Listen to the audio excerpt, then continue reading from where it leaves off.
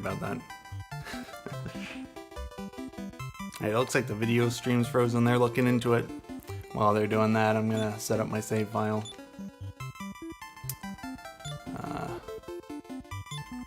Welcome to the Dragon Warrior 4 block of Retrothon. Alright. Gonna be doing somewhere in the neighborhood of 7 hours and 40 minutes back to back of Dragon Warrior 4. There we go. Now it looks like we're set up. Alright. So all I'm doing on my file here, naming my hero whatever I want because it only matters a little bit. I'm using female hero because I like her sprite more, and I'm using message speed 1 because it's faster. Let's go. Other option for message speed would be 8, which would be faster if I could use turbo controller, but we're on Western rules now, so no turbo. The difference is that on message speed 8 in battles you gotta mash through all the text, but on message speed 1 it goes through all the text for you. You don't have to mash during battle. So, start of the game here. You'll notice we're actually not playing as the hero that I just named. This is Ragnar. He's a royal soldier of the country of Berland. I'll try to keep up on the status, the story updates as we go through here. She's gonna get in my way and I'm gonna be mad. Okay. So the king starts off telling us that there's a bunch of kids getting kidnapped from the town up north, and I'm gonna have to cut off this explanation because I gotta count in a second. But basically he sends all the soldiers to go investigate. So we're gonna go investigate. This is a marathon, so I'm gonna equip the helmet. And now I gotta count to 70. 20, 4, 5, 6, 7, 8, 70, 104, 7, 1006. So, A, B, C, D, E. Alright, that's enough. As long as I'm not listening to the overworld music, I don't actually have to count, but I just took 70 steps on top of the castle. I have an audio cue I can listen for, but if I'm actually listening to the beat of the song, it's so close to the rate at which Ragnar walks that around 15 or 16 I'm gonna fall off the castle and get into an encounter, and that's not ideal. So the reason I'm walking on top of the castle there is because I need it to be nighttime when I get to the town that's up north. And so I'm just walking on the castle because there are no encounters when I'm walking on like an entryway, I guess, kind of like that. Every tile on the overworld has its own encounter rate, and special tiles like that just have 0. No encounters at all. It's also the, right there, when I step to the right, on the right side of the cave, there's actually no encounter chance there either. So, and there's actually some RNG to the day-night cycle, so I took extra steps. Ideally, I could probably get away with like 10 fewer steps on the castle, but then there's this big chance that it's not going to be nighttime when I get here. Talk to the kid there. He tells me that there's this guy in jail. His name's Alex. That's all that's really important. Kid also says he's his pal. Alternatively, for that plot trigger, you can go talk to Alex himself, but it has to be nighttime regardless of who you talk to.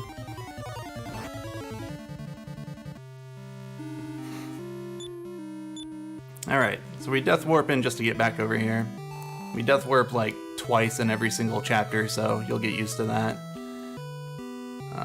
But in this chapter you can't actually buy the quick travel item, the Wing of the Wyvern, so it's very convenient to death warp to get back to this castle, otherwise I gotta walk through this cave every time.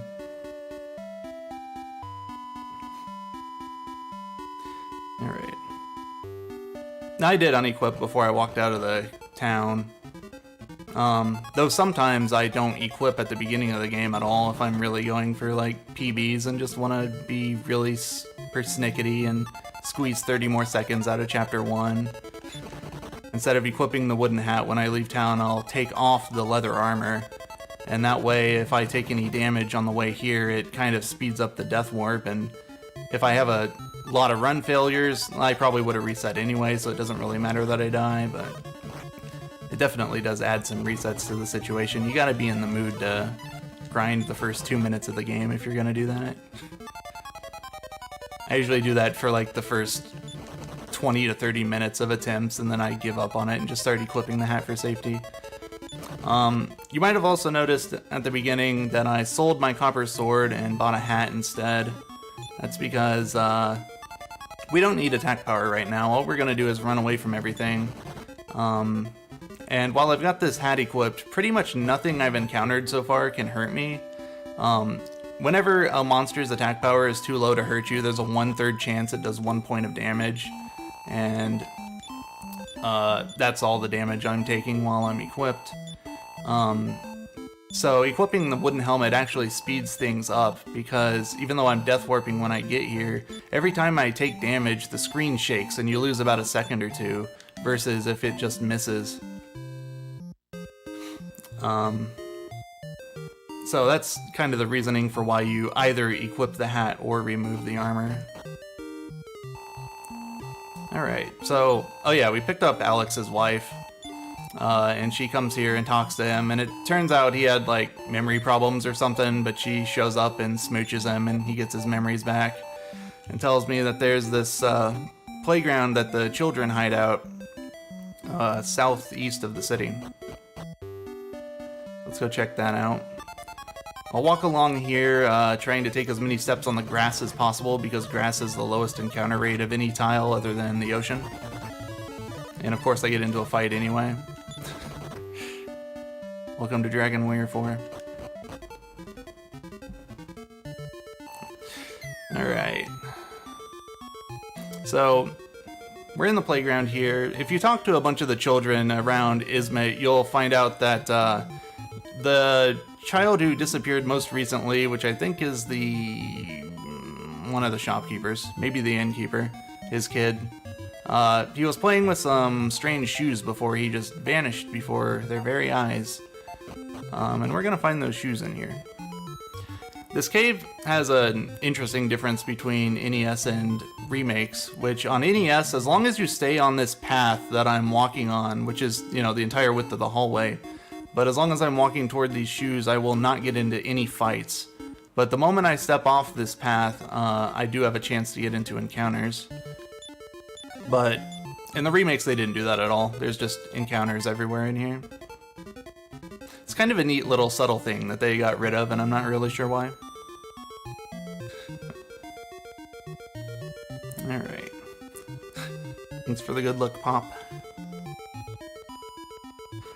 Okay, so there's one more thing I want to pick up in here, and that is our good friend Healy. If these guys let me, okay. Those guys are pretty dangerous. The enemies in here can do damage to me through my helmet, but not too much, except for those scissor mages who have the blaze spell, which will do a solid, it's like 8 to 14 damage to me. No, that's when Mara cast it. It's 6 to 12 when I'm hit with it. Funny thing about the Dragon Quest series is that the enemies have different spell strengths than you. Your spells are always stronger. I don't want to die in a marathon, so we're using our herb. I'll burn all 5 of these herbs if I have to, I don't care. Go for a healer. Alright. Here is our good friend Healy. Healy is a healer, but dreams of becoming human, so he thinks that if he makes friends with a human that he'll become a human, and I'm not gonna, you know, trample on his dreams. I don't think that's how it works, but we're gonna go with it.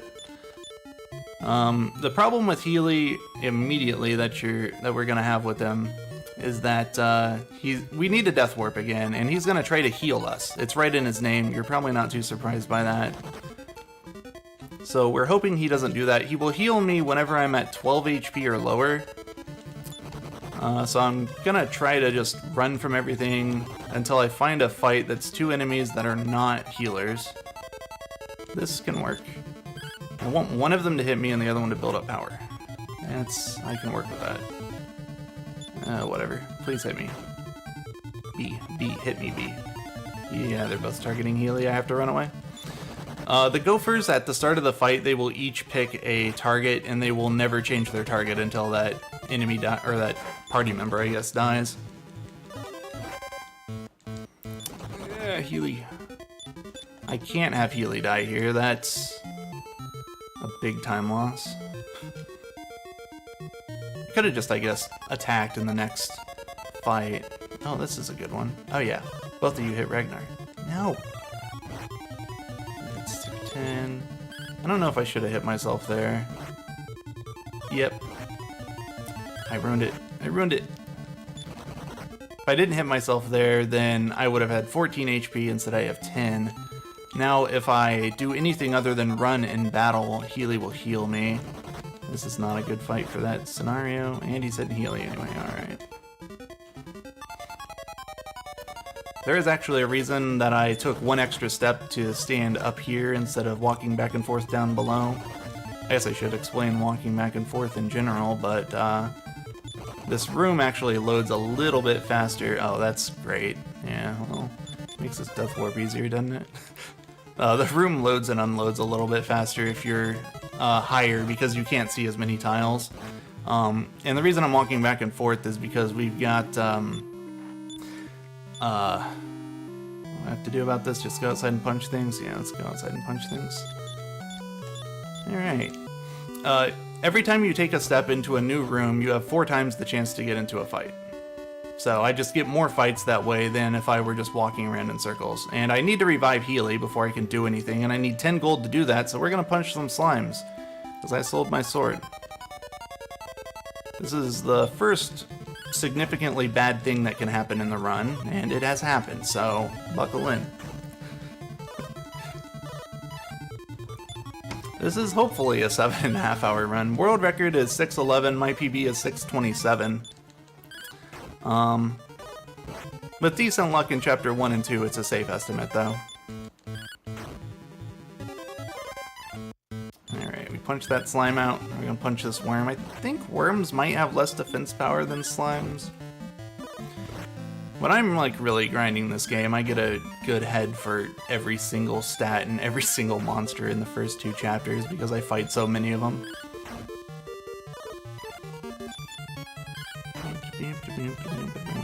I know most of the agility values of the enemies in the tower and their HP and I wouldn't say their strength. I'm 1 off, aren't I? Yeah.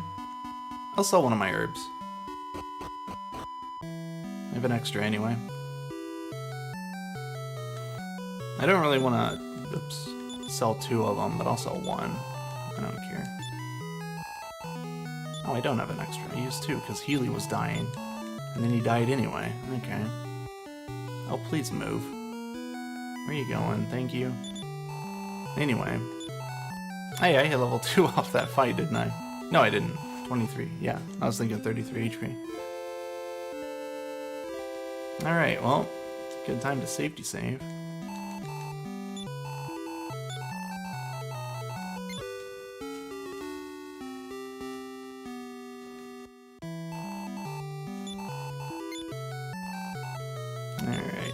So we got the flying shoes. What happens if we put them on? Well, we fly up into the sky. And that's how the children are getting kidnapped. They're putting those shoes on and they end up at the top of this tower. And I actually really like this tower. It's not the only tower like this in Dragon Quest, but you explore it from the top down, and that's kind of rare.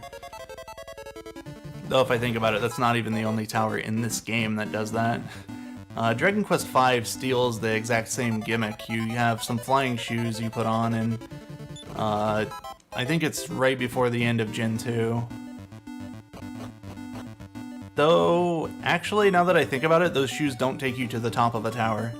They take you to the base. But, yeah, well. We're gonna pick up a shield here. That's 7 more defense power. Defense power works really straightforward in this game, in this series, really. Basically, 2 points of defense power is gonna knock 1 point of damage off of what you're taking. Or, I got that wrong. It's 4 points. No, please don't kill Healy. Pixies work the same way as gophers. They pick 1 target and then just focus it, so I know I'm not gonna die here. I'm guaranteed to run away on my 3rd try. Or 4th try. The first time you fail to run away, you just lost a coin flip. The second time, it was another coin flip. The third time you failed, that was a 75% chance you failed. So 2 coins came up tails. Then the 4th time you try to run, it's guaranteed.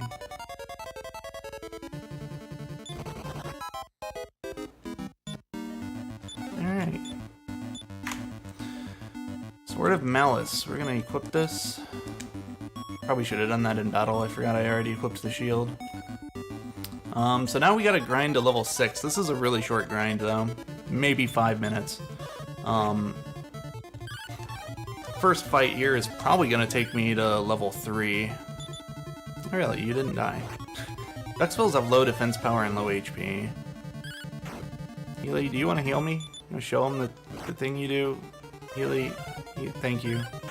Duxbills can be kind of dangerous because they can cast Sap, which turns my defense power into 0 instead of 27. So, you know, doing the math on that, I said 4 defense knocks 1 damage off, so that makes everything do 7 more damage to me when I get attacked, which is pretty significant when you only have 27 max HP. It's even more significant in Chapter 3 when you have 20 max HP. Yeah, go for the Lillipa. Lillipas and Duxbills you can usually kill in 1 hit if the Lillipa doesn't raise its own defense power. I think Lillipas have 21 HP, Duxbills are 22, I might have them backwards. Pixies are 29.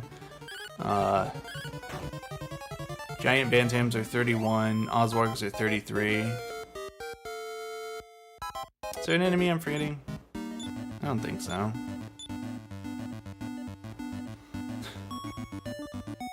I've done this grind so many times that I can easily just spout out all the stats and cover the entire length of the grind, but... yeah, the Pixies have speed up, they cast it last time. Sometimes that's nice because they, well, it really doesn't matter too much because Ragnar is so slow. He's the soldier class. Like, you know, Diener had soldiers in DQ3. He's pretty much a carbon copy of those guys. He has very low agility, very high strength and HP, and just really nothing else going for him. He can equip a lot of stuff, that's cool. Please heal yourself before the Oswarg kills you, thank you. The Oswarg can cast Ice Bolt 1 time. You just hit Healy with it for 14 damage, it could have been as much as 16. The Healy could have cheated and it would have been half that. But Healy doesn't cheat very often. Did he just... I think he just did the opposite of cheating. Yeah, he did. Okay. So Healy does this great thing where at the start of the turn, he decides whether or not he's going to be defending. Then when his turn comes up, he cheats and changes his mind. So when that Oswarg hit him, he took full damage from it, and then he started defending. It's like, you can't do that, Healy. You need to defend at the start of the turn so that you take half damage. That's how I do it. I have to decide at the start of the turn if I'm defending. What was that, level 5? Okay. One more fight and I'll walk to this lovely, convenient healing tile that's in the middle of the floor. These healing tiles are kind of weird in Dragon Quest because they don't show up very often.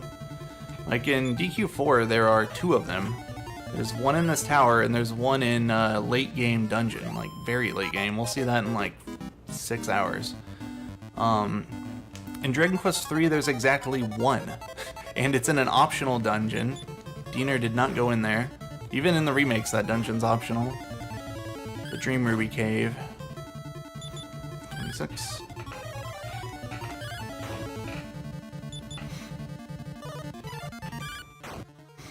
Yeah, the reason I'm targeting level 6 is because that's usually where Ragnar gets an HP boost, which is nice to have. I really want to be... oh, it's my favorite. This is the first one of these I've seen. I don't like them. I want it to go away. It didn't die in 1 hit. Okay, it died in 2. Yeah, level 6 though. Ideally I have 47 HP, that's average, but sometimes it's as low as 40 or as high as 55. Stat randomness in this game is real nasty. I should have leveled up before I stepped on that, but whatever.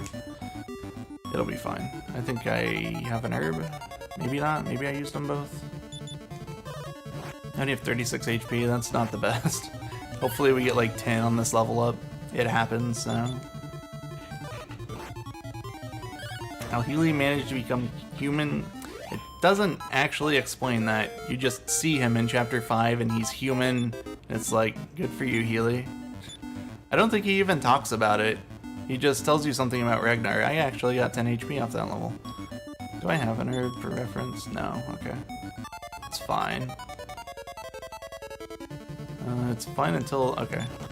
The giant bantams, when they attack you, there's a, what is it, a 1 in 6 chance? Yeah, of putting you to sleep. I don't even fight pairs of bantams anymore when I'm grinding. I run away from that. Too many times I've just been put to sleep for like 6 or 7 straight turns, and Healy blows all his magic, and sometimes it kills you. I mean, if it doesn't, like, you at least have to go heal. Alright, Zara's Shadow. There's a lot to say about him. Well, there's more to say about this eyeball. I said Healy can cheat. The eyeball can do it too. He does the exact same thing. Healy, I need you to heal yourself, but you aren't going to. I'm gonna parry, which is kind of an odd choice. Please don't hit Healy. Okay. I need the eyeball to defend. Good. Good. Eyeball will die in 2 full attacks or 4 halves. When he defends, he takes half damage. He defended a 3rd time. If he defends 3 times or 1 time, then he gets angry. And that happens. I hope Healy hasn't taken his turn yet. Okay, can I please hit him for 30 damage? Nope. Get him, Healy! No! Wrong one! And we're going again. That's not uncommon at all. I'm gonna buy some herbs with the gold I have. Is it you or is it the one on the right? I think that guy sells weapons. I think your items. Yeah. Just give me 3 of these. So that fight's really up to the eyeball. The eyeball does so much DPS that Healy can't even keep up with it if he gets angry. It's, I believe, a straight 50-50 as to whether the eyeball defends or if he doesn't. And it has nothing to do with whether or not he attacks you as well. That fight also gets dangerous even after the eyeball's gone. I'm gonna fight this. We're gonna try to get level 7 on the way down for safety. Because a little more HP does help. But the strength doesn't help at all that I would get from the level. But Zara's Shadow itself has 4 attacks. He's got a physical attack, which is a 2 in 6 chance. He can spit a fireball, which is I think that's the other 2 in 6, right? And then casting Blaze is a 1 in 6, and casting Fireball is a 1 in 6. Every enemy in this game has 6 attacks it can choose from. Most of them pick totally randomly. 1/6 chance of each slot, but you can have multiple attacks or the same attack in multiple slots. Did I say that right? I don't know. I know when it's one-on-one versus Ragnar, it's a 50% chance of taking 20 damage versus 10. Yeah, so the physical attack is 2 slots, and the fireball spell is 1 slot. That adds to 50%. Yeah, I got it. Oops, wrong button. Alright. Attack the Duxbill. It's, I think 140 XP to get from level 6 to level 7, so I should be pretty close. Most enemies in this tower give, about 15 XP when you kill them. Giant Bantams give 20, they give the most. Lilliput's give... Wait. Is that right? Yeah, Lilliput's give 13. Duxbills, I think, give 12. The Duxbills are the least, but Lilliput's and Duxbill die in 1 hit at this point. Unless it casts Upper on itself. It probably will do that just to make me wrong. No, that's actually a very nice first turn.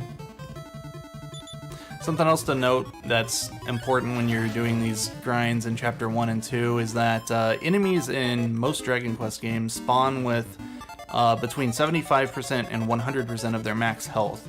So, I said Giant Bantam has 31 HP earlier. It can spawn with as low as, I think, 25, maybe 24.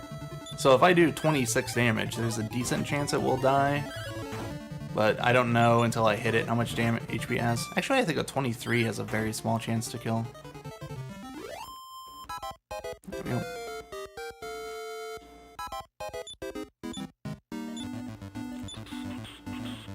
Ooh, 10 more HP. I'll take that. I forget what that puts me at, but it's a good number. I'm not gonna bother trying to get level 8 even if I die again.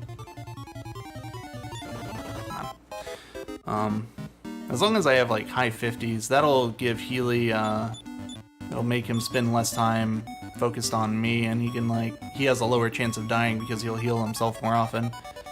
I think Healy has a proclivity for healing Ragnar over himself, but definitely not 100%. Nothing is 100% when it comes to Healy. Sometimes you'll be sitting there 1 HP, Healy will be sitting there full HP, and he'll just smile and defend and let you die. Okay, let's see what happens.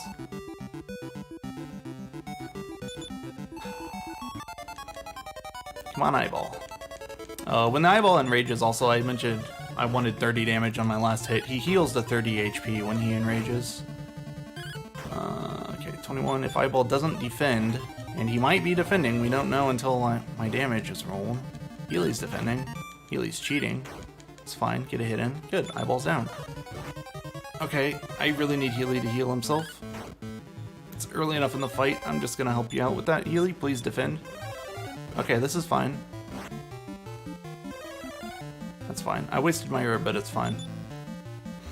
Cyro's Shadow can hit Healy for up to 23 damage, but Healy will not heal himself unless he's at 16 or lower.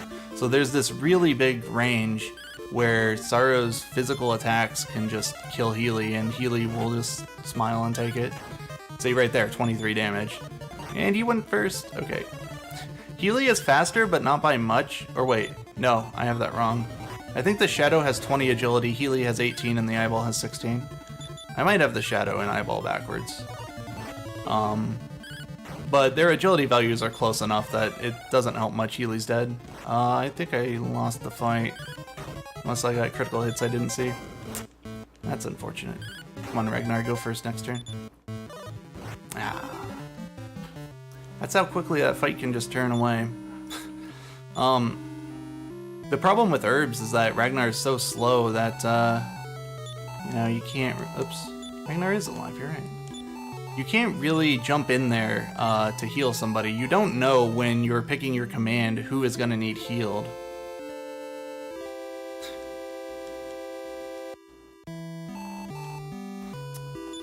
And Ragnar's pretty much always going to go last. He has like 7 agility at this point, and Cyro's Shadow, again, has I think 20.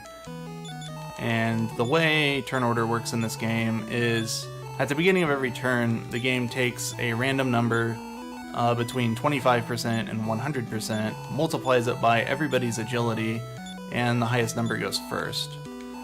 Blind shoes. And we're off. Oops. Took an extra step there.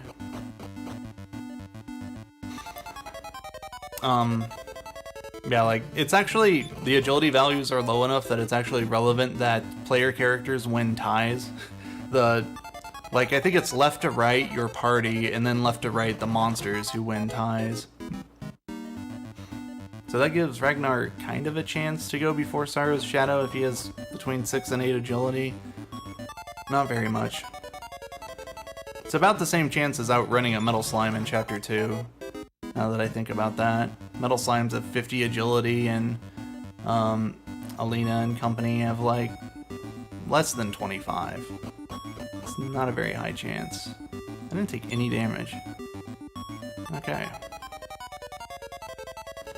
What does luck do? I am told that luck does absolutely nothing in this game. It did do something in DQ3, but I don't think it does anything in this game. In Dragon Quest III, it was like status effect resistance. So, if you had 255 luck, spells would be like half as likely to work on you. It's not the exact numbers, but... funny thing about DQ3's luck, though, is that also applied to the Vivify spell during battle. So if you were trying to revive a party member like a fighter or a goof-off who has high luck, during battle, it would be harder to get it to work on them than if you did it outside of battle. And I think Vivify is the only spell I've tested luck on in this game. I confirmed that it's a straight 50-50 during battle, as well as out. I actually haven't tried it though with like sleep and negative status effects like that. Should do that someday. Now, luck does not affect critical hits. The reason Alina and Dragon Quest III fighters get extra critical hits is because they have a special formula that uses their character level. So Alina will get a critical hit. She has one chance in, or rather like her character level divided by 256 is the chance that she'll get a crit. I didn't see what happened turn 1. Is the eyeball dead? No, he's enraged. And Healy's not low enough to heal himself. Eyeball didn't enrage. What happened turn 1? Okay, I can't explain that. We'll have to look at the tape. Hit Healy. Please hit Healy. Again, it's early. I'm gonna help you. Okay, that's good enough. He'll heal himself. I should just let him take care of himself. This is why I was saying that herbs don't really do much to keep Healy alive. I hope that puts Ragnar low enough to get healed. Okay. Okay. That would have been a good turn to hit Healy. Now, I really don't want Healy to get hit unless it's going to do enough damage. That's fine, 24 is fine. But I really want him to go under 17 if he gets hit. Because otherwise he won't heal himself. But he can't be killed at 24, so 24 is fine for now. If Ragnar wants to soak all the damage, that's perfect. Yeah, like Shiner said, crit chance is 1 in 64 for all other characters. Though I don't know about the guests, like Healy. I feel like they get more critical hits than regular characters. Healy crits all the time for 9 damage. Come on. Yeah, I think we're gonna win this fight. I don't really see myself losing it. Even if Healy dies now. He has 250 HP. Could have said that a long time ago. Takes about 12-ish hits to kill him. Alright, we got him. We can play the rest of the game. That's actually not too bad of a no reset chapter 1. Okay, I've seen people stuck in this chapter in races for 50 minutes. It's probably happened to me, I don't know. I usually get stuck in chapter 2, but... as long as chapter 2 isn't a trash fire, I'll feel real good about our estimate here though. Alright, so we're walking out here using the flying shoes. I actually did some science the other day that's going to come into play here. Check this out. I don't want this medical herb in chapter 5, so I'll waste it by using it on Ragnar, because that's a little bit faster than if I drop it on the ground. It's actually, I think, 8 frames faster to drop it, but my menuing isn't going to be perfect. So unless I can push the down arrow twice in an 8-frame window, it's faster to transfer it to myself, or use it on myself. Picking up that Wing of the Wyvern, that's the only one in the chapter. I get it now because there are monsters earlier. Once you kill the boss... no, I don't use it now. That'd be bad. Once you kill the boss of all the chapters that have bosses, random encounters just turn off.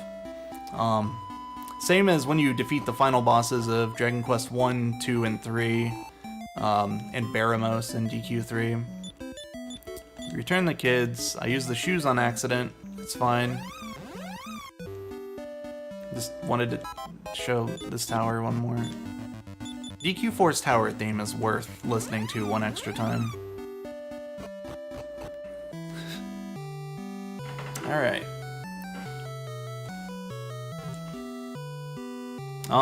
There was a little bit of lore in the tower. I don't think I talked to anybody that actually said any of it, but if you talk to the dying soldier that I just kind of ignored and walked past, he says that the bad guys were kidnapping the children because the hero is growing up somewhere in the world, and so he tells Ragnar to go protect all the children. And that's what the king's talking about here too.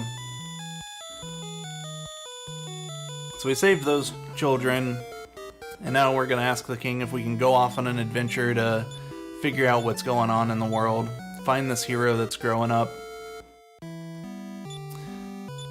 And that's why we're playing Ragnar instead of the hero we named at the beginning, because the hero is still a child. I'm not sure exactly how much time passes between each chapter. I like to think that between 1 and 5, though, there's a decent amount of time, like maybe years even. But I'm not actually sure if there's like a canon number for how many years pass between each one. I imagine 4 and 5 are pretty much adjacent.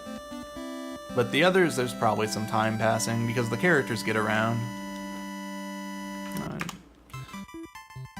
Alright. 34-minute chapter 1 isn't the end of the world. It's about 10 minutes worse than I'd keep in a PB attempt, but in a marathon or race setting, that's perfectly fine. Okay. Chapter 2. Oops, this is Princess Alina. She wants to go on an adventure too. Except her king won't let her. I hope I'm talking to the right guard. You know what's stupid is on the DS you have to talk to the other guard, not that one. It's the one on the right. It's left in this one though. This is Christo. He'll be joining us in a minute. All you gotta do to get out of here, this is kind of, I think, easy to get stuck on when you're playing this casually, but all you have to talk to is Christo, Bray, and the guard on the left, or in the DS and PS1 versions, the guard on the right. I'm not sure if they swap what the guards say, but they swap which one's the trigger. There are a lot of really weird plot trigger changes in the remakes of this game. I'll probably complain about most of them as I run into them. Picked up a feather hat there. It's Alina's best hat she can get in the game, other than, well, in this chapter. Because the golden beret is better. And I think that's the top of the line for her. Unless you want to count cursed items. The golden beret is 4 more defense power. Not really even worth your time if you get a metal slime to drop one. Okay. They joined me. I'm pretty sure you can't get into an encounter before they join you. I've kind of played with that a little bit. Oops, I walked too far. So up here, I'm gonna buy a copper sword because it's what I can afford. And then transfer Christo's club to Alina, and then I'm gonna equip all this stuff. And I'm kind of just gonna walk as I do it because of the way movement and menuing works in this game. Basically, I pretty much guaranteed frame perfect inputs, or like menu openings if I buffer them like that. I don't really want to fight this, but I will. That's not worth my magic. Just parry. These guys are the worst. They give 1 experience each. They have 6 to 8 HP. They're really just not worth my time. But if you run into 7 of them, they can... Typically, they will all attack the same person, and you will probably lose somebody if that happens. Uh-oh. Okay. I just bumped the console with my foot. It's fine. Probably. Relatively short, it's got 5 chapters. We're gonna spend about 3 hours, I'd say, getting to chapter 5, and then probably 4 more in chapter 5 itself.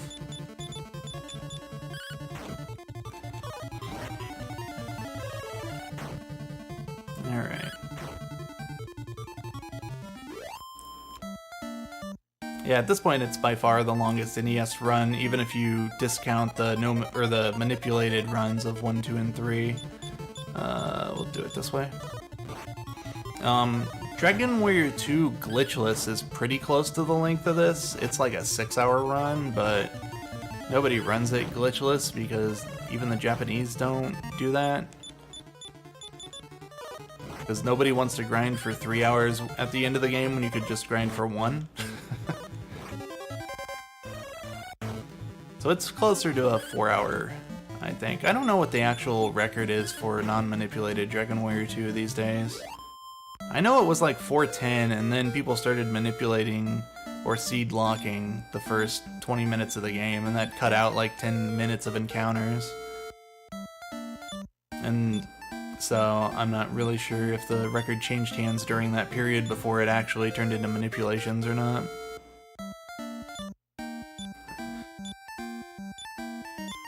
Dragon Warrior 7 is quite long. The record for that's like 14.5 hours, and that's a pretty decent run.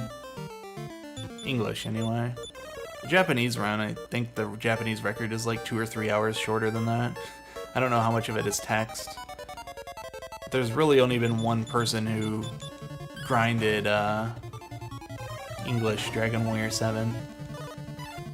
Which would be High Spirits.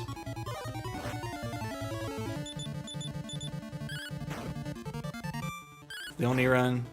Slurpee Ninja has done runs of it too, but I don't know if he's got his time under 24 hours. He's only done a couple runs of it to my knowledge.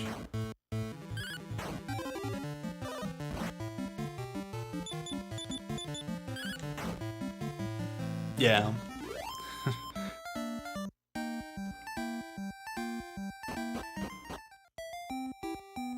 Okay. Oh, so what am I doing right here? So I broke out of the castle because they wouldn't let me out of the castle. I just kind of kicked through the wall and left. Whatever. If he cares that much, he can track me down, right? This is gonna kill me if I fail to run from it, probably. But I'm at full HP, we'll fight it, whatever. So we're going on a journey to prove our strength, because Alina's a martial arts princess, as tends to happen in these games. So we're looking for somebody to beat up, and it just so happens that our neighbors to the north have somebody that they need beat up. There's this monster attacking their village, demanding female sacrifices to, I want to say, eat. And it's kind of similar to Chapter 1, right? Where they were kidnapping children, looking for the hero. I think this guy's got kind of the same MO. But whether he does or not, we don't want him kidnapping and killing people. We want to prove how strong we are, so we're gonna beat him up, but first I need to wait for Christo and Bray to learn us certain spells.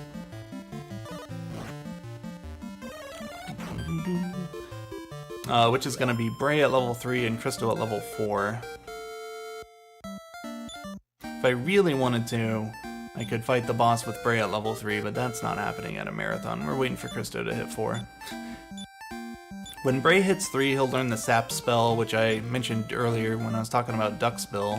It turns a monster's defense power to 0, and the boss that I'm about to fight has a lot of defense power. And at level 4, Christo learns Upper, and that will basically double an ally's defense power. And since Alina has that feather hat that I picked up in her bedroom, her defense power is already really high, and if I double it again, then she can't take damage from anything, including the boss. So even if the boss decides to sleep lock me and really slow the fight down, I will still win. As long as I cast Sap and Upper.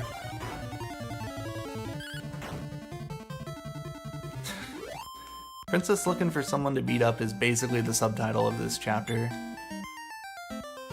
It's pretty much what she has written on her business cards. Christo and Bray are just kind of following along to make sure she doesn't get into trouble.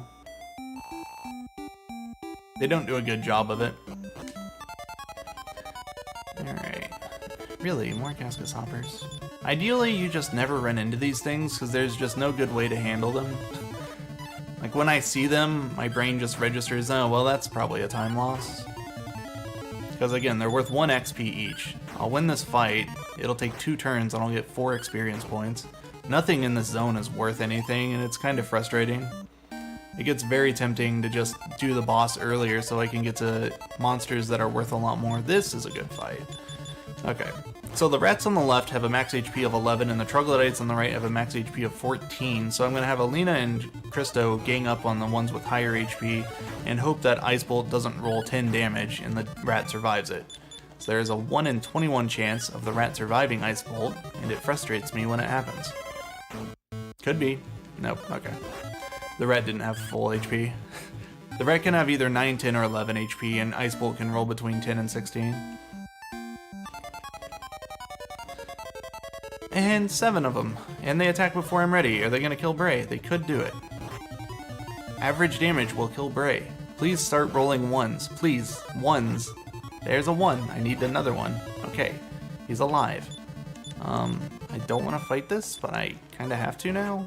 I hope Christo goes soon. Come on, Christo. Christo? Christo? Come on, Christo. Dodged it. Okay. Bray's alive. I'm going to run. Please run. Thank you. Adventure of the Tomboy Princess? That could be. That's how she's introduced in the text box. But the subtitle is just Princess Alina's Adventure. On DS, the subtitle is, I think, Princess Alina and the Journey to the Tourney. Except it's not Princess, it's Tsarevna. Because localization. I really don't like the localization of the DS, and I probably should have prefaced this run with that. That I'm probably going to just randomly point out things that I don't like about the DS version's localization. So if you like the DS version, I apologize in advance.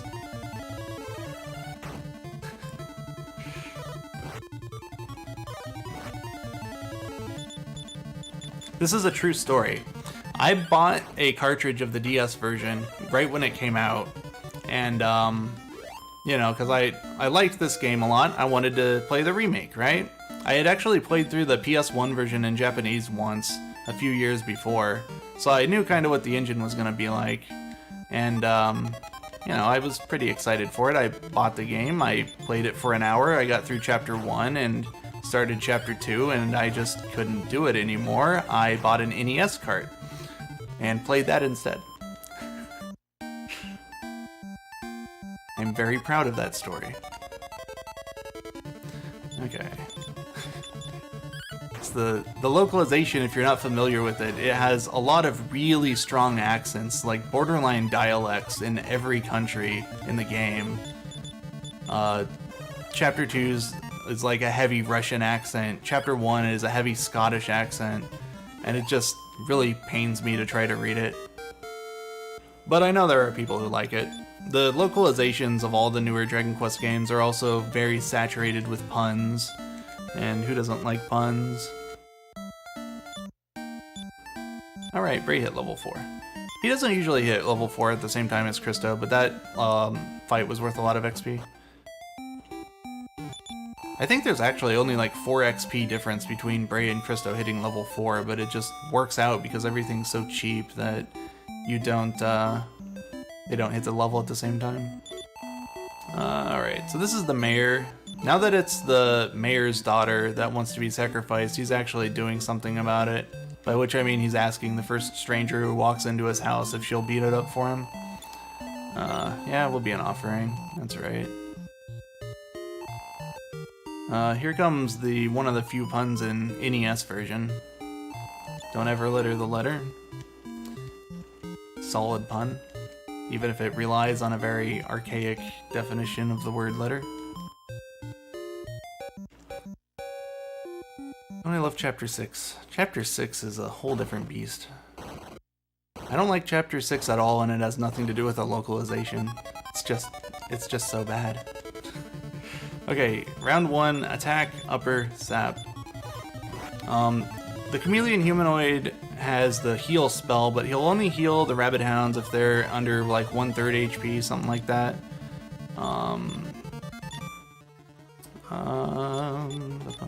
Oops, I spoiled this rabbit hound. So I'm gonna, well, Bray's asleep. That kind of throws things off. Fortunately, when you're asleep in this game, you take less damage from things. So it's like Bray is parrying every turn right now, except he woke up and then ate a bunch of damage. That's fine, he survived. There's like no way he doesn't heal the... Wait, did I miss somebody? What did I have Christo do? I have Christo hit the rabbit hound. That's probably for the better. Okay, yeah, he healed the rabbit hound. That's fine, just have them both hit it. Now, if you heal... Okay, well that's both of his heals, whatever. 16. Survived with 1 HP. Alright. Alright.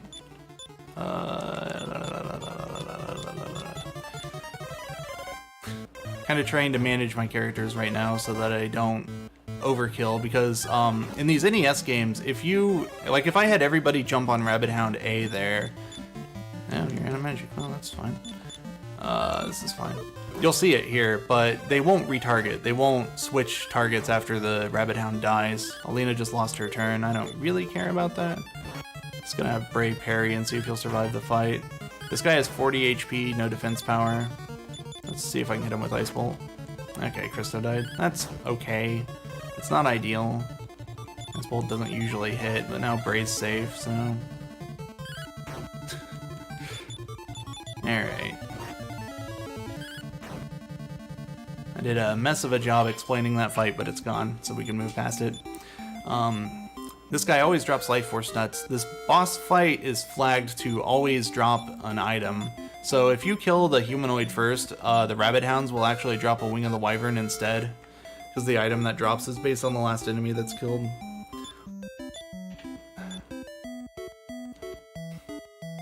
Okay, so here you're gonna hear the end jingle. Oh no, you're not. Okay, I thought it actually played the jingle. It says the new day began though, and you don't get a free end stay or anything. Doesn't heal you at all. So I gotta pay for the end so that now it's the day after. And we're moving out. Revive. That priest always throws me off because usually you save at priests in this game, so the revive is the third option. But this guy you can't save here, so it's the revive is the first option. Alright. There are very few priests in this game that you can't save at. Is this guy gonna be in my way? No. Man, I really want to use these Life Force Nuts right away, but I'm gonna be patient. This is Chapter 2. Princess Alina's chapter. These are gonna be trash enemies. I should have had them hit the... Oh wow, she hit for 11. Ooh, Troglodyte had low HP too. Okay, that ended up being the right choice.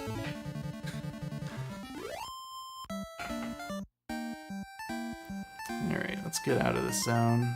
Now I'm into tougher enemies. I want Alina to hit level 6 before I enter this town. Stop her. These guys aren't too threatening. In PB attempts, I've been YOLOing the Life Force Nuts that I picked up, just using them right away, but today I'm actually going to save scum them, make sure I get the maximum value possible out of them. Because I've been running some numbers on what that does to your chances of winning the tournament, and if I can raise my chances 2 or 3 percentage points, I'm gonna do it. It's the difference between like 24 and 27%, that's worth resetting a couple times. Come on. Both of them poisoned.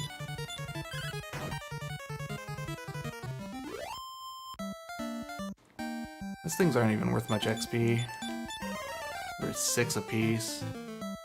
Barely better than the other zone.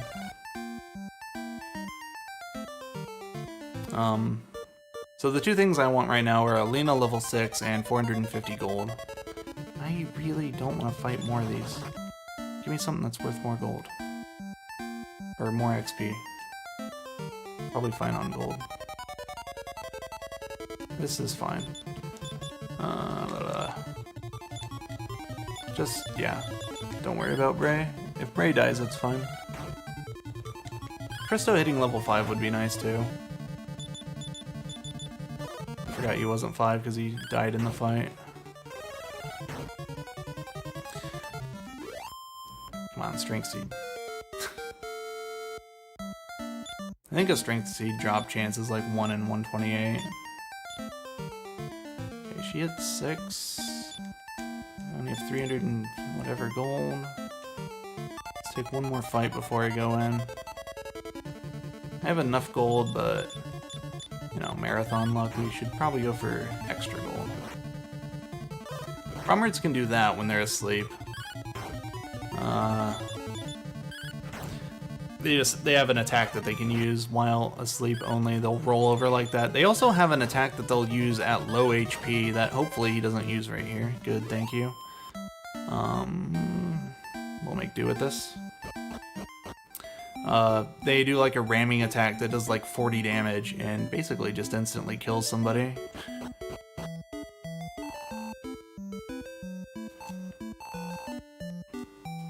Yeah, it's crack, crackle, ca-crackle.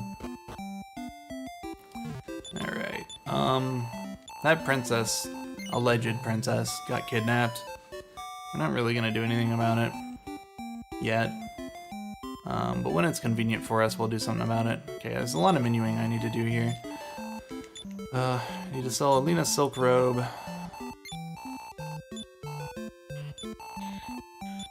And I need to sell her club. And I'm pretty sure I need to sell Christo's copper sword, but I'll save it until I need to. I want 5 of these guys.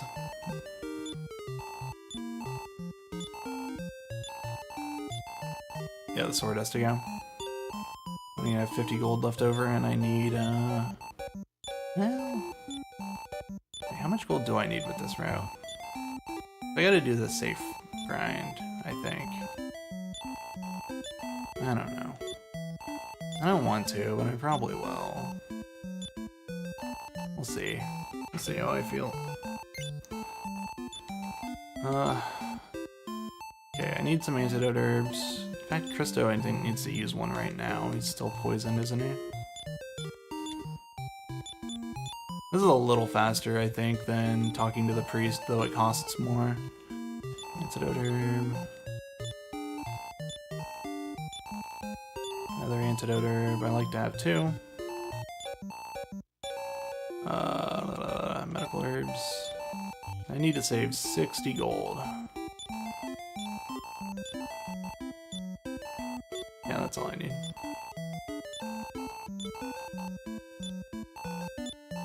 Can I hold another one of these? Yeah. Okay. Perfect. Now we need to reorder the party. And we're gonna use these life force nuts. So the maximum roll on a life force nut is 6. They can roll 4, 5, or 6. It's a 1/3 chance of each, and we're gonna reset till we get 3 or 6 on both of them. And so the reason I put Bray in the back, they're way at the top, is there's this flaw in the AI's targeting in this game, only in this version of the game, where there's a 6. Enemies, like, basically if you have somebody behind a corpse, they can't get attacked. It's a little more complicated than that. It's more like if somebody is behind a corpse, then the person in the very back of your party can't be attacked. There we go. I'll take that. So right now, Christo can't be attacked by any enemies except for one, who's just a special case. He has an equal chance of attacking each person in the party. I think this is the right movement for minimal encounters to get down here. Still found an encounter. Alright. So right now we've got this nice setup where Alina's in the front with really high defense power. We bought her that chainmail. She already had the feather hat. She has pretty decent HP. Her max is 43 right now. Could be higher though. That's actually, I'm glad I saved Scum those now that I think about how low her max HP was. Oh no, it's 49. I must not have seen her level up. Man. What did I not see? I didn't think she had 37, I thought she had 31. I don't know. Maybe I had a secret life force node I forgot about. Blaze ghosts are dangerous. The other thing that can hit Christo is spells and breath attacks. Area attacks can obviously hit them because they hit everybody, but single target spells are always an equal chance to hit every party member. And the only enemies that cannot attack Christo are the ones with the normal physical attack targeting, which is it prioritizes the enemy or the party member in the front. I don't know the exact percentages, but I think if you have a group of 4 people, the person in front is like 40% likely to get hit. I know there's at least one game in the series where it's a straight 40, 30, 20, 10. But I know that's not Dragon Warrior 3 NES, and this game probably matches Dragon Warrior 3 NES. There are a couple things that I don't quite know how they work in this game, where I just assume they work the same as Dragon Warrior 3. Until proven otherwise. So the reason we're in this cave, by the way, is there's an item in here called the Golden Bracelet, which we're going to trade for that alleged princess that got kidnapped. It is the ransom demand. You find that out by talking to the little boy that was running around the shop I spent all that time at. Oh, that's great.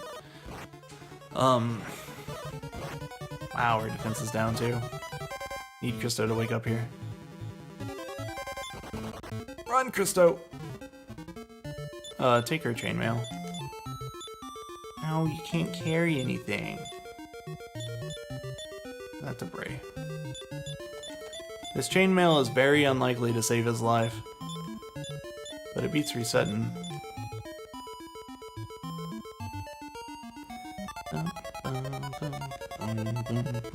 Oswargs. We know those guys from Chapter 1. Their physical attack is very weak, but that ice bolt really hurts. But they can only do it once. It may have been better for me actually to parry against the Oswargs and bait out their ice bolts before trying to run away. But it's not what I decided to do. With 28 HP, it was kind of unlikely that 2 ice bolts would kill him, and kind of unlikely that they would cast 2 ice bolts. If I run from this, I get to the chest. That's nice. Oh, I can't parry. Never mind. Christo's the only one in the party. They're gonna kill me as punishment. Full damage from both ice bolts. I'm sorry for what I said. Alright, that's the final nail in the Metal Slime Grind's coffin. But that's okay.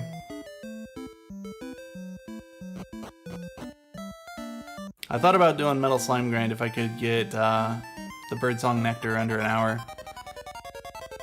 But now it's probably going to be like, oops. Not just because of that death, but it's probably looking more like 120 at this point. I just want to get out of this chapter close to the 2-hour mark, so that I can get to chapter 5, sub 4. Come on. There we go.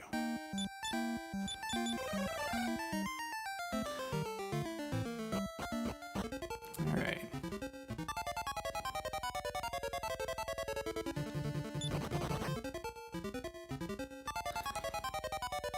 So, keep finding nothing but Brommards. They're kind of tempting me.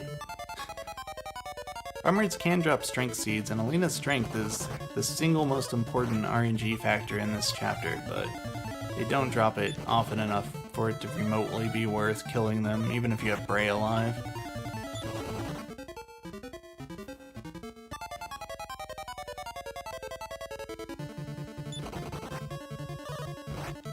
Stavros can spit fireballs,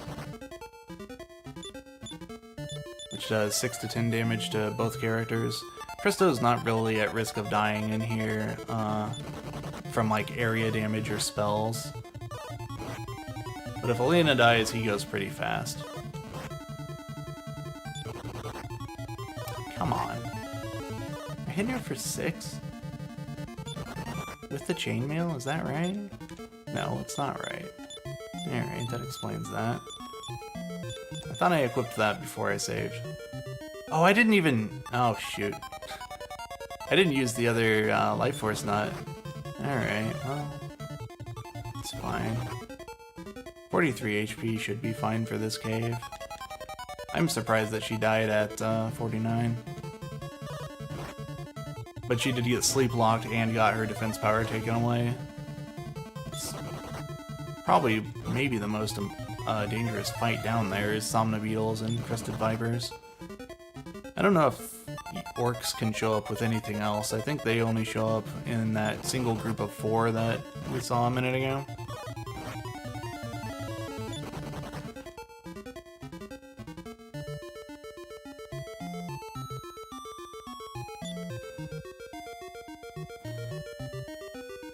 Okay. This isn't a dangerous fight at all. Somna Beetles have the Sleep More spell, which is kind of interesting, because when you think about, you know, the spells in the series, like Blaze, Blaze More, Blaze Most, you would think that Sleep More would be better than Sleep, but it's actually a single target spell, so In a lot of cases, it's not very useful at all. The hero actually learns it. Nara learns sleep. Hero gets sleep more. And the only thing that really makes sleep more decent is that it has 2 chances to hit. So it rolls the same percent chance of working as sleep would roll, and then if it fails, it tries 1 more time. There we go, got away that time. Now we're good.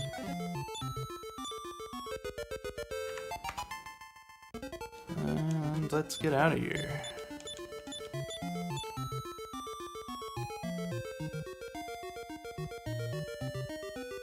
Seeds of Agility. I wonder if I've ever gotten a Seed of Agility drop in Chapter 5.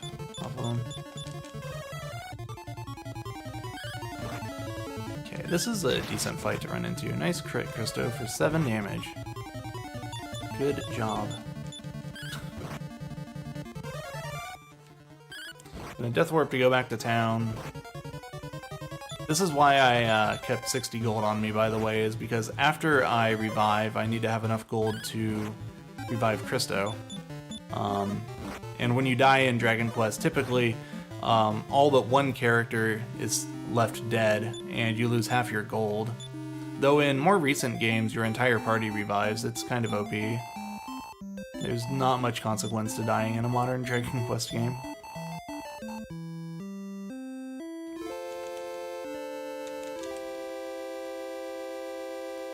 Yeah, what Shiner said. He has, about the, copyright. I think Wizards of the Coast owned the rights to the name Dragon Quest. And they had to wait for that to expire before they started calling the series that over here.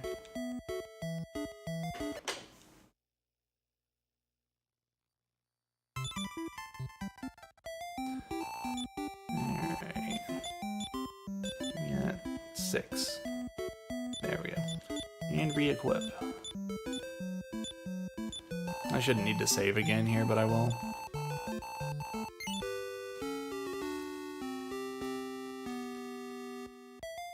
These are probably, that could be. Okay, so now I've got the golden bracelet, so I can trade it in to save the princess. But I actually have to wait for nighttime to do that. So, like you saw at the start of Chapter 1, to make it be nighttime, all I can really do is walk around. Nice poison. That's why I buy 2 antidote herbs. It has nothing to do with getting the golden bracelet, it has to do with expecting to use one right here. Whatever. Come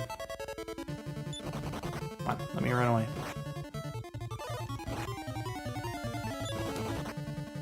Yeah, I've actually got something I need to do right now, so I'm not just gonna walk around in circles, we're gonna walk over here, oops, not into the cave,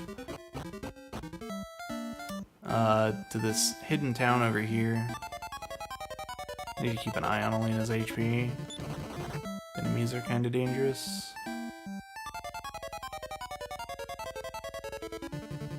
Getting a lot of fights on the way here. Now, I used to have a lot of runs where I didn't take any damage in this segment. That was nice. I miss those times. Walking all the way here, no damage. I should have taken 1 more step south. My movement's so bad.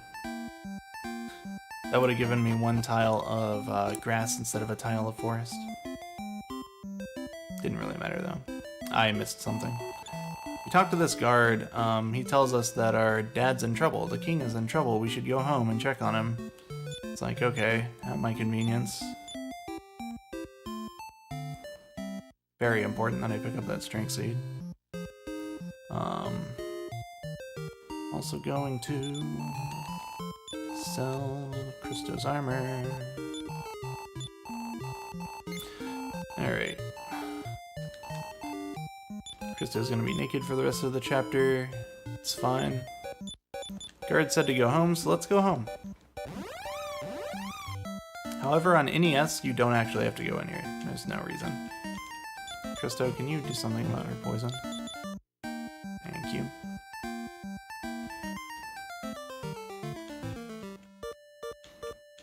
Yeah, Bray learns that eventually. I'm not sure when, but it's somewhere before Bykill. He'll actually learn it during this run.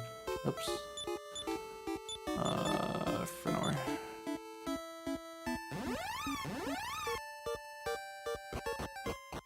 There's also the Lamp of Darkness item that you get in Chapter 4 and again in Chapter 5. Oh, where am I going? It'd be a very bad idea to use the inn right now.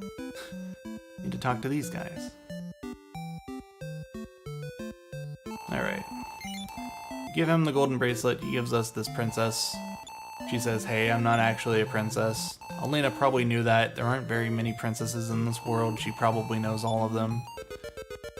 And she gives me a thief's key and leaves. Doesn't take off her princess outfit, but whatever. It's also funny to me that her companions look a little bit like Christo and Bray. One's a priest and one's an old man. I'm gonna stay at the inn here to get Christo's magic back because he healed me once or twice.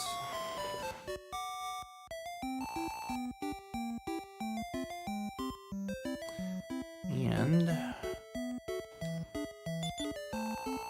save the game again. This is a very important safety save. We're about to go into Birdsong Tower, which is a very dangerous dungeon. You're supposed to be like level 10 going into this dungeon. Oops. We're gonna be going in level 6 with a character dead. But Alina's HP is kind of decent. I like our chances. We're just gonna run from every enemy in there, work our way up to the top. I do have to get some treasure chests on the way though if I'm not doing the metal slime grind. That's honestly the thing I like the most about the metal slime grind is not having to pick up those chests. It makes this tower almost free. I'd rather reset over metal slimes than reset over this tower. These pteranodons are the worst thing in here. Ugh. So pteranodons cast Fireball. They can do that twice, and they can show up in groups of 3. As you can imagine, that would kill me. If I get hit with 2 fireballs for average damage, Christo will die.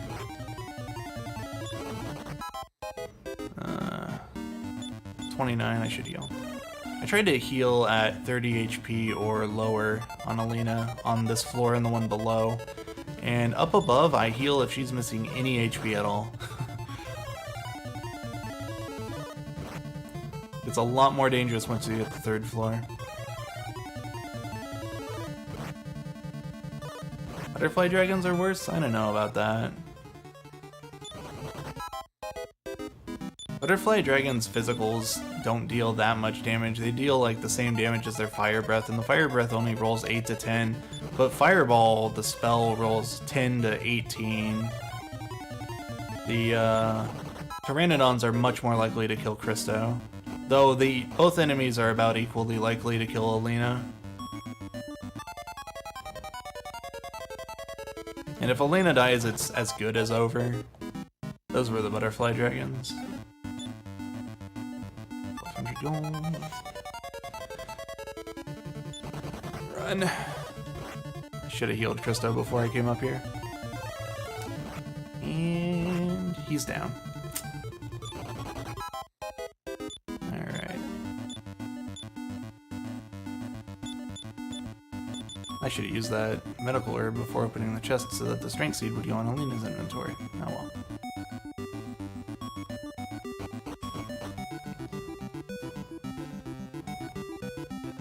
Alright, it's not looking good. This dungeon's one of the dungeons that are just like, the difficulty is completely inverted in the remake speedruns. Because you'll find like 3 encounters in this entire tower, versus NES, you gotta deal with, I would say, 10 to 15. Though, the remakes don't have the targeting exploit, so Christo's not safe. You actually have, I think, all 3 characters alive when you're in here on DS or PS1. 42, I should heal. I'm gonna... Yep. I don't want to be missing any HP, especially with Christo dead. Oh, this is what I want to see.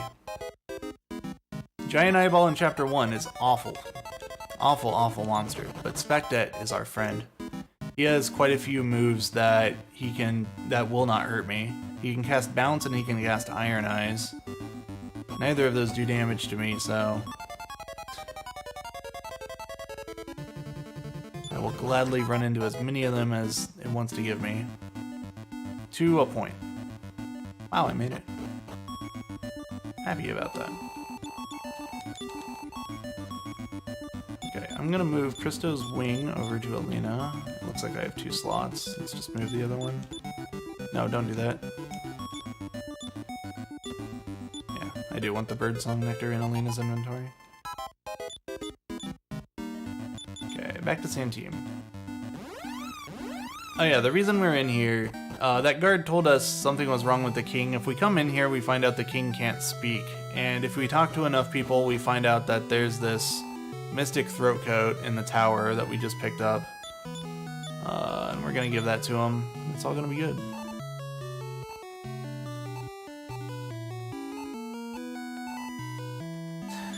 Now he can speak again. He tells us that he had bad dreams, and apparently his bad dreams made it so he couldn't talk.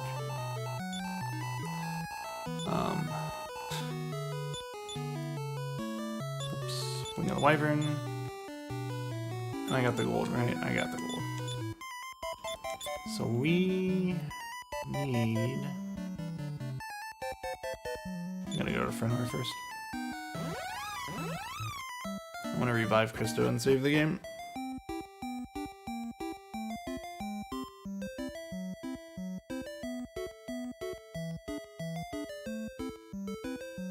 Fortunately, when I revive Christo, he gets all of his magic back, so I don't have to use an N.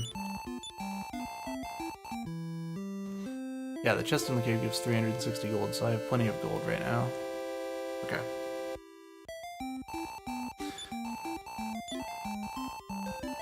I admittedly have not done this grind very many times. I need to run through my head what I need to do, but it's not that complicated. Oh yeah, I don't have the... It's fine though. So I need to get the gold on the way down. Okay. I'll need to buy another wing when I get to Endor, but I can do that. Probably should have bought it there, but whatever. Okay. Hopefully we don't get poisoned. Oh, I still have 1 antidote herb.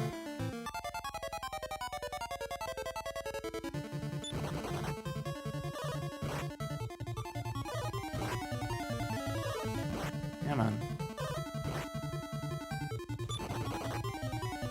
Iron Eyes is a very interesting spell. There are a couple of uses for it. Not many of them are useful in speedruns in any game.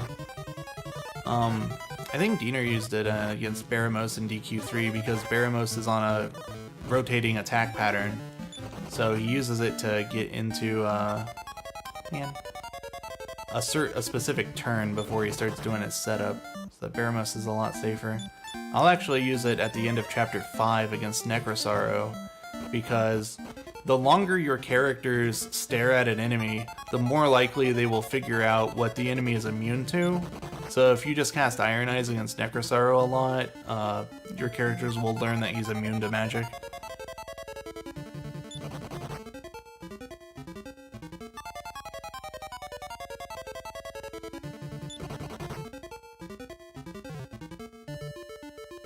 Yeah, you, like, without a relatively deep understanding of the enemies in the games, Iron Eyes is completely useless.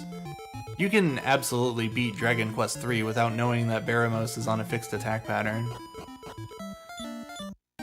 And you will assume that he has infinite magic. Though, if you really don't like the Infernus Shadow in this game, you can run him out of magic by Iron Eyesing till he casts Explodet 6 times. But it doesn't help because he just stops casting Explodet. And his Fire Breath hurts just as badly.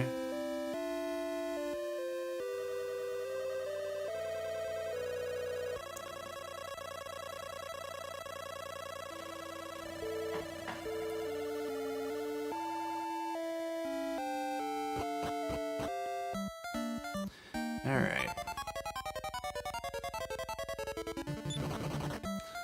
So right now we're running to Endor. The king, after we fixed his voice, decided that he wanted Alina to go off into the world and find out what's wrong, figure out why he had a bad dream.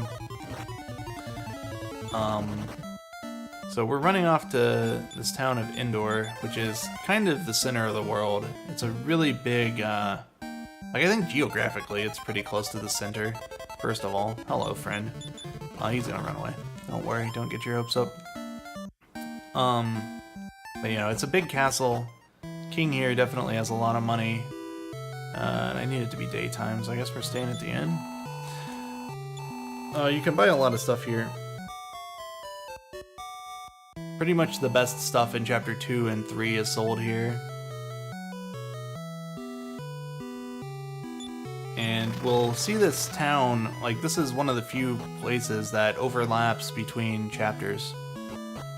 I'll spend quite a bit of time in here in Chapter 3, and we'll end Chapter 4 here, and we will start Chapter 5 here. We're going to come back to this later, but the king tells us that he's holding a tournament where the winner, if the winner wants to, can marry his daughter. And only after that did he consult his daughter to find out if she was okay with this. And it turns out she's not. She actually has a boyfriend. So the king's like, uh-oh. And then Alina shows up and he says, hey, can you win this tournament and not marry my daughter? And she's like, yeah, sure. So we're gonna do that later. We need some levels first. We want Alina to level 11. And this weapon is gonna help us do that. I skipped something on my way in, so we're actually gonna take the long way out. How much HP do I have? 49?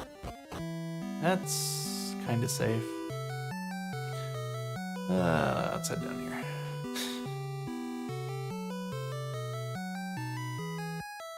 Alright. There's another life force nut down here. Need to grab it. I should have grabbed it on the way up there and then ducked out the north end, but I also need to go to the item shop, so it's not really the end of the world.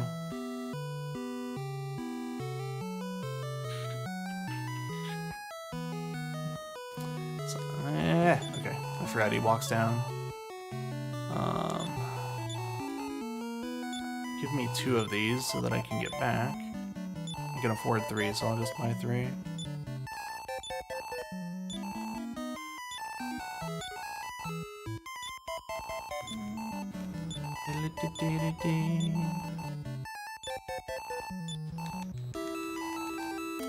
I'm gonna burn a couple of seconds to show this, but this guard, I don't think any NPCs in Dragon Quest III do this, but this guard is on a fixed path. There are a lot of NPCs in this game that walk on fixed paths, but this one is always really interesting to me, because if I talk to him, he says guarding is hard, but if I give him a minute to get where he's going, he'll change what he says.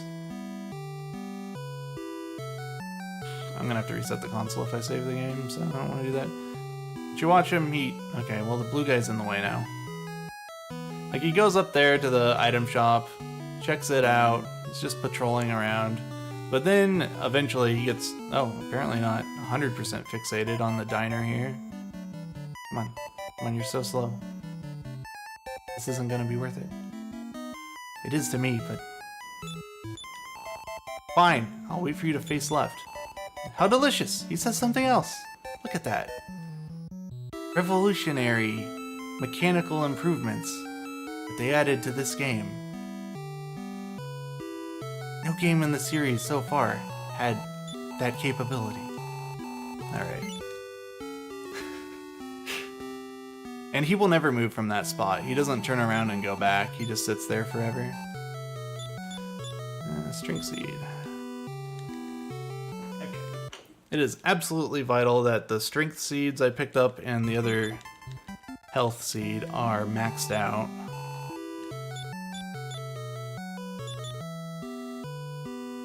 Yeah.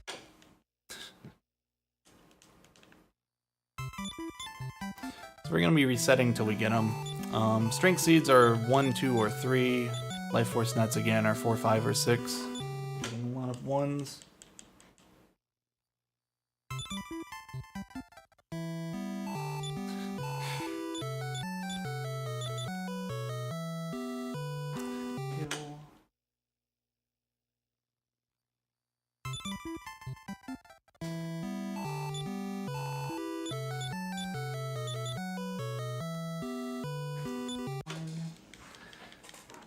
1/3 chance to get a 3.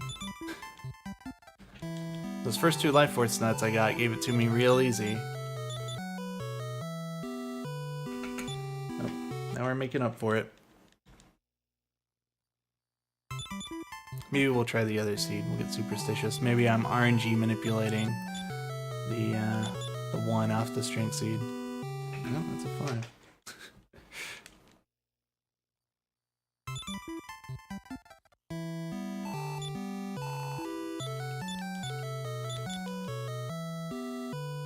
Alright, there's one of them. Hang on.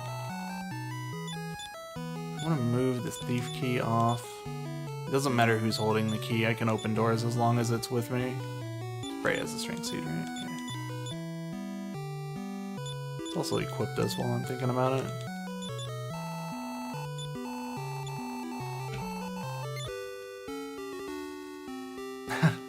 Oh, that's bad luck. I don't think that there's noticeable rubber banding in this chapter. I had a script run where I leveled up Alina about 10,000 times with elevated stats from level 1. And it seemed like maxing out 3 life force nuts and 2 strength seeds did not affect her stat growth at all. I don't know if 3 would push her over though.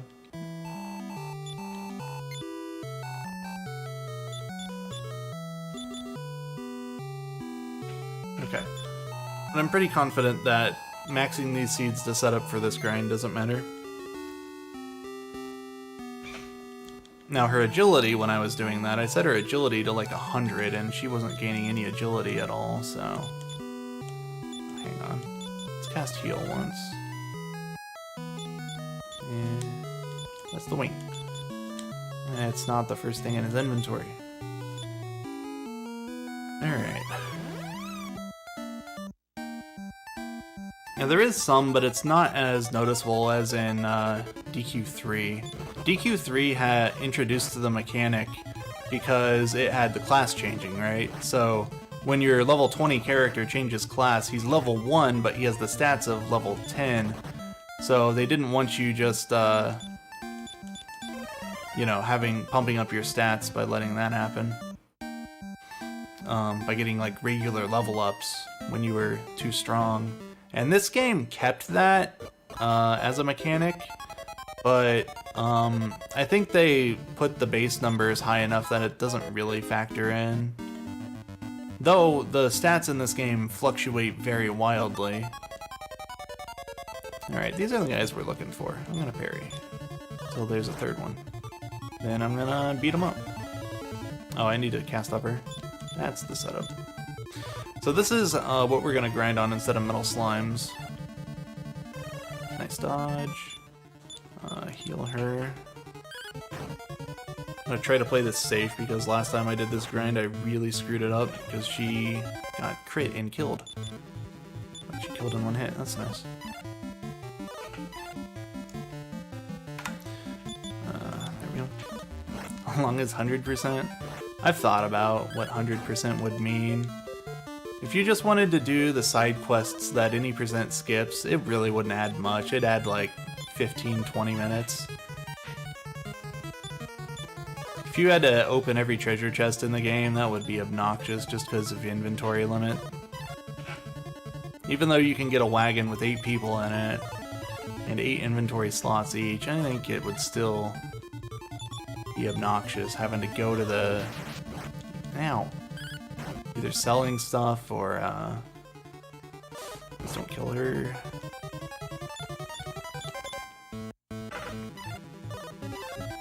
There's like a 6% chance that these things crit, and if it happens twice in 1 turn, I have to start over, basically. Oh, okay.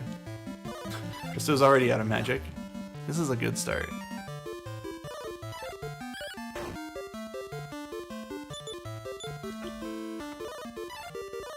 I removed my counter from my split.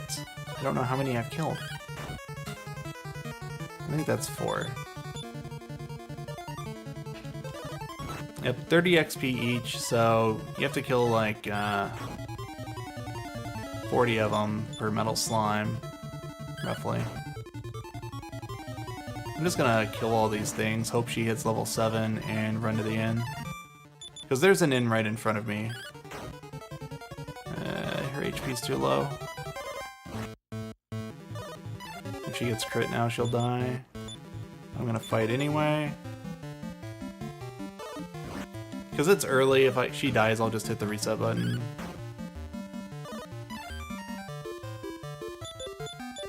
I should have hit with Christo, he has no attack power.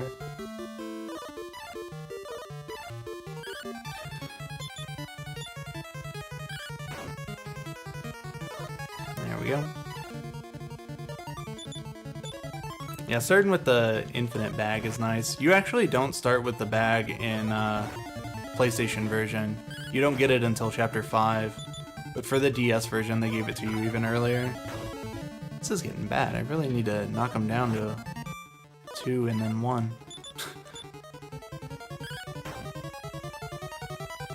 Wow. I think they only defend a 1/6 of the time.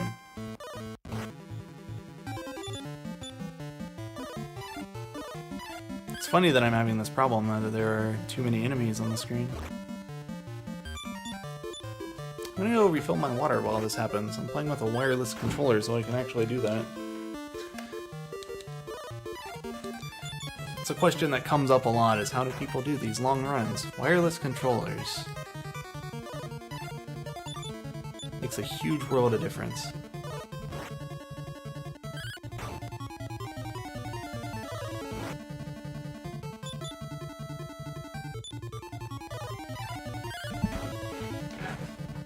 Okay, now we're about to get to the end of the fight. Maybe. Maybe. DE means dead. I've got him dead on purpose. I explained this earlier, but it's very important right now. Come on, stop calling for help. With Bray dead, these guys can't attack Christo, because there's a flaw in their targeting routine where these guys will focus the character in the lead of the party. They'll hit Alina more often than they'll hit the people behind her. But if there's a dead character in the party somewhere, then the character in the back just gets overlooked. So since Christo is behind Bray and Bray is dead, they cannot attack Christo. They don't see him at all. Okay. I'll be right back.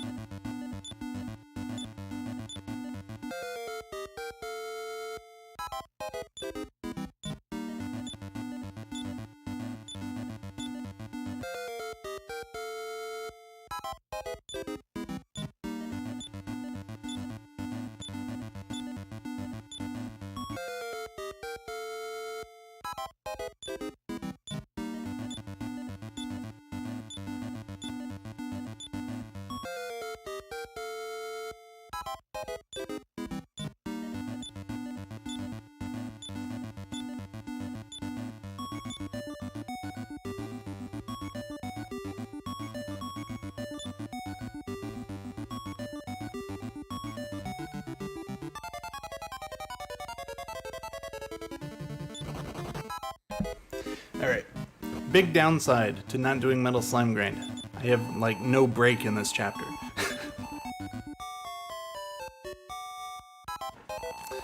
Alright. What did Alina hit? 9? Oh, she had 8? That's good. So now that her HP is a little higher, this is a lot safer.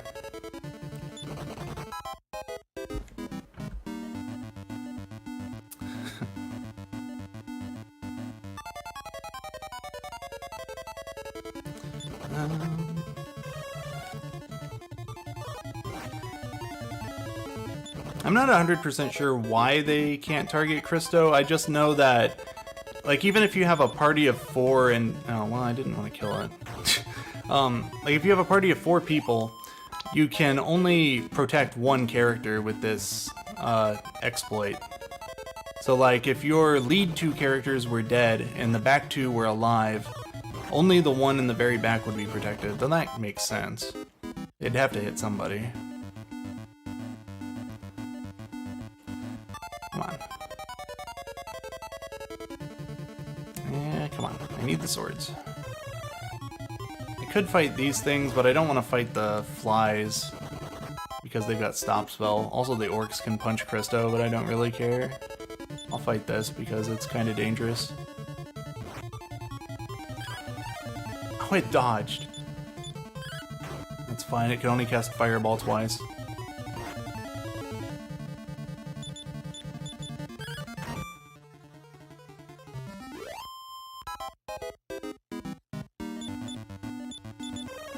Alright.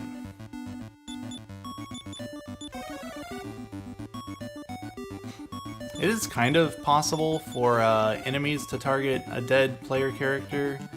Like if you run into something like the Cascas Hoppers that I mentioned all tend to gang up on one person, if that person dies in the middle of the turn, they'll lose their turn trying to attack the dead person. But normally they won't target a dead person from the start.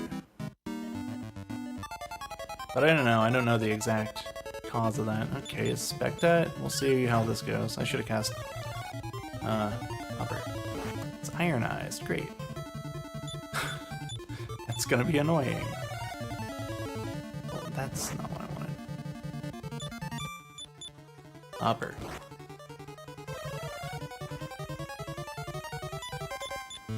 Another upper just cause. Are you done yet, Spectat? There we go.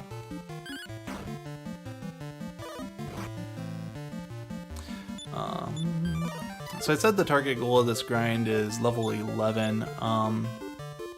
There's two ways I can go about this. Number one is to grind here on these Grizzly Sabers until I hit level 11. The other way is to do it until I get enough gold to buy a Morning Star for Christo, and then just go somewhere else and fight normal encounters. But these guys are actually worth really decent XP for how much effort it takes to kill them. And it's pretty safe, though like I said, you can get situations where if you get crit twice in one turn, it's kind of over. Though since I've made it through the first battle, actually, if I wiped here, I would still have money to revive Christo, so we could just come back here. It'd just be a big waste of time. We're 18. I don't know if they made 18 of them. Dragon Quest XI came out in the US last year. It's actually coming out on Switch in a couple months, I think. I don't know if they had a date for it. Maybe they just said fall. But it's already out on PS4. Gonna heal. As soon as Christo runs out of magic, I'm just gonna kill them all and see what level I am. Again, I don't do this grind very often. Whenever I do PB attempts, I go hunt metal slimes outside of Indoor instead, but that's very not marathon safe. So, I'm not very practiced in this grind. But I figure if I lose 10 minutes over this grind being smooth, it's still, on average, as good as Metal Slime grind. And I don't want the risk of the Metal Slime grind taking an hour and a half. Because that's just a real bad feel when you're that far behind this early on and you know you've got to finish the run. Especially when a marathon with people watching and you know, it's just, you don't want the risk. On guard. You know what I don't know is whether when they're on guard, if they actually take half damage or if it's just a fancy call help.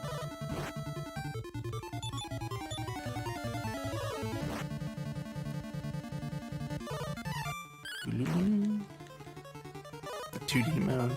The 2D mode in the 3DS version looks pretty slick. I was watching Hactical play the 3DS version in Japanese about a month ago. He was streaming it. Just a casual playthrough. There's some mini games in it though that I hope are in the Switch version. I would buy the Switch version if those mini games come over, but I'm not sure if they will because they're not in any of the promotional materials yet.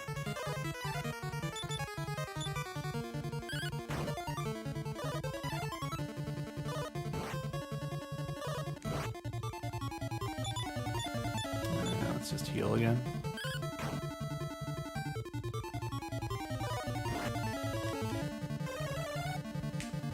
I do recommend Dragon Quest XI though. I had a lot of fun playing through it on my PS4.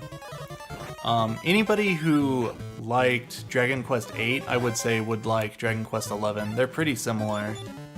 Dragon Quest XI, like, built on a lot of the differences that Dragon Quest VIII pulled in, like the characters talking to each other. Was practically not a thing in Dragon Quest VII and earlier.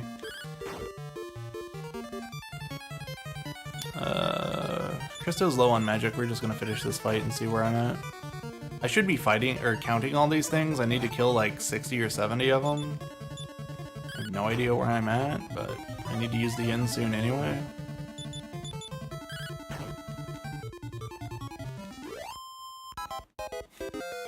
Dropped mechanics from 9 disappoints you? I do not like the mechanics in Dragon Quest IX. That's one of my complaints about it. But a lot of people either love Dragon Quest IX or hate it. I know plenty of people who like it and plenty of people who don't like it. Still only level 9, wow. Alright, we're doing this again. I had 1600 gold, maybe I should just go farm outside indoor.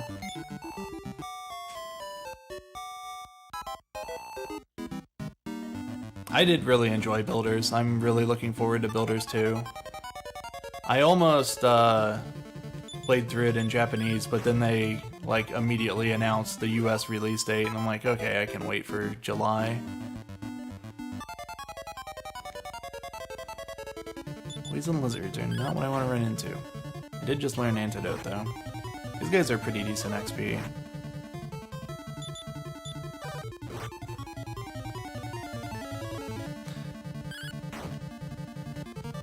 Heaven's your first game and it's not engaging.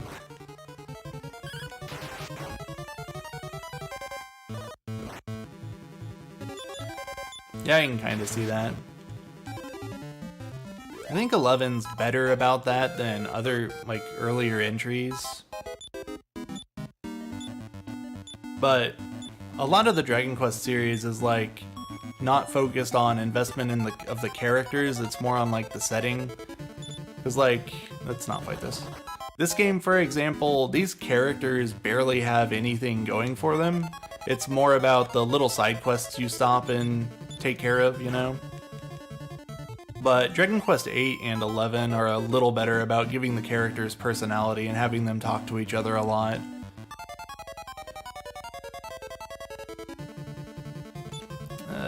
If I can kill the Flythropes before they cast Stop Spell on Christo, we'll fight this. Okay, well, we'll run away then.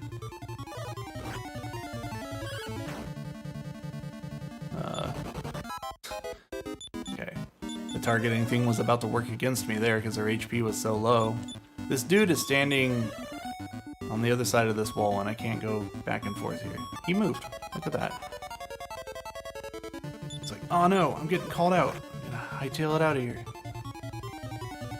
Poison gas.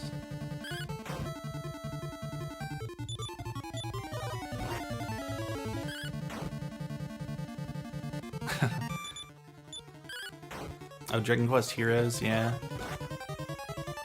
Dragon Quest Heroes was okay, but I didn't get very far into it. I think I beat like half the first one and didn't even buy the second one. Partly because I put like 100 hours into Hyrule Warriors and it's kind of the same game.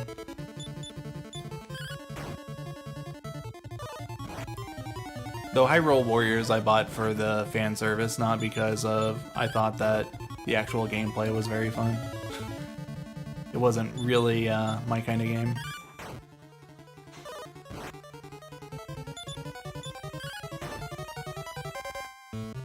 Come on, swords.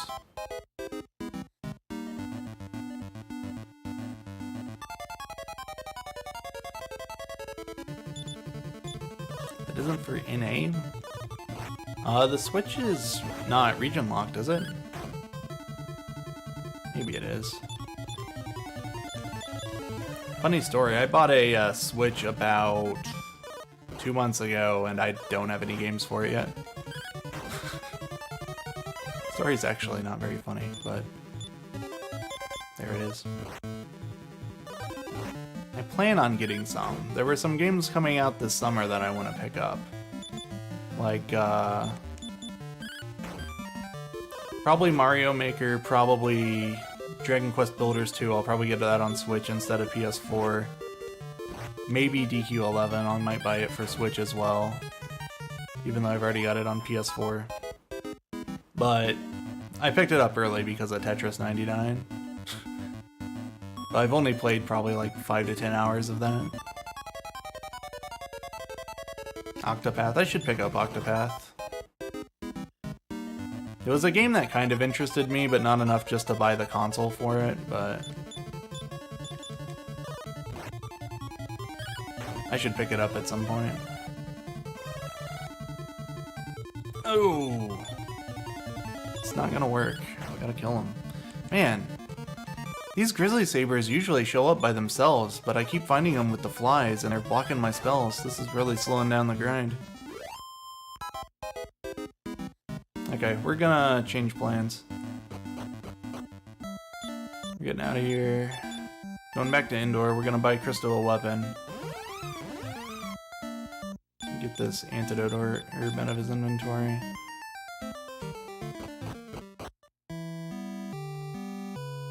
Use the inn.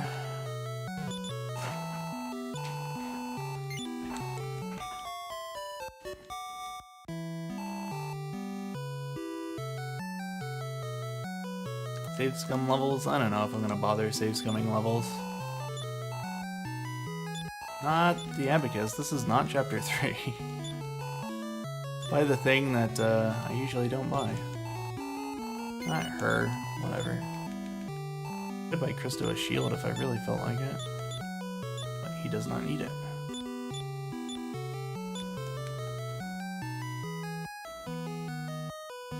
$1,800, $2,800. I'm real close to the next level. What's my strength at? 37?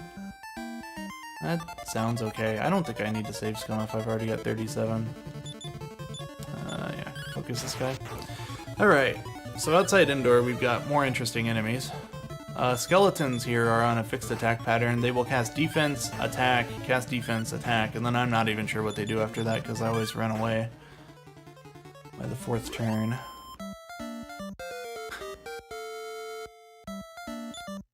3 strength, I'm happy with that.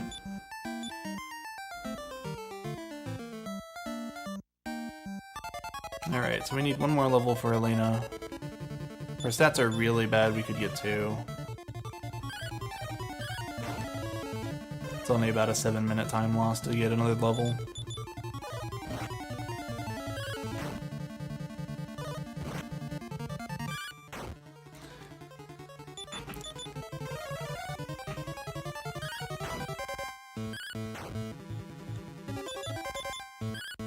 Hours in.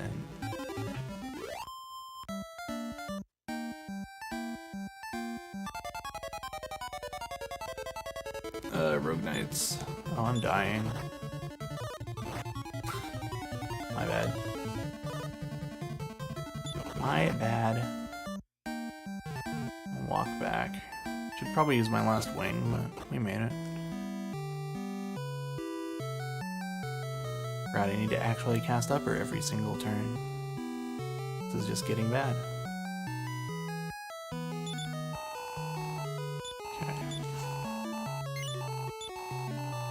I hate having all this money and not really having anything I can do with it. Something else I don't like about this grind. The money route works out real well when you're hunting metal slimes here. Let me save for safety. I have pretty good HP. 77 is pretty nice, with 1 level to go.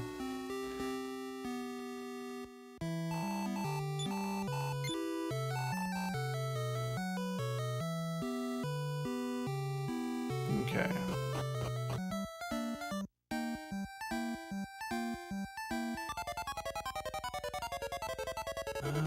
Rogue Knights, let's cast upper.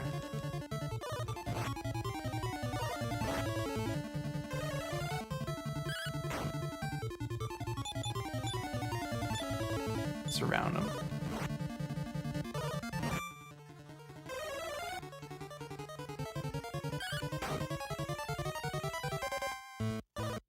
This is fine. I'm gonna have Christo hit the healers. He should be able to take him out with his Morning Star.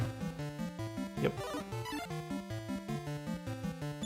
The healers aren't really worth anything, so it's definitely... I don't want them to call for healers. They're worth 7 XP. Most enemies out here are worth 30 to 40. I guess now that he's called 4 of them, they add up to something. Here's another one. Okay. How are you still alive?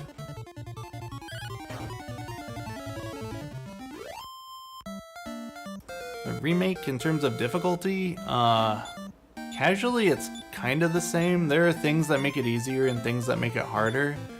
Like, monster formations in DS4 can be pretty nasty. For example, here, like, I just found 2 skeletons, right? On DS, you can find 4 skeletons. You cannot find that encounter on NES.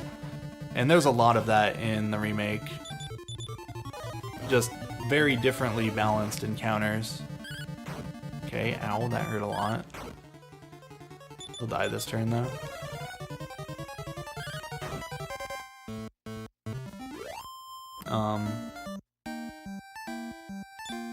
Pretty much how I'd explain it, though, as far as, like, you know, not speedrunning, not using glitches or whatever, manipulations. Speedrunning, it's, I don't know, also kind of the same.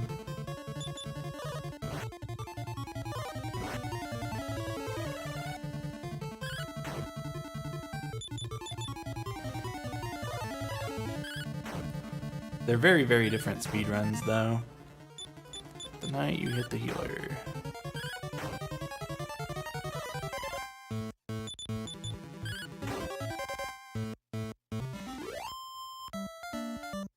$117 XP. Rogue Knights are really good XP. Scorpions. I want to surround these ones.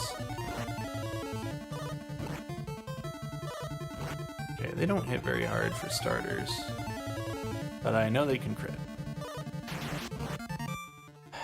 That's why we were defending. We're gonna defend again. These guys are really tasty XP if you have Bray alive and he gets Snowstorm. Alright, cast an upper. We're gonna need to heal after this, but it's all good.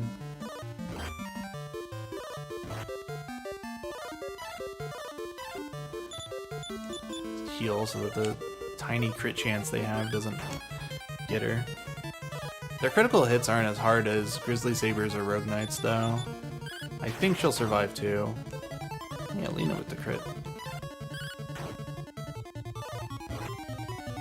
Yeah, that's a good point. Full control of your party members does help a lot in DS. In fact, like, honestly, a couple of characters in this version aren't even usable. Because their AI just doesn't, like the spellcasters specifically, Bray, Mara, and Nara just aren't very good characters because of the AI. And you'll see when I get to Chapter 5 that usually I handle the AI by setting it to use no MP. It's the only way to know for sure what the AI is going to do. I think I can take this fight. I don't know how often these guys crit, but it's not very often.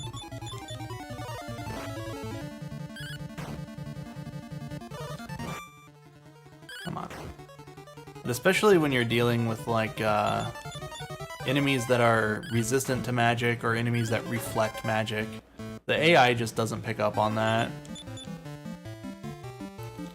Christo is the most notable example of that, but he's still very useful. As much hate as Christo gets for casting beat on bosses, Nara just doesn't have any magic, any max HP. Christo can own that meme and still be much more useful than she is.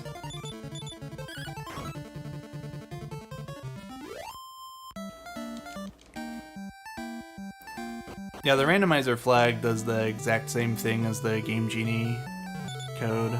It sets the same flag.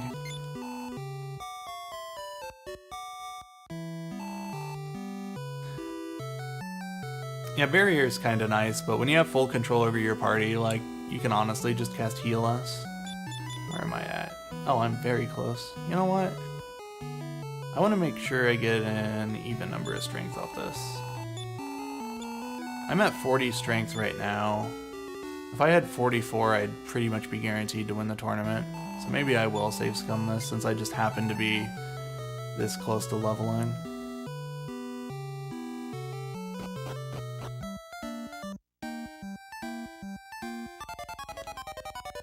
Okay, well, this is not what I want to fight.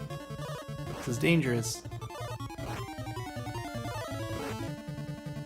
Should have just fought it, but they're gonna keep calling for help.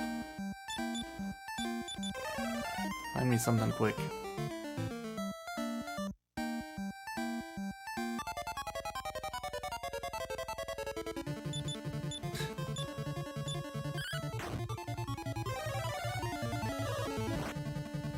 My hottest take for this version of the game is that I like the AI conceptually. I don't think they executed on it very well, but I really liked the idea of what they were going for. Because the idea was that, you know, so I'm in chapter 2 right now. This story is about Alina, Christo, and Bray, so I'm controlling what they do, right? But in chapter 5, it's about the hero, so I'm controlling the hero, and the hero's just giving orders to his team, telling them vaguely what to do. And from that standpoint, I like it, but it is also pretty frustrating for half the game not being able to control your party. Especially since the AI is admittedly pretty bad in this. For the era, the AI is really cool and interesting, but from the perspective of trying to play the game in 2019, it's pretty frustrating.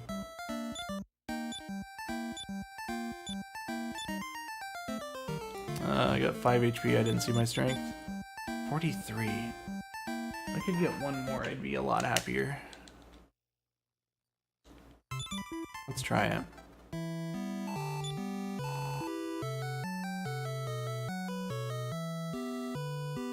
So, the way my strength values work here is that, I basically, an odd number isn't any more helpful than one number lower. So I had 83 strength, that was basically just as useful to me as 82, but 84 would be real nice.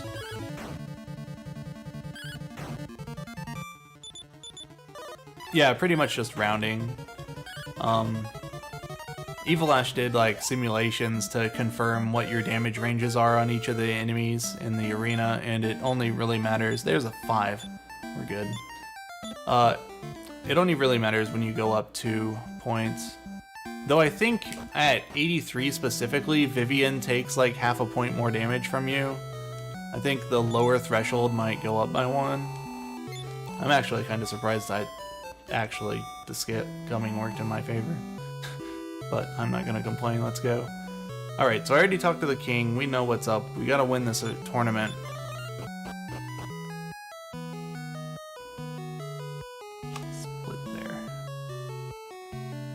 If I win this in like 1 or 2 tries, I'm not too upset about my pace. If I were on PB pace, like for the record, I'd be at 120 or earlier right now. About 35 minutes behind PB pace, but that's why the estimate is what it is. Because PB pace is not reasonable in a no reset environment. I didn't even really explain the logistics of killing a metal slime outside indoor, but it's a 10% chance to encounter one out there, and once you encounter one, it's about a 10 to 13% chance of actually killing it. It's really disgusting. And you have to kill 2 of them to hit level 11. Alright, so this is the tournament. We gotta fight 5 guys in a row. The first one is Hun. He usually goes down in 3 hits, sometimes 4. 3 hits today. And I went first, that's nice. I'll have full HP for Rorik. Boom. He's really straightforward, all he does is hit you and you hit him.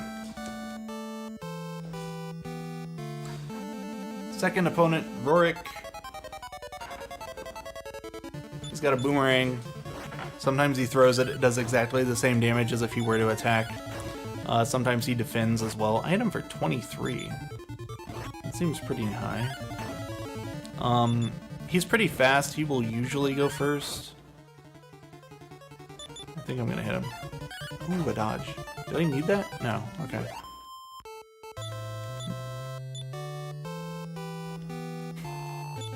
4, 6, or 7. Yeah, I'd say those are the hard ones. I didn't pick up the agility seed, I never grab it. I don't think that it matters very much. Okay. There's a fireball, I probably should have parried. She's gonna heal here. Vivian has 12 MP, so you can kind of parry at the beginning of the fight to manipulate her into not having enough magic to heal there. You take about the same damage no matter what you do in this fight, though. She's just gonna defend until she dies, apparently. She is completely out of magic, but she can attack me if she wants to. Okay, well, she just decided to waste my time. What do we got? Yeah, it's worth it to use it there. Yeah, like I was saying, you take about the same damage no matter what you do in that fight, but if you parry the first 2 turns and she runs out of magic, it can be a little faster. Samson is obnoxious because if I knock him under half HP, there's a chance he will heal. I'm hoping I don't hit him for 16 here. Good. He'll die in 4 more attacks, but if I do 1 more hit to him, he will start potentially healing himself. So I want to heal myself as full as possible before I burn him down the rest of the way. I am faster than him, but he decided to go first there. If I get a 16, he'll die next hit. Let's do that. I like it. Okay, we got good odds against the last guy. Okay, so the chat command is exclamation point, Linguar, and A, B, C, or D. Is he in chat? There he is. And that command there is all you need to know about this boss. I hit him too. I hit him. We're gonna beat this chapter.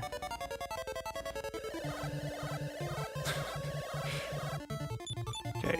Basically, I'm always gonna pick A unless he builds up power. If he builds up power and moves, he loses the built up power, but if he stays still, he will do double damage to me.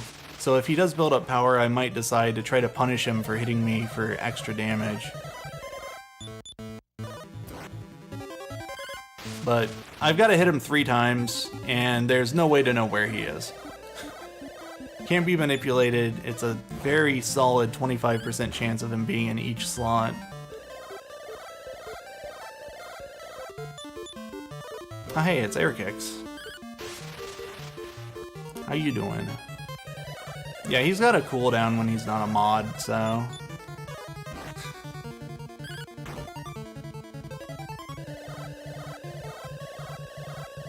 I have an herb, I don't have an herb, so we need to hit him 1 more time. This might be our last chance to hit him. He's very fast.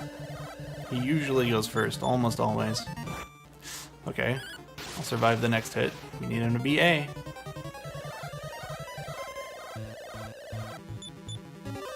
Chat's hitting him, why can't I hit him? Ah, it's probably over. I need him to be A and I need him to build up power or it's over. Hey!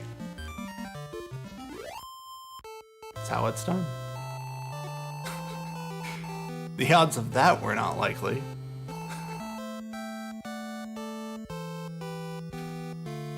I think he builds up power like 1/3 of the time, maybe 1/6. So that times the 25% chance of him being A, that wasn't likely.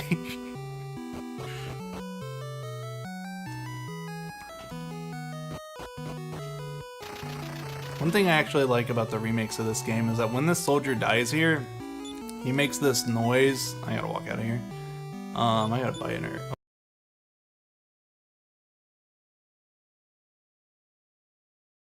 Wing 2. No, Christo has one. I want to spend my money though. But he makes a noise like he just got hit by an enemy, and it makes me picture in my head like the soldier showing up to deliver bad news to Alina and then just getting kicked in the face and killed. But in this version, he just kind of disappears. I'm gonna buy a bunch of fairy water because I just can't get enough of the stuff. You'll see why in Chapter 5, but oh, I wanted to give it to Bray. None of these characters' inventories really matter.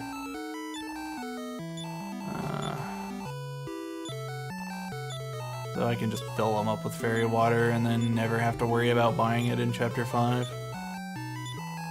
I need like 11 or 12 fairy waters in Chapter 5. As long as Christo's got 2 slots for his sword and armor. I'll also go over here and buy something expensive. I don't really care what. Iron Apron. Give it to Alina. Sure. Need another wing too. Da da da da da da. 25%, I said. Alright. Because of that event where Alina talks to the soldier, you can't use a Wing of the Wyvern to escape the town until you step outside normally. That way you don't bypass the trigger. I believe on DS you can return as soon as you talk to him though. I might have them backwards. I might have walked out of town for nothing. And here we have to walk up here till Bray says something and then just leave anywhere. And the chapter's over. Funny thing about that last wing though, if you use that immediately after Bray says his line, you will not end the chapter. You'll have to go back up to the throne room and listen to it again. You have to wait at least 16 frames before it'll can't register, before it'll set the flag that the chapter is ready to end. Alright, now it's time for this guy. This is Taloon. He is a merchant. This chapter is very, very unique. Really not just among the game, but like among the series, this segment is really unique because we don't need any experience points in this chapter. That's our boss. We're not going to work. If I wanted to go to work, I wouldn't be starting a Dragon Warrior 4 run at 4 in the morning, you know? Nah, I called in, because this is more important. Oh, hello. This is the inn. The inn guy is actually really rare. The item shop guy is much more common. Alright. But yeah, there's no boss anywhere in this chapter. There's no monster that I have to fight. So I'm going to actually end the entire game with Taloon at 0 EXP. I'm gonna die and lose half of my 0 gold here. I don't know how concerned I am about that. Whatever. It actually throws off the day-night cycle if you... Well, no it doesn't. That's PS1. Okay, well... I've done PS1 runs before, and every once in a while I get them mixed up, even though I haven't touched it in like 2 years. Oh, I should have hit the button. I always hit that button and ride the water down to that staircase, but that's 2 runs in a row where I've forgotten to do that. Don't want to hit that button, though. This cave has some kind of lame puzzles in it. At the bottom of this cave, there's an item called the Iron Safe. If you pick it up, then you will not lose gold when you die in Chapter 3. But it takes up an inventory slot permanently, and we cannot afford that. I'm just in here for the chain sickle. Alright, this chain sickle is gonna sell for 512 gold, and that's gonna get us off the ground, so to speak. We need money. I keep saying I don't need EXP, but I need a lot of money in this chapter. And your money kind of grows exponentially during this chapter, so you want to start out with a good chunk. This will do. Even though I got this chain sickle, I'm not going to bother fighting the slimes. It's a waste of time. Though Taloon, unlike most characters, Taloon usually gets like 9 HP at level 2. Most characters don't get anything at level 2. Even Ragnar, Ragnar won't even get more than 1 or 2 HP at level 2 most of the time. But it could technically make the run safer if I grinded to level 2, but it'd cost me a minute or 2, and I don't want to do that. It's safe enough. I should eat my herb. If I wanted safety, I'd eat that. Instead, here we are. Okay. Boy, am I going to remember what to do in this chapter? That's always the question, right? Oh, it's 412. Why do I keep thinking it's 512? Because I never remember if 412 is the number it sells for or the number after you buy 4 wings. Which, that shouldn't make sense because I buy 5 wings here, but, you know.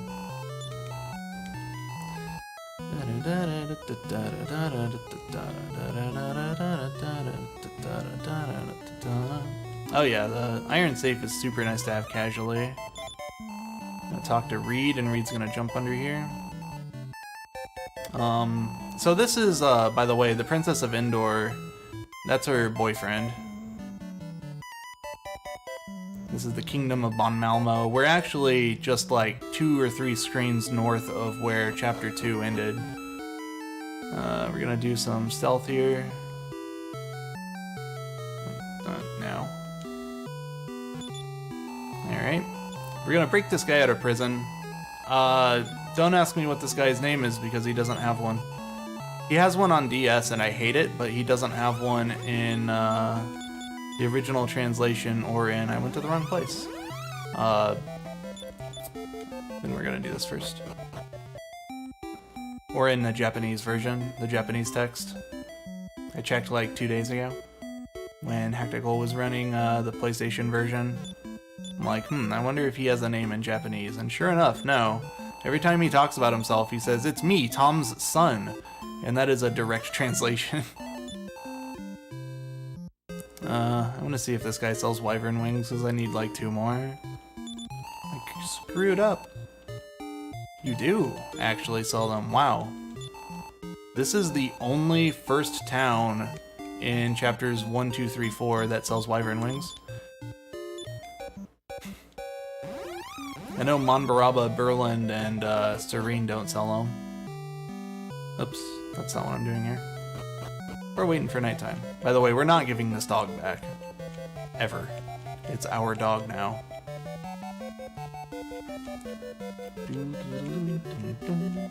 Ooh, the double Ewok joke. I was surprised I didn't catch any of those in Chapter 2. I joke a lot about having a bingo board for Dragon Warrior 4 memes that come up every time somebody streams the game. That would be the free space, I think. I think I said something, I think I made a free space joke the other day. It might be a different free space. Anyway, I'm gonna use this herb. Because I'm getting beat up a lot. I should not take this much damage this early on in the chapter. Alright. We borrowed this dog. It's kind of a long story. Actually. There's an architect here. The bridge is out on the way to Endor. So the King of Bon Malmo can't invade Endor because the bridge is out. So that architect there, dude, with the shovel, he's gonna build a bridge with that shovel. But he's trapped in this town that has some kind of enchantment on it. And because it's Japan, the answer is foxes. If I let him go, I get full plate armor. If I don't let him go, he says, "Please let me go." Yeah. Alright. So now he's gonna go fix the bridge.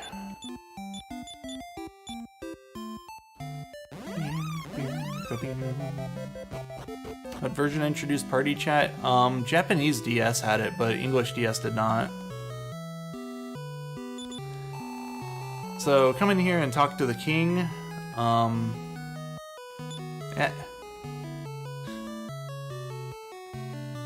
And now the bridge is fixed. This dude is going to be one of the 2 things we exploit to get a ton of money in this chapter.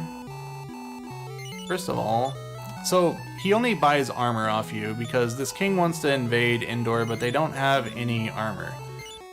Kind of jumping the gun. But this guy will buy your armor at random values between like 80% and 200% of market value.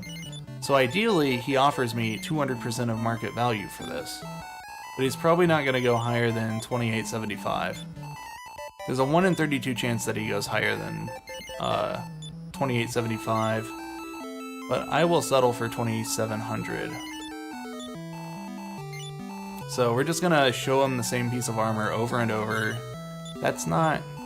Normally I would take that and see if it's okay, but I bought those extra wings.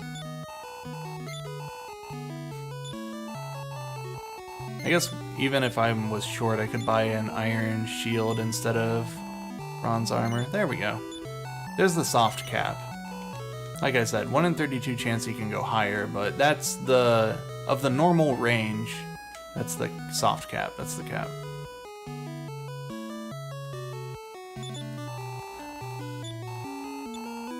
Yeah, I think the soft cap is 125%, but the lower one doesn't seem to be a convenient percentage. Like, I don't think it's around 80, 85, or 75. I'm not sure. If you want to know what the soft cap is, divide 100 or 1500 by 1875. I think that's 125% though. I did save last, right? Because this is the guy that can kill me. Actually, I don't have armor right now. They can all kill me. Rude. Yeah, obviously I'm not gonna die and lose half my gold when I have 3,000 gold on me. That's actually not just a safety save though. We're gonna death warp later and we want to respawn in this castle when we do it, so that's the other reason that we saved there. What other plot am I forgetting to mention? The prince. I talked to the prince and he gave me a letter because the prince has decided to buy some armor. Hang on. Buy in bronze armor.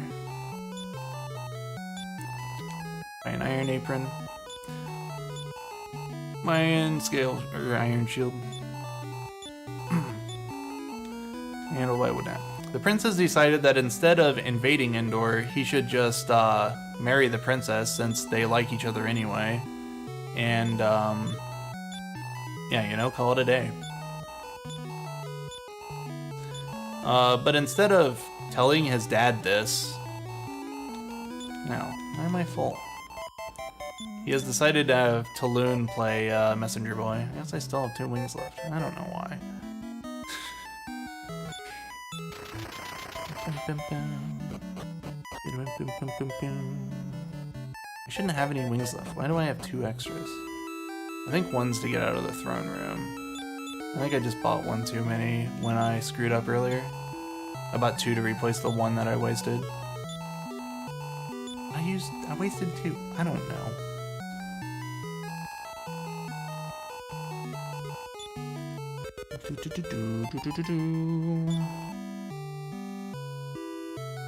How many herbs do I have? Just 1? I don't feel safe with 1. We're buying 1 more before we leave.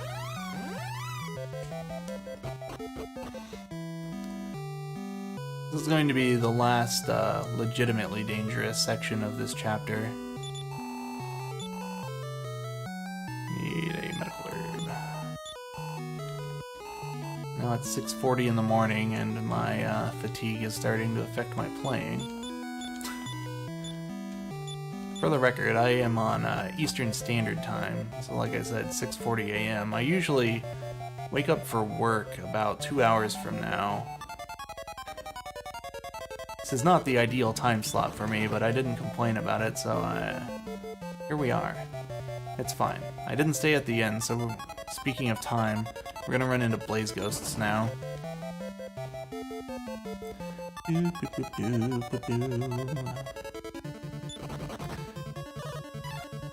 Okay, so what I bought at Endor was obviously a ton of armor. Oh, lovely. Item shop? Ah.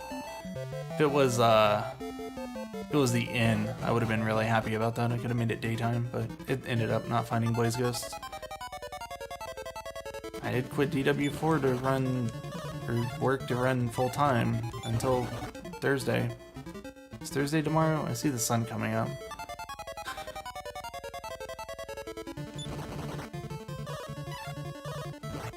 Alright.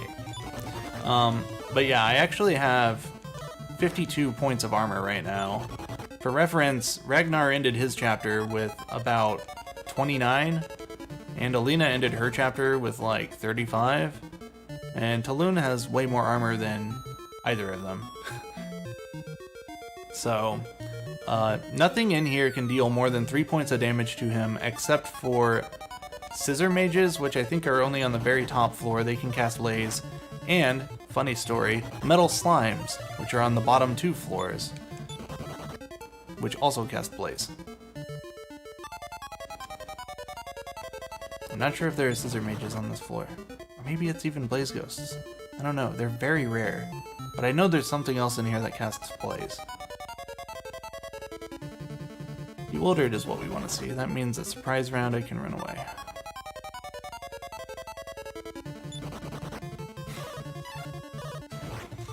Alright, 12 HP.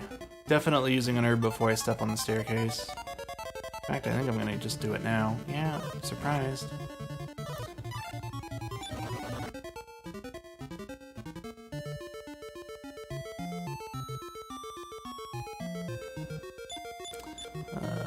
Medical herb. Oh, there were metal slimes on that floor. That was the basement. It's this floor that probably has the other enemy. I don't know. Vampire Bat's confused about it too, so...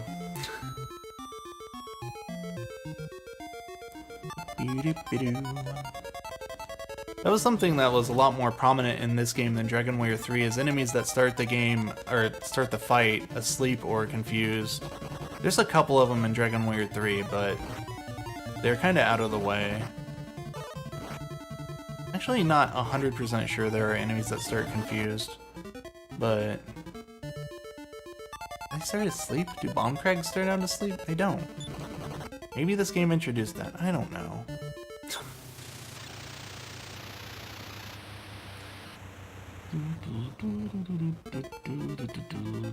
Alright. We're in here just for treasure, by the way.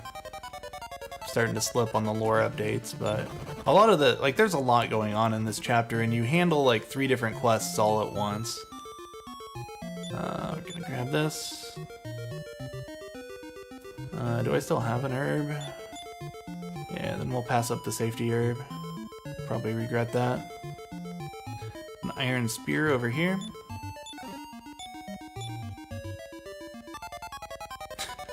I stole this dog, I didn't hire it.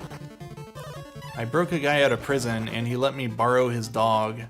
And I've done what I needed the dog for, but there's actually no reason for you to give it back in any version of the game. You'll lose it at the end of chapter 3, but it's fine. Kaloon can keep the dog. You don't gain anything at all by handing it back. Okay, that's not entirely true. There's one NPC that won't join you if you have the dog with you, but who needs it? I have all this armor. I don't need to hire him. He's gonna get in my way early or later now that I've said that. Okay. This is the real thing we're here for. Silver statuette. But I can't carry any more things. Get rid of this herb. Should have used that before opening the chest. Not that. Take armor off.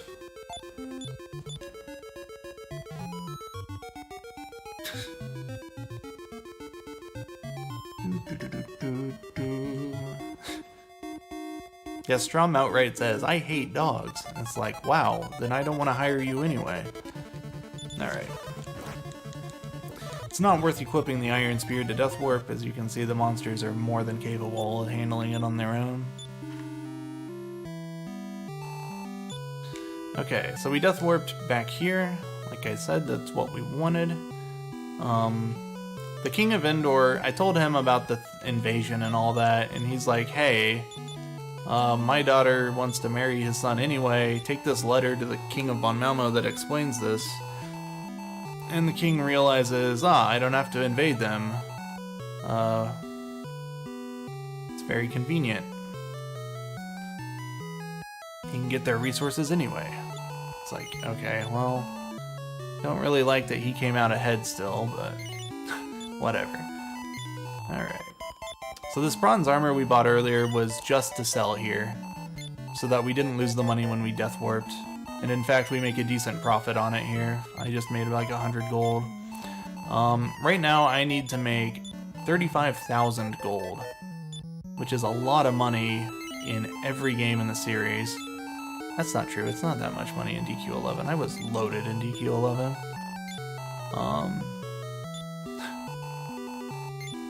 There we go.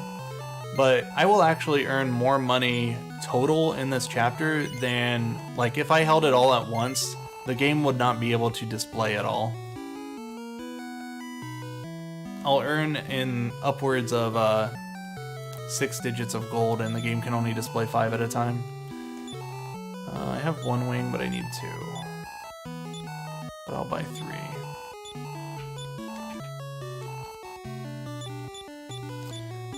We'll head to indoor. Yeah, I don't think this 3rd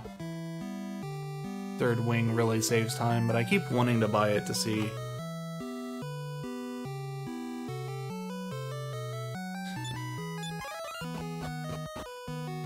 Oops. I always walk the long way around there because I don't think to turn. This dude will buy the silver statue off of me for 25 grand. That's most of what we needed. Oh yeah, I'm supposed to be like... me. That was why I had it. Alright. Speaking of positive feedback loop, that's exactly what we're gonna do here. We're gonna buy 7 iron aprons, and we're gonna go to Bon Malmo and we're gonna sell them. And we're gonna do that probably 3 times. And that'll get us up to 35,000. I need to count these. This is 4. This is 5. 6. 7. Oh, I guess that was 8. I didn't count the one that I bought before I sold the Iron Spear. Alright, well that works. On Malmo. Now we're gonna go to that armor haggler and show him the same aprons over and over until he gives us 1,700 or more. Because we paid 1,500 for these things, so we want at least 1,700 so that we're making a decent profit. Like 1,429, that would be a loss. And he really doesn't want us to get profit. He's gonna be rude about it. But every now and then, instead of giving us a little profit, he'll jump up there. He'll give us up to 3,000. But the soft cap is at 1,875. I'll take anything over 1,700. That's good. Yeah, if you're playing this game casually, you get a lot of weapon drops off of enemies. I don't think the items that get dropped in this chapter have anything to do with the enemies you're actually fighting. I think it's just kind of loosely based on Talon's level. So, once you hit like level 10, you're getting broadsword drops pretty often.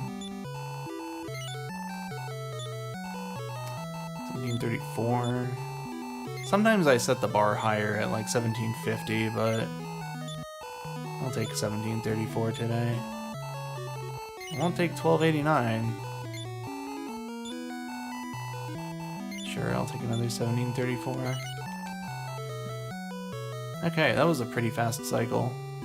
But since I didn't get any of the 2,000 plus offers, I'm pretty much guaranteed to need to do that 2 more times. So we buy 2 more wings.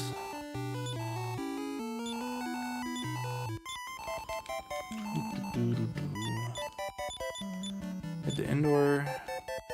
It's really annoying if you accidentally use a wing to the wrong castle in the segment. But going back and forth like this, it's really easy. Buy an iron apron. And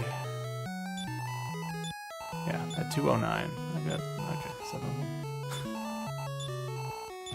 Even when it's not 7 in the morning, it's hard for me to count to 7, so generally I find it's easier if I just buy 1 and then subtract 9,000 from how much gold I have and then wait for my gold to reach that number.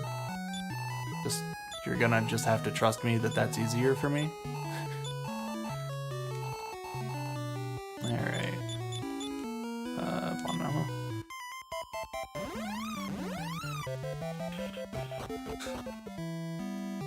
Over and over. Nice.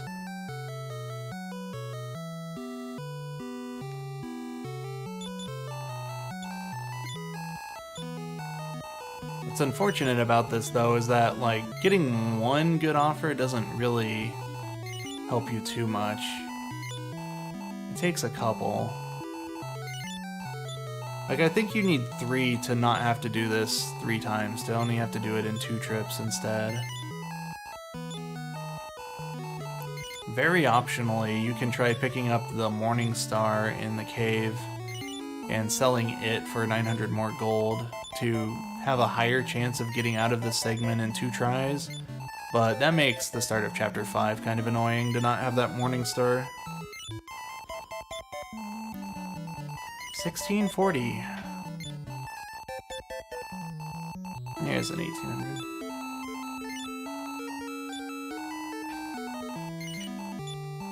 I think 1265 is the lowest possible number he can offer you.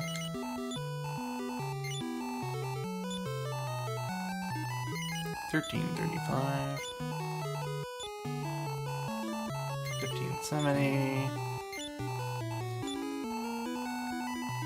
Okay, 1757 is something. Still haven't seen a single high offer. Which, I said odds of it are 1 in 32, so it's not entirely improbable to have not seen one. But he kinda owes me one by now.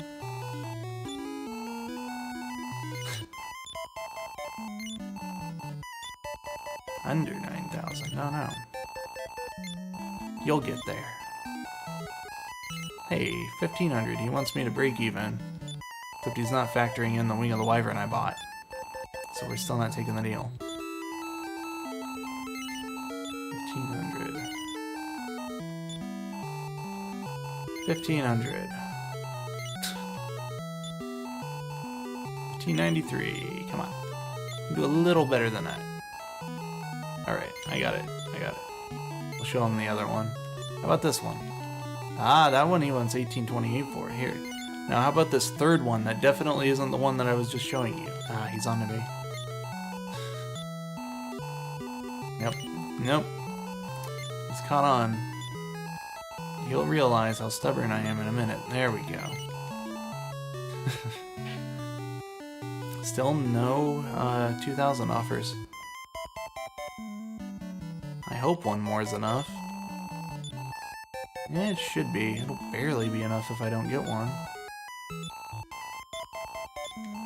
I get about 2,000 gold profit if I keep 1,700 plus offers. Because my profit will average between 200 and 375. Apron.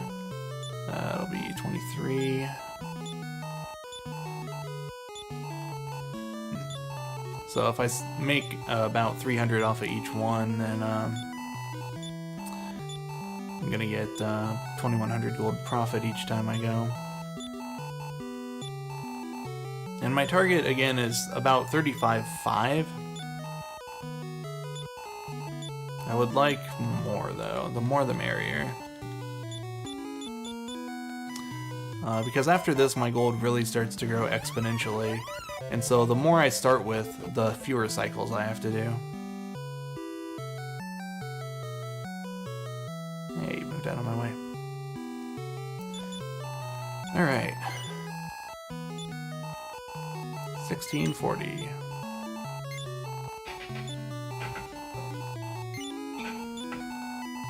I accidentally took that. That's annoying, but...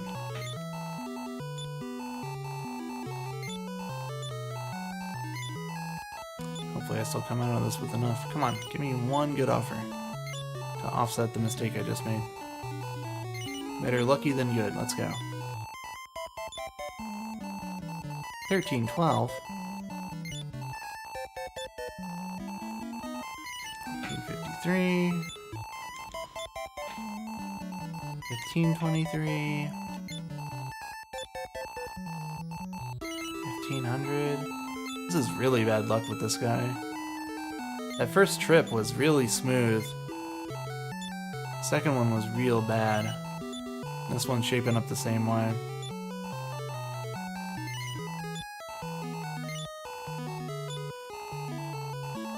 $1564.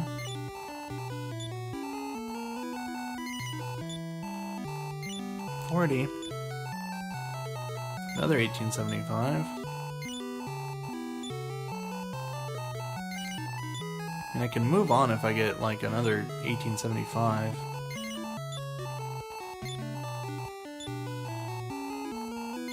1757, I'll take it. I'll take anything 1750 or higher.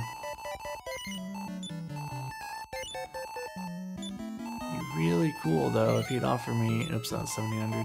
Just an even 3K.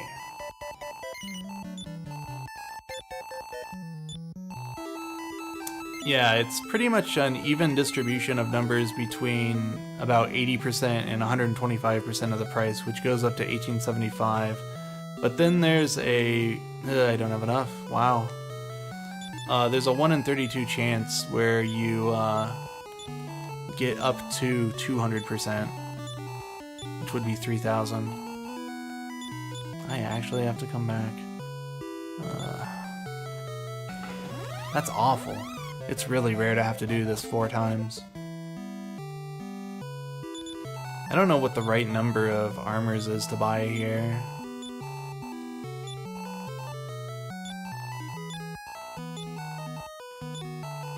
I think the answer is just to fill my inventory. Do a full lap.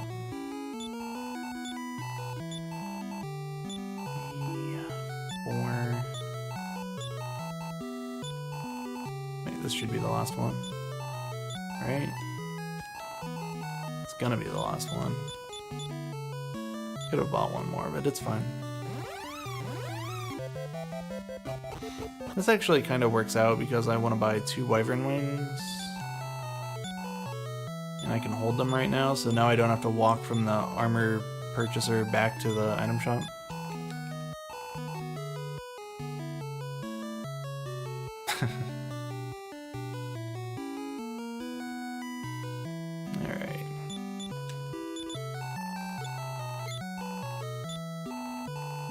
There's one.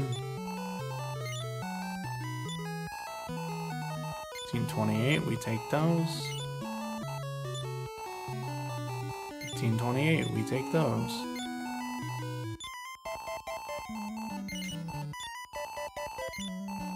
I need to check how much money I have after I sell 2 more. If I have 35k, we're done.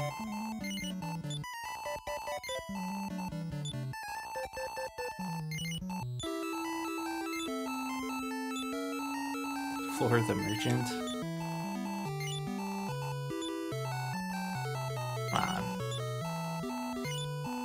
This guy always does this to me. He gets 1 apron away from the end and then just does this.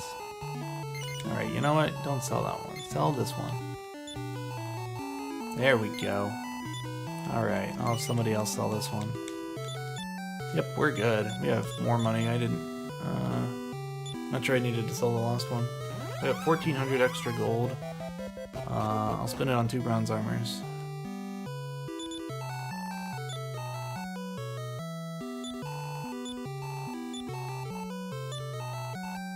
Okay. So we got our 35,000. We're gonna spend this to buy our own shop. That's a pretty key piece of lore that I missed. Talon is trying to buy his own shop so that he doesn't have to work part-time in the town we started in. So we did the whole thing stopping the invasion, so the king finally gives us permission to buy a shop, but even after getting his permission, you need 35 grand, so that's why we did all that farming. Ironically, the gold grind in this chapter takes longer than most of the experience point grinds in this game. Please don't get in my way. That's the guy that will join your team if you don't have the dog with you, but I don't want to pay him.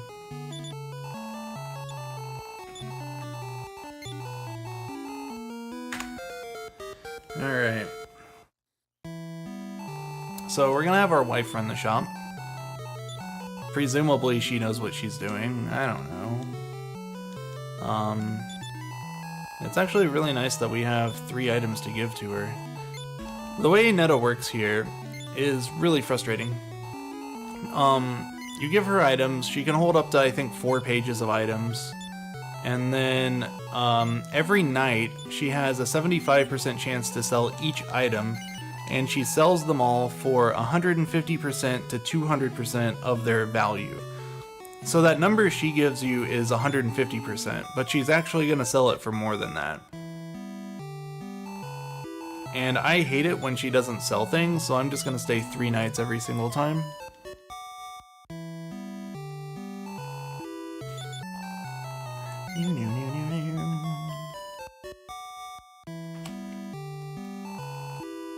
$10 a bingo, nice.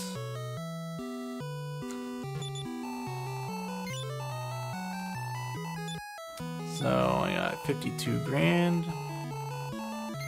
She also gives us a lunch every day. You can eat it, you can sell it, you can throw it on the ground in front of her. It doesn't really matter, you won't hurt her feelings. But basically for the next couple of minutes, we're gonna make all of our money buying and selling these Abacus of Virtue. Except I'm gonna buy a Morning Star and Infinimus Dagger here because the gold works out a little better. Unfortunately, it's faster to keep the lunch on you, so you have to pay attention to the fact that it's in your inventory while you're doing this. So sometimes I just don't care and I'm in the kitchen getting a snack or something at this point and just menu through it, just mash A and sell the lunch.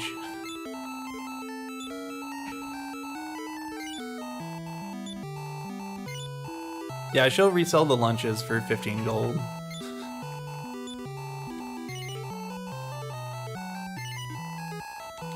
Also, she will only give you the lunch if you don't already have one, so by keeping it in my inventory, not only do I not lose time dropping it, but also she doesn't say, here's your lunch at the beginning of the day.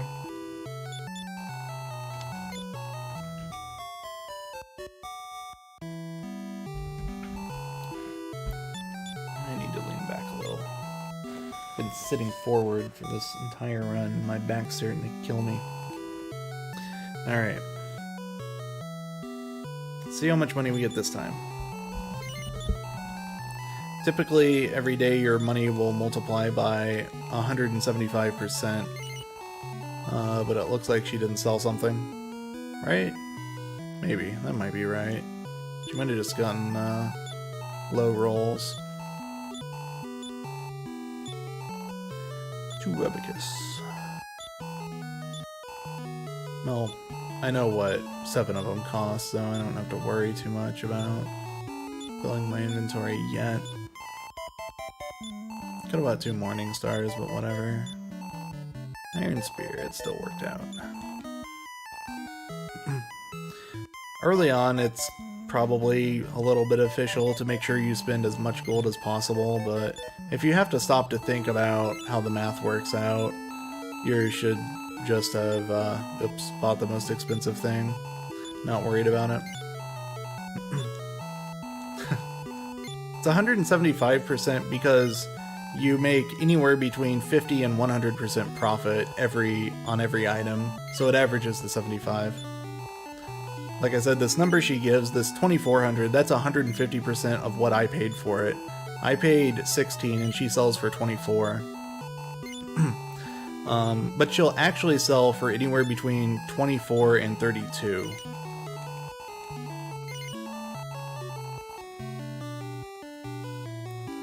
But I don't really sweat the math on it. I just try to ballpark it so that I end up with my money target is 24.4, right? I think it's 24.4. I'll go for at least 25k, and if I have extra money, that'll be better for Chapter 5, because I can get extra armor.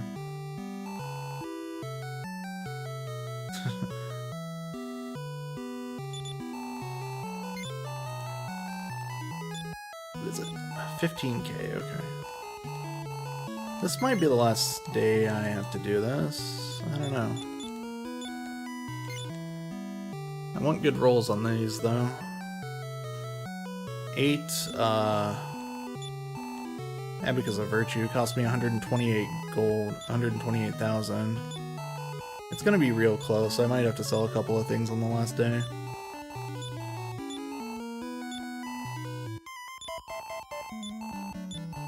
Actually, if I added 128 to 150, yeah, I'm not gonna have quite enough.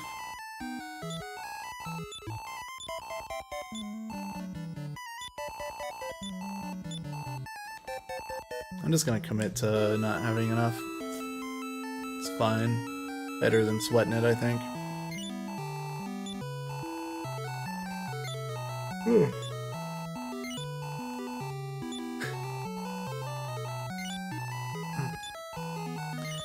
Yeah, I'm pretty sure this run is longer than the 2 next longest runs in this marathon. That's why I jokingly introduced it as the Dragon Warrior 4 block. Or 2,400 golds.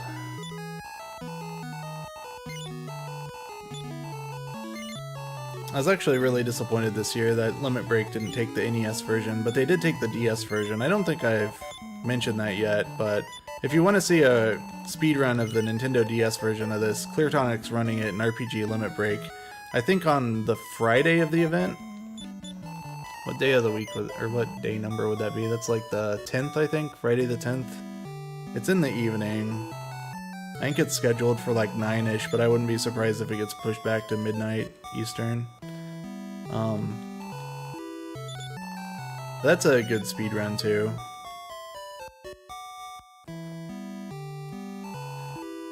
It's pretty much identical to the PlayStation route, though there's a couple minor changes. It's much more similar to PlayStation route than this route, though.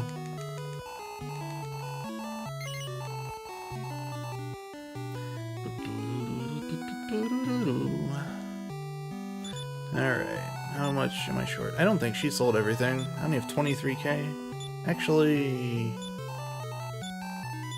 I don't know, probably close. If I stay 4 times, no matter how much stuff I give her, she should have like a 90% chance, I think, of selling everything. I ran a simulation on the way the numbers work out. This is all I'm gonna bother with.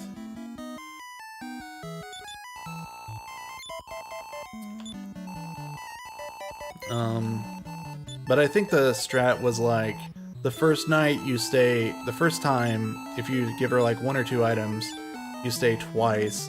After that you stay 3 times, and then on the last day you stay 4 times. And that gives you an 80 to 90% chance of her selling every single item every time. Because it's really frustrating when you get like 3,000 gold less than you expected. Your gold's supposed to go up exponentially, so if she doesn't sell everything, it can really slow you down. It can add a cycle if she just doesn't sell one thing that you gave her. Alright. I won't even stay 3 times, though, because I only gave her 5 or 6 things.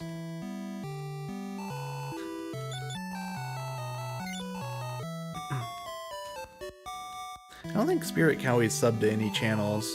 There are a couple of channels that I've coded in that he'll use their sub emotes instead of the Twitch robot faces, if he's subbed to them, but...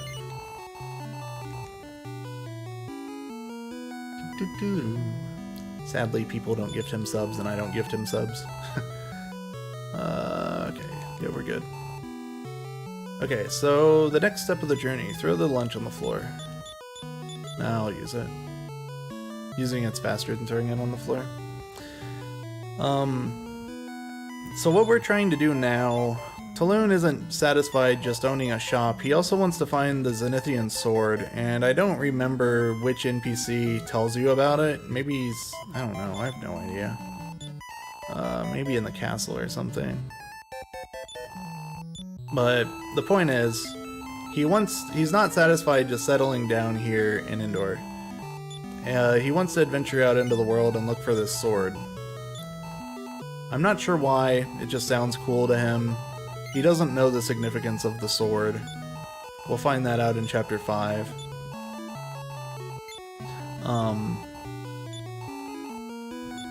But there's this guy out east. We walked past him earlier.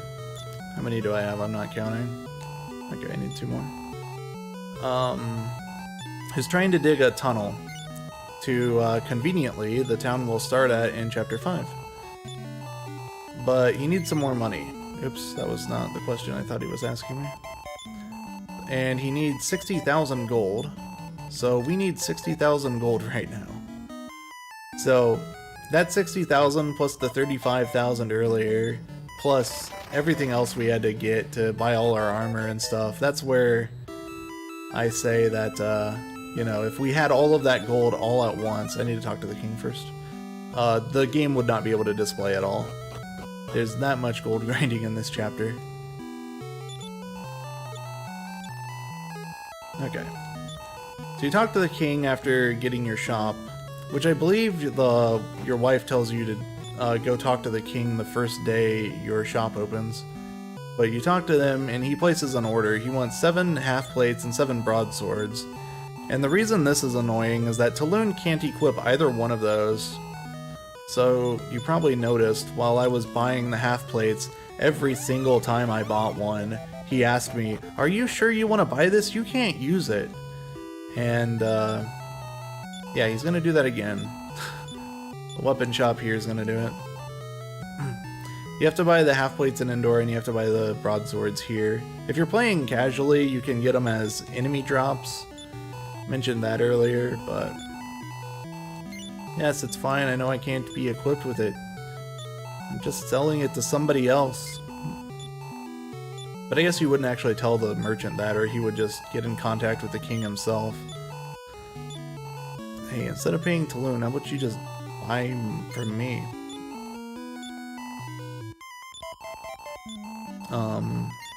And conveniently for this side quest, we're going to be paid 60,000 gold.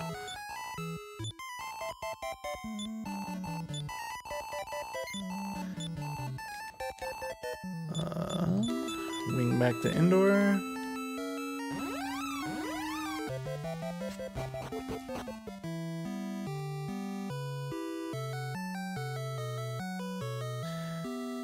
How badly do I want a safety save?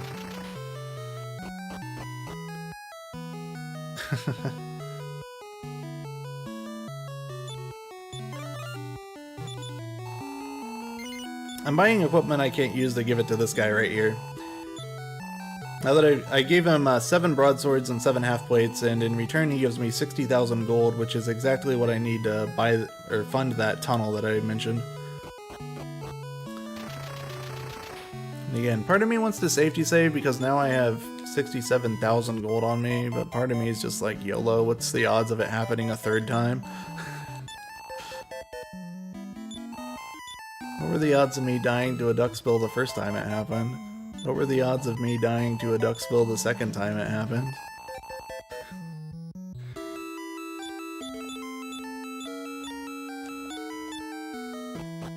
Alright, here we go. Did I buy a wing? I don't think I bought a wing, but it doesn't really matter. Duckspill? Uh-oh. Uh-oh!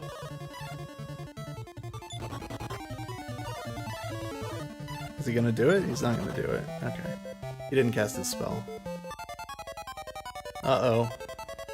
Uh-oh, I've died to this encounter before. This formation has done it before. Here it is! Oh. If I failed there, we would have been out 30 grand. It would have been a real good meme. But we didn't, so.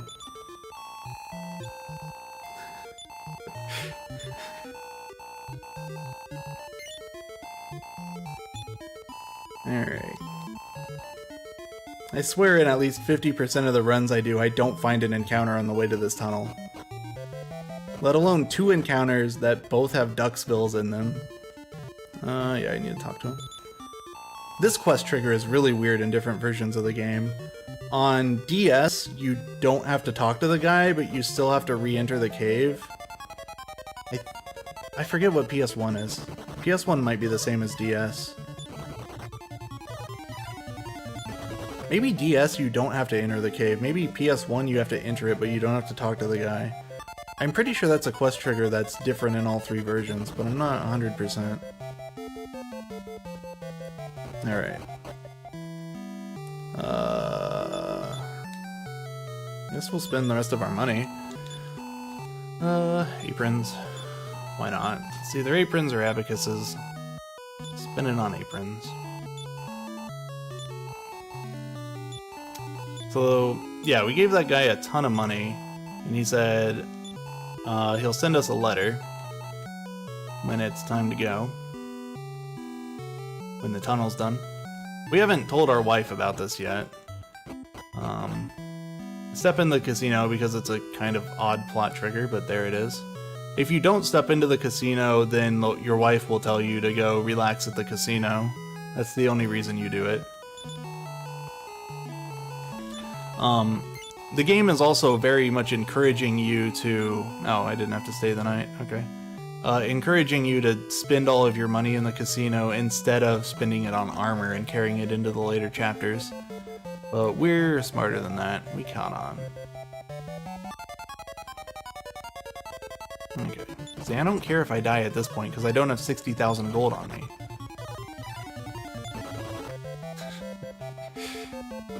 Alright. Oops. Now the tunnel's complete. This is the end of the chapter. This hasn't been a terrible chapter 3. It's been a little slow. But not even too terribly slow. That was a 50-minute chapter 3. I'll take that. For how badly I was messing up some of my menuing.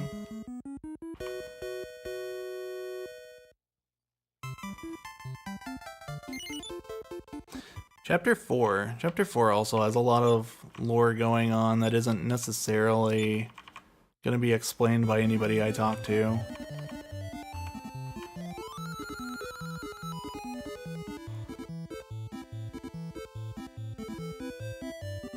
Alright. Alright. Yeah, we're on pace to finish this chapter at like 3:30 pretty comfortably. And I am okay with that pace.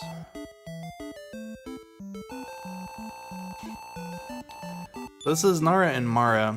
They're trying to get their revenge on. This dude killed their dad. They want to find the dude. I don't remember how much they know about the guy or when they find it out, but we'll beat him up later, don't worry.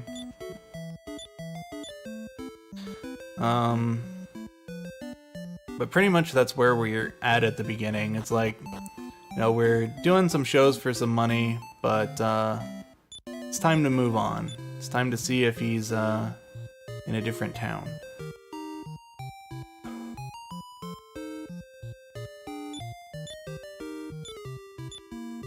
Alright. We're picking up some stuff actually just to sell it. That strength seed we're gonna sell. It breaks Alina's heart when you do that, but you know, she'll recover. She has a lot of strength. Picked up a medical herb, some money. Pew, pew, pew, pew, pew, pew, pew, pew, pew. Now we head north.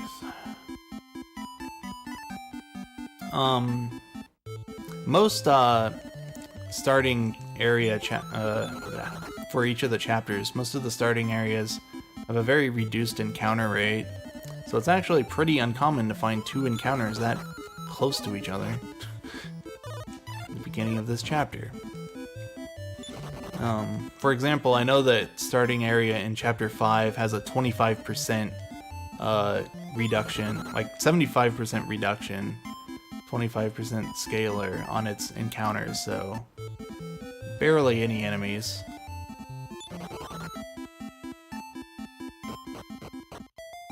Okay, I took like 1 point of damage, so we're gonna use the free inn.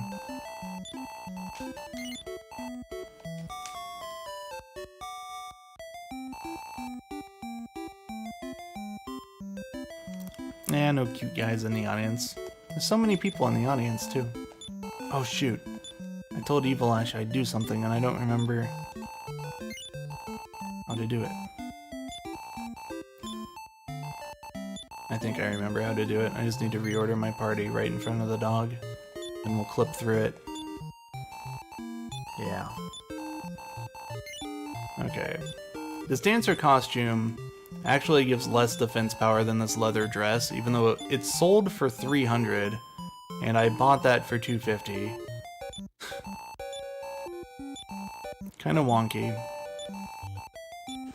Buy 2 wings. Let's go to Nara. Will I dance for you? There's no webcam on this layout. Otherwise I'd think about it.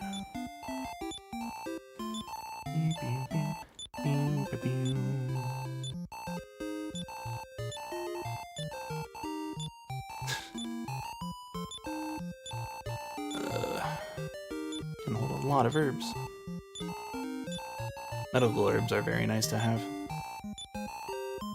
I used to buy a third wing, which was kind of just a safety wing, but then I realized I could have 3 more herbs instead. Oh yeah. Oh yeah, I like that. Just clips right through them. Is it the left or the right? Okay. I'm gonna use these on Mara. 5 points, nice. You don't have anything to equip, right? Okay, we're good. Alright. We're gonna head over into this cave. You're supposed to get a couple levels before coming in here. I believe what we're looking for is our father's apprentice. He had 2 apprentices, one killed him, the other's in this cave. We'll find them both.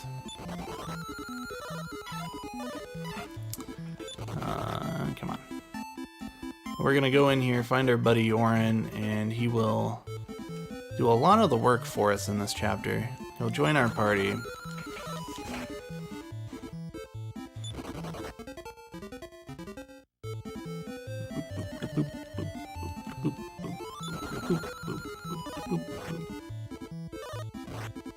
Okay, we gotta be very careful of the encounters in here.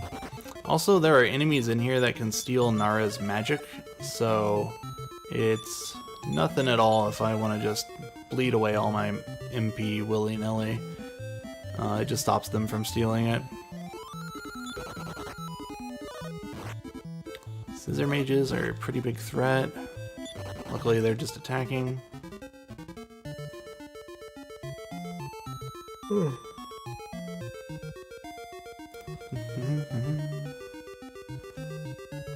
Adding an Intellivision game, nice. Oops. There was an Intellivision in my family somewhere, but I don't think it worked properly, so I don't know if I ever actually played any games on it. Use Nara's herbs first, because she doesn't need them. The best party member. And, of the 2 I've got right now, it would be Mara. Overall, it'd be... It's kind of a cop-out to say hero, so I'll say Alina.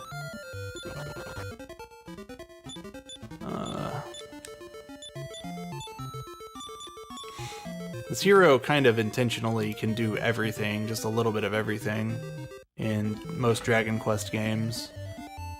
He's got the healing magic, he's got damage magic, he's got, like, good stats. He can be a physical character. But not counting the hero, I'd go with Alina because she gets really broken at high levels. Just very high agility, very high attack power, very high HP. Everybody's hitting the girl in the back. Forget everything I said about monsters prioritizing the character in front. Apparently, that rule is taking the day off. Of course you're poisoned. Of course the character in the back is poisoned. I'm gonna leave you poisoned for now, until I get to the staircase.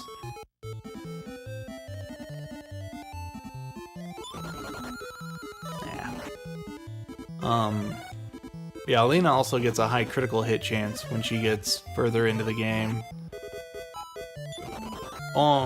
Probably as high as like almost 20% by the time a casual player gets to the end of the game. So, like, you'll encounter an enemy and she will go first and kill it. It's kind of how that story goes. I'm burning all of my herbs. This is interesting.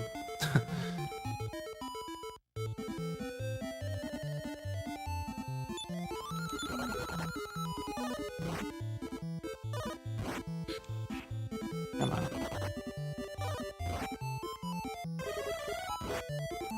Ooh.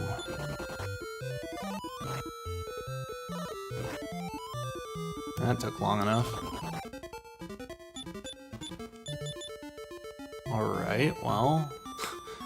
Still moving. Almost there. This is gonna be a problem if I don't make it. Gotta get through a couple more encounters.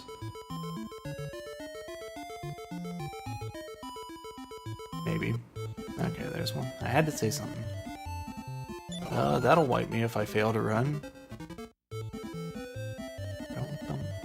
4, probably the same. Okay. There he is. We just gotta talk to him. Okay, I made it. Starting to sweat it there, but we made it.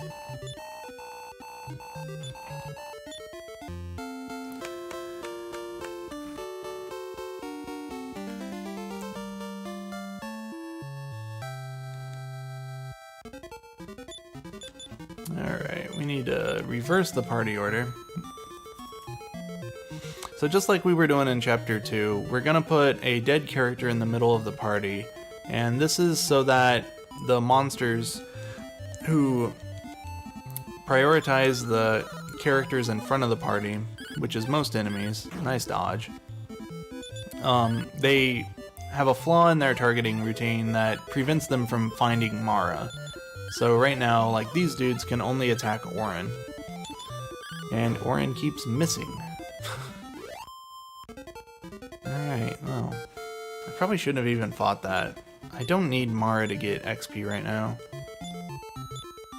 I only need her to hit level 3. Period. So I'll run from anything that's not a single fight, because after we get to a treasure chest in this cave, we're gonna death warp out of here.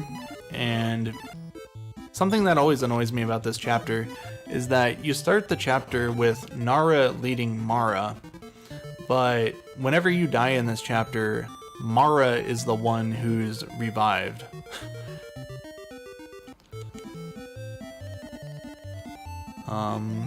So the point is that she'll be alive, and then I'll have to pay to revive Nara. Though I did, I guess, need gold to revive Nara. So it's good that I fought something. But I can level them both together. Because unlike Dragon Warrior 3 or Dragon Quest 3, like, you know, Diener was pointing out during his Bundle Slime grind that if he kills off some characters, the rest of the characters get more XP, but it's not shared that way in this game. No matter how many people are alive, you get the same XP. In fact, I think Dragon Quest 3 is the only main series game to do that, because this game dropped it because of the wagon. It was kind of awkward to split XP 8 ways because of the wagon, or to just not give people in the wagon XP. So everybody who's with you gets the same amount of experience. Well, dead characters don't get any, but yeah, no funneling, so, you know, Mara's not getting double XP right now, is what I'm saying. There are some spin-off games that still do that, like the Dragon Quest Monsters series. I know Monsters 1 and 2, if you have one monster with you, you get triple XP, instead of having 3. Alright, we made it to the Sphere of Silence. Orin told us to pick this up because it helps against the guy we want to beat up. Move these to you. Flip the script. Now find something to kill us. This is another death warp, kind of like the Healy death warp at the very beginning of the game, except instead of Healy healing us, we have Orin killing off the things that we need to kill us. Fortunately, if we run into 3 enemies and these things don't steal all my magic, I can kill myself with Blaze. Okay. As long as they don't steal my magic, this should kill me. No, not quite. There, that's good enough.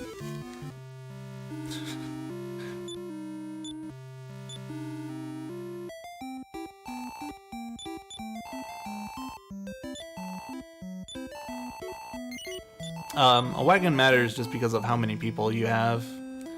I was just saying that, you know, in Dragon Warrior 3, it only goes up to 4 characters in your party. But in 4, you can have 8 characters. Let's go over here.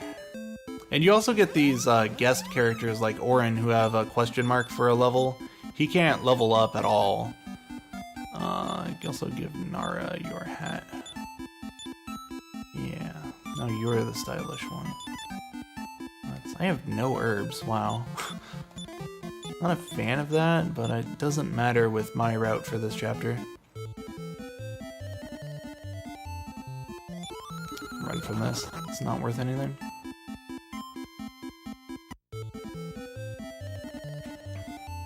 I was saying something else. Oh, just with, you know, with 8 people in your party and with these guest characters, it's kind of awkward trying to split XP. So they got rid of that mechanic, I guess, just to simplify it.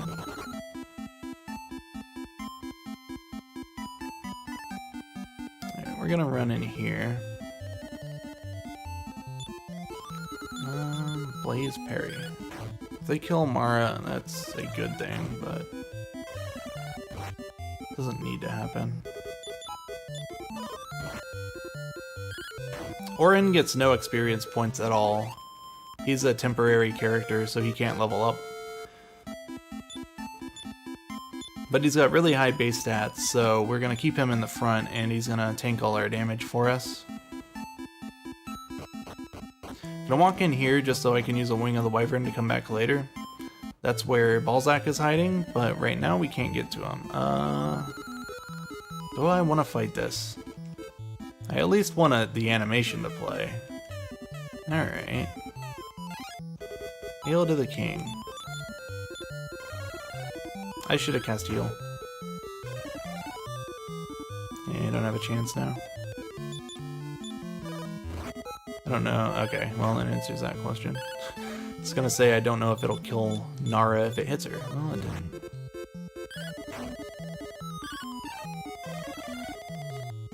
Not really sure why I'm fighting this. It's good for Nara to hit at least level 3 or 4 before I get to the town I'm walking to. It's not the best enemy to fight, but it's also not too dangerous. And I was kind of hoping it would kill Mara. It's fine though.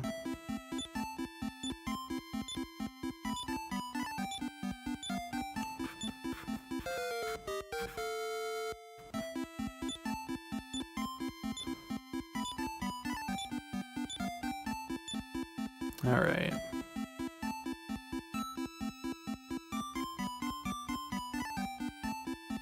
Yeah, I'm sure that limitation had something to do with it. Probably wasn't their only reason, though. It's like the heads-up display wouldn't fit another person in it in the DQ3 battle menu. And just, I think 4 characters just ends up being a good balance. If you look at, like, they tried to backpedal a little bit for Dragon Quest V Super Famicom, and you only have 3 characters at a time in that game, and they ended up for the DS version, and I think PS2 version as well, upping it to 4, because it's just a lot more fun customizing your team if you have 4 people to play with instead of 3. I don't know how 5 would work though. I don't know if that'd be better or worse.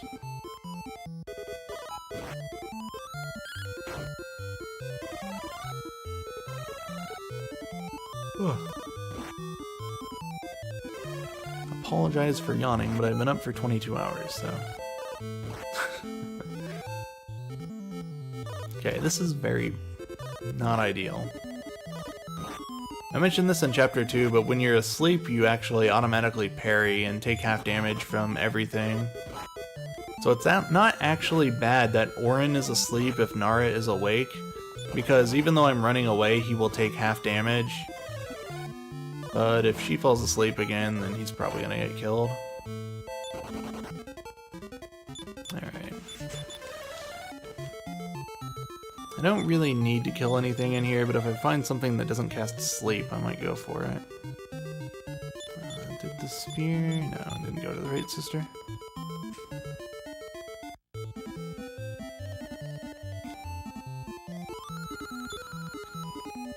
I want to fight this one, but I want to parry on Nara. But I can't, because she is the lead character and she can cast spells. Don't hit that thing. Oh no. The Mad Clown can cast Fireball again. I really need Orin to hit it. There you go.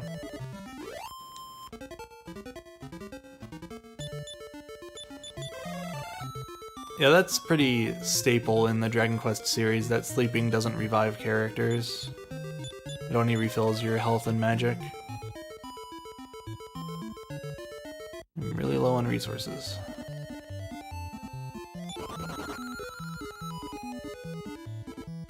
These Rogue Whispers are completely harmless.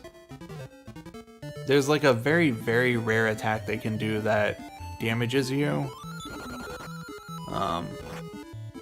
But for the most part, they're just flustered.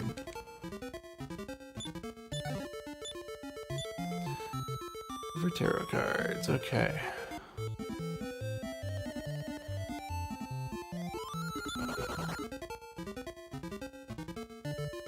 Ooh.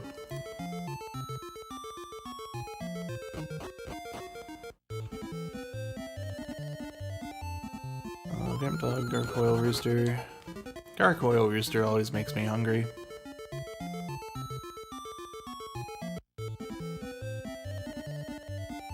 Maybe Salamand. I could maybe have fought those, but I don't need to. I'm happy with level 4, especially since I got the Life Force Nut in the cave. That's pretty optional, but I picked it up because Marathon. Alright, Gunpowder Jar. Not too bad a pace. I'm gonna do another Death Warp here. Double check to make sure I have money. I have plenty of money.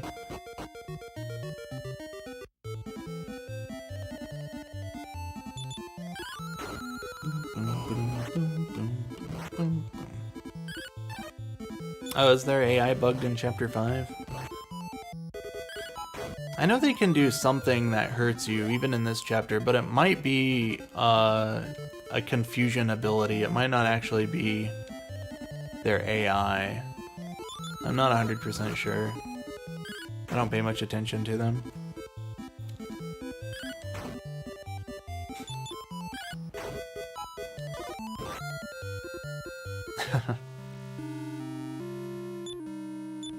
I really like the low-level RPG runs. I like all the strategies that go into optimizing these runs and making them doable at low levels. I very much prefer that to like playing the RPG and just grinding it out until everything's super easy. But I definitely am a person who can get addicted to grinding. I think we have everything we need on the right people. You have 1 herb. Which is the perfect number of herbs for you to have. Oh, you need to be healed. I'm just gonna use the inn.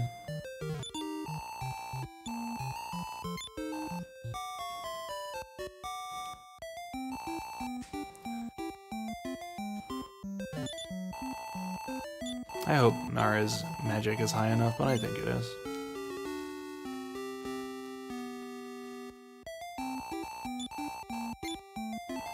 Yeah, for random encounter handling, I really wish this game had more opportunities for that, but starting with this game in the series, metal enemies and bosses both give you so much XP that there's just no reason to fight anything else.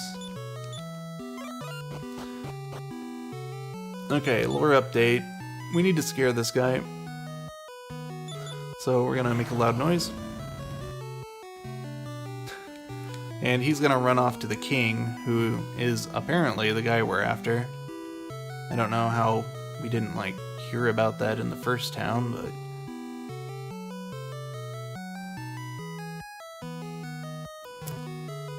He can only see Orin, but if he sees Orin, he'll stand still until I leave. You do actually have to try not to be in his line of sight. Alright. So we're gonna do this fight. We're gonna open up by lowering his defense power and sealing his spells, which is why we needed Mara level 3 and why we needed the Sphere of Silence, because this guy will cast Heal Us All, or rather Heal All, when he's under half HP if you do not seal his spells, so he's basically unkillable at that point. I'm gonna go offensive. No. Oh, Wait, what did I just do? Okay. I hit B and it accepted my input, and that wasn't what I wanted. You used the herb on Nara, actually. Ooh, I saved myself. I didn't think he'd hit that hard, though. Okay, perfect. With her dead, Balzac can't hurt Nara except by spitting fireballs, and he's not gonna kill her with 6 to 10 damage at a time. All I gotta do is attack until Orin drops under 60 HP, then I will heal him.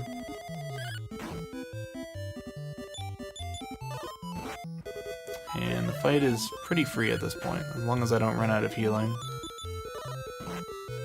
Good. Okay. Balzac had, I think, 200 HP, maybe it's 250, and he regenerates 20 HP per turn, so any extra damage I can contribute with Nara is very beneficial. Good morning, Hectical. Hey, we're out of Chapter 4. Sub 330, I like this pace. Lighthouse goes well, this should be pretty safely underestimate, but we'll see. Maybe I should say Lighthouse and Necrosaro. Nah. Lighthouse is the last thing I'm really worried about. This guy we just punch in the face. This is a scripted loss. If you, like, basically that guy has 999 HP and resets to full at the end of every turn, so you cannot kill him with 3 characters. It's completely impossible to do that much damage with, like, even if the girls both got the 99. And if you cheat to beat him, the fight just starts over. It's really lame.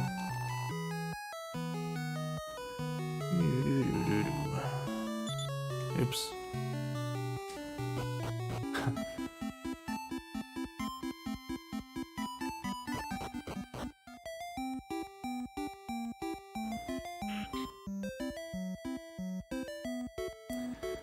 Yeah, NES Keleon is a lot weaker in Chapter 5 for some reason. On PlayStation, he's a little stronger than here, though I think he's still weaker than Chapter 4. In the remakes, though, he has, I think, a stronger Ice Breath. Where am I going? I'm trying to pick up the Mystic Acorns that you pick up on PS1.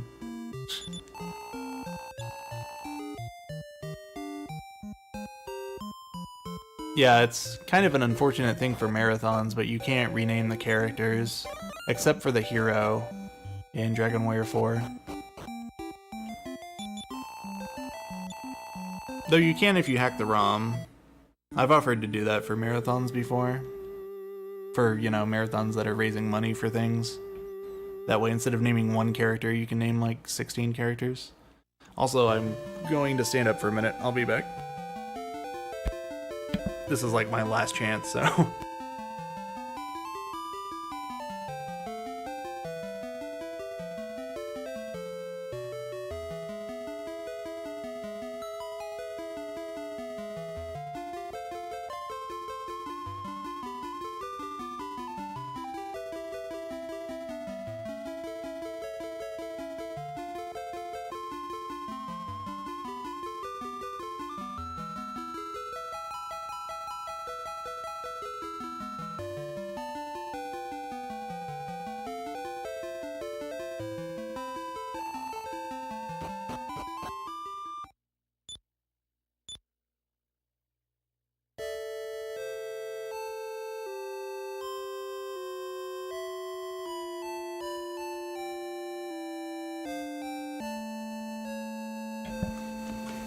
Alright. You got away, fled the country.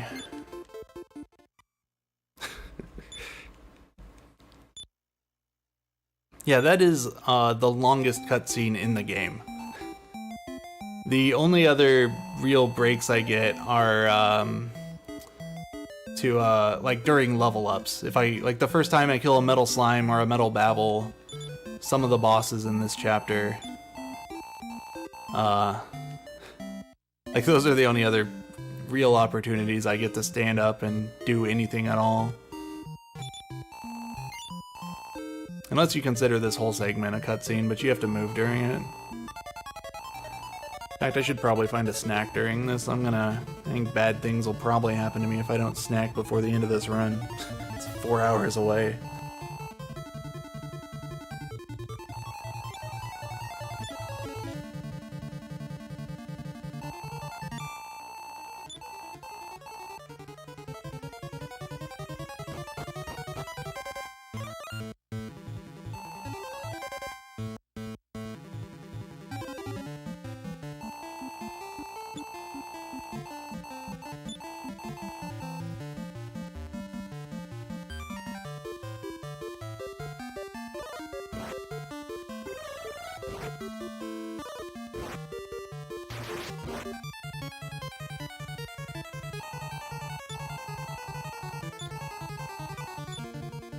I missed it. That line where she says that she has always thought of you as a little sister, that is the reason that female hero is slower than male. She doesn't say anything there if you're male.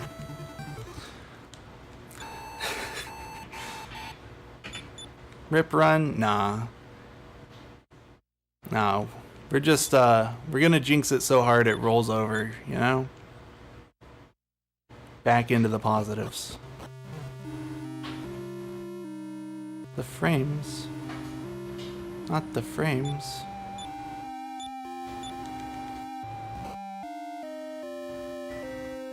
Oh.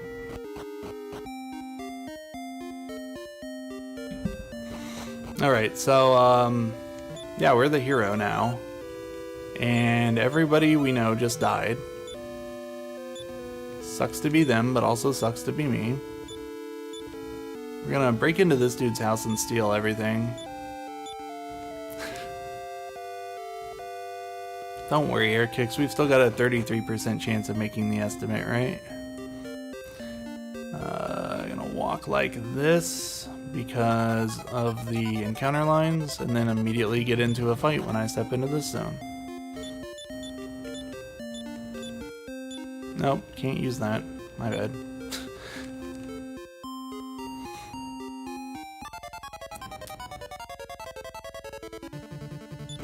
Ray is never gonna learn Bykill. See, that's the funny thing. Bykill is a 100% chance to learn in this game. He will learn it. Oh, come on. Okay, maybe Airkicks has a point. This is a terrible name. I've already got like 4 encounters before getting into this cave. At least I'm not poisoned. I've died on the way to Indoor before because of poison. Those babbles hit pretty hard if you forget to equip the leather armor. Sadly, I didn't get the casino coins. Yeah, I named this character 3.5 hours ago, and we're just now seeing her. Okay, and yeah, apparently this name does give you triple the encounter rate in Chapter 5.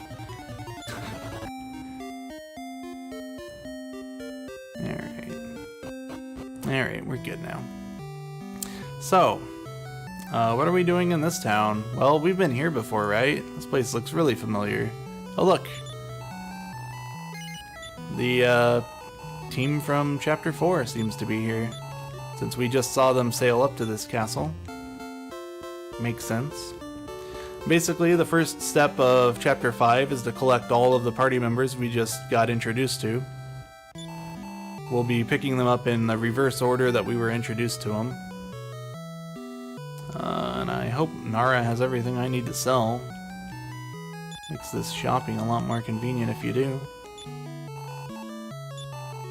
This, and what's the other thing I sell? The cards? I think it's the cards. You can sell the hat instead, but it's a lot tighter. Wooden hat for Hero. Hero has stuff to sell.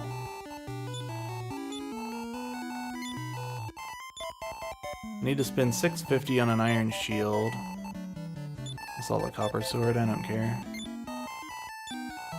Oh, the leather hat, that's what I should sell.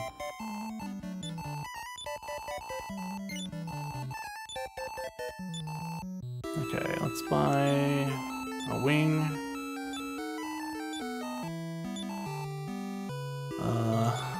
fairy water.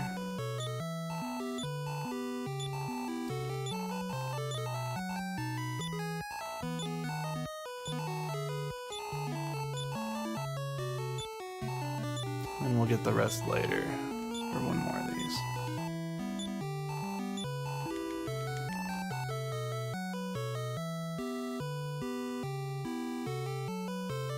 Okay. So we're doing the same thing we did in Chapter 3. We're loading up on armor.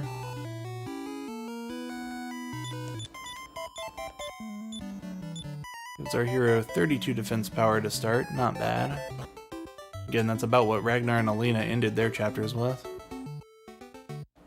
But we'll get higher. We're gonna go pick up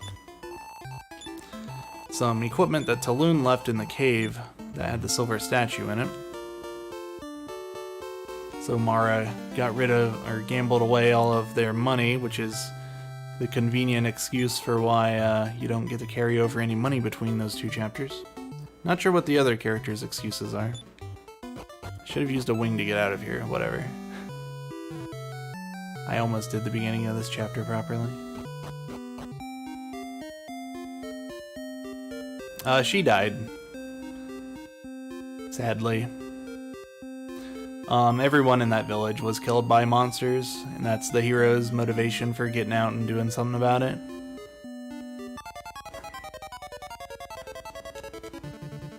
I need to get up and stop that beep. Okay, so I'm gonna run from everything for now, but in a second I'm gonna pick up a Morning Star that Talon didn't pick up in this cave.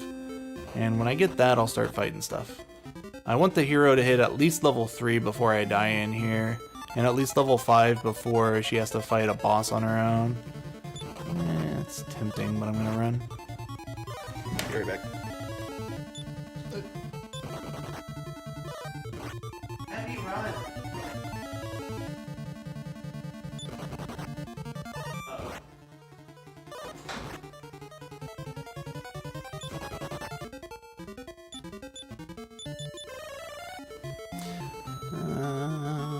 Naruto's missing a lot of health. Had a lot of, or like I'd say not very many third try or fourth try runs. Triple run fails. Come on, I'm 2 steps away from the Morning Star. Alright. Oh, I filled your inventory. The wing to the hero. That's not where it should go. We'll figure it out later. Okay. So that gives her some good attack power. Now between my 3 characters I can kind of fight. I don't want to fight this though. Uh-oh.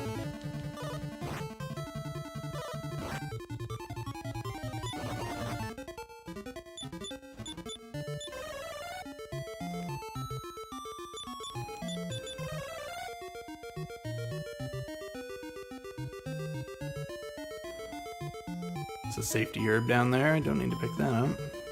The other 2 items I'm going to get out of here are a half-plate armor and a broadsword. Change tactics to offensive. This chapter is going to right away introduce us to the tactics system. So I'm not going to have direct control over any of the characters other than the hero for the rest of the game. Instead, all I can do is give them this little tactic. I've set it to offensive right now, so they'll prioritize dealing damage to stuff. And most of the run, I'll have it on offensive or use no MP. Sometimes I'll use defensive. I won't use the rest.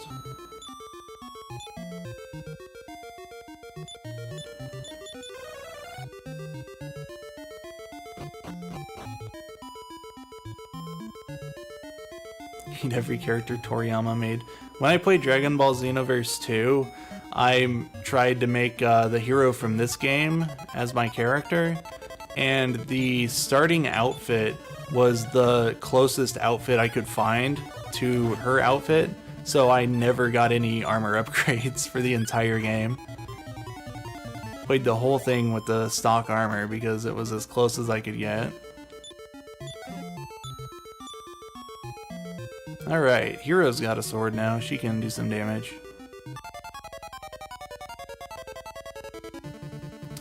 Oops. Equip that.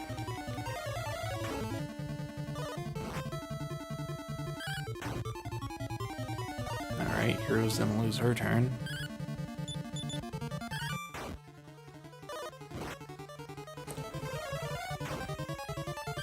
If you use it instead of the enemy? If you cast it in this game, you take the stats and spell list of allied character. You can't cast it on enemies.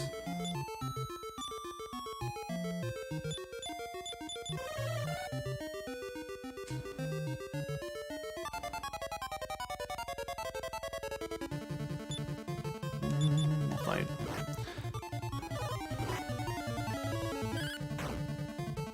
Yeah, I said this earlier, but like I really liked the idea behind the tactics system in this game.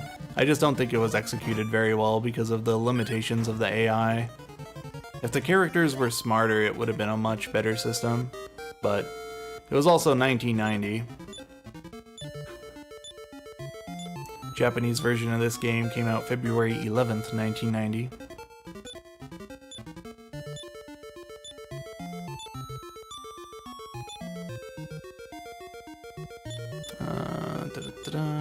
Actually, I don't want to heal anybody. I want to die as soon as I get this armor.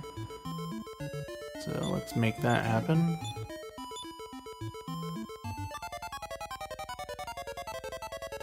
Okay, let's hit Mara first.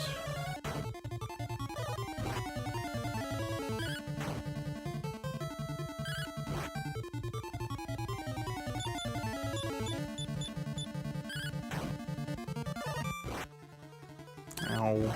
Couldn't hit her. Okay. Good death warp.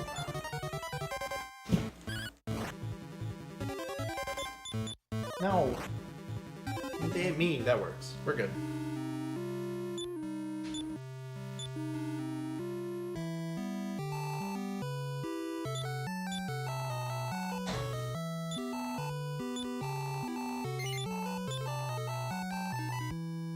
Yeah, I can revive them both. Usually I have to shop and then come back and revive them.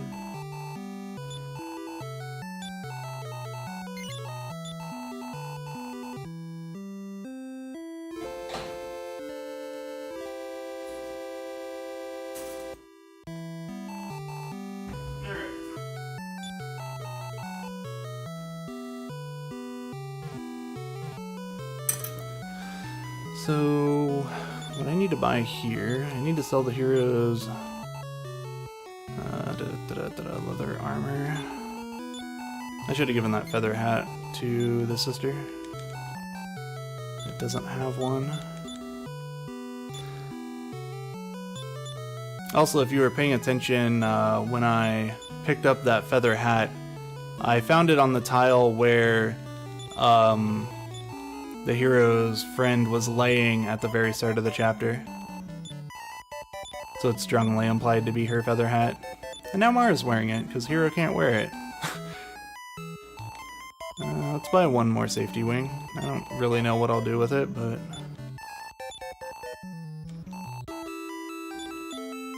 I need this half plate. Need you to wear your hat. You to wear your armor. Okay. Okay. I think I'm good. I always manage to screw this part up, but I think I got it. I equipped the half plate. That's the thing I forget 80% of the time.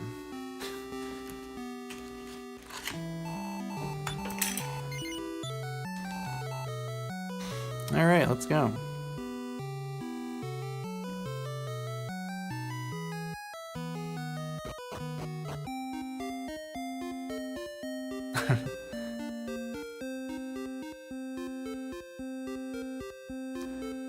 Dragon Quest speedruns are probably my favorite thing on Twitch to just open up and leave in the background for like background noise. The whole series has good music. Oops, I went tactics. Offensive. Let's fight this thing. They're usually pretty relaxed streams, even if they're, like, even the faster paced runs, like the SFC games, tend to be a pretty relaxed stream environment. Well, that was nice. I ran into nothing on the way here. Did I even take damage? No. Wow. There's no way I set this up right. Not if it let me get here this fast.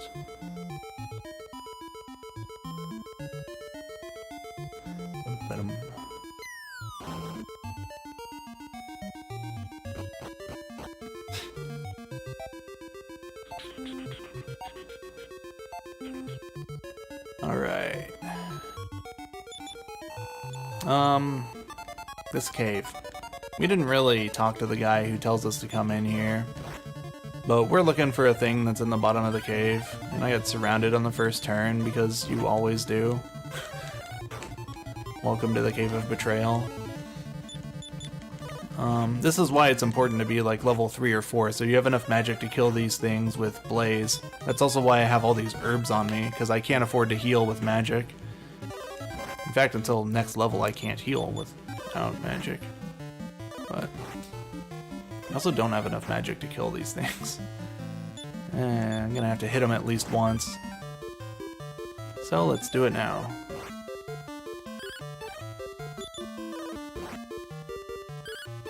I don't remember the chance of hitting while surrounded, but it's not good. It's like 1 in 4. And it does not wear off in this version.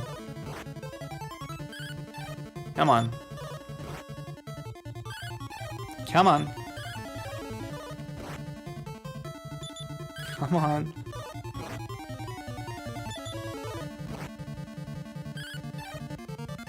Alright.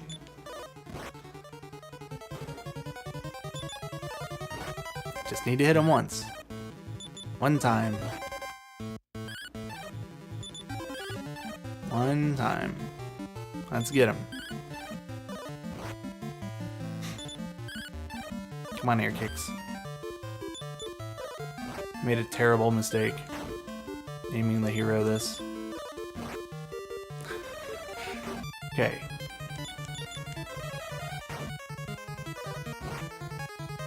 I think this will kill you. Please don't hit me for max damage. Thank you. Okay. If that survived, I was gonna be very disappointed. Alright. Anyway, we got separated from our team, and there's these monsters pretending to be our team. Oh, this must be them, right? No. Not them either. Trixie Urchin is basically a boss fight. If they give me a good pattern, I can make it through this fight without healing. I need to see no flame breath. They're very, very slow, though. They have, I think, 3 points of agility, and my hero has like 7 or 8. Okay, should be good, so I'll kill it before its turn comes up. If I had any magic left, I would cast Expel on these bats. It doesn't have a very high chance of getting rid of them, but it would target both of them, and my sword's gonna take 2 swings anyway.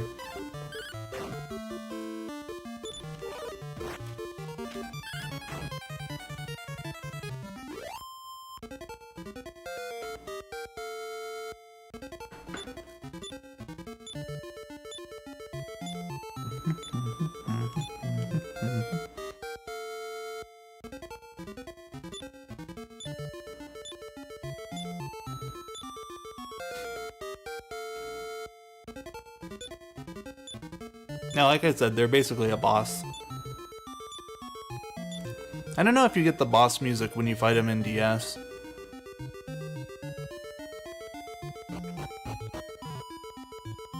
But they're unique enemies. They give a lot of XP. They're pretty much effectively a boss.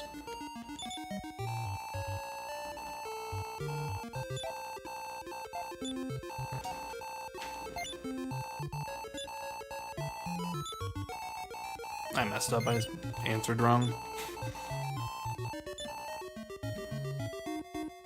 Alright.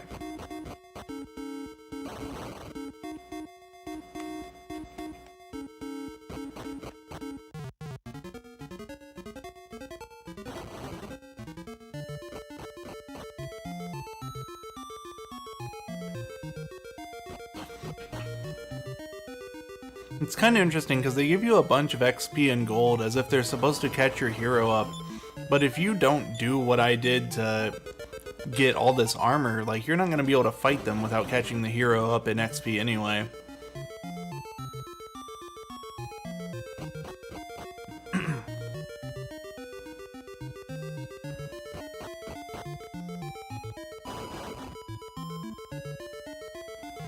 Bonk.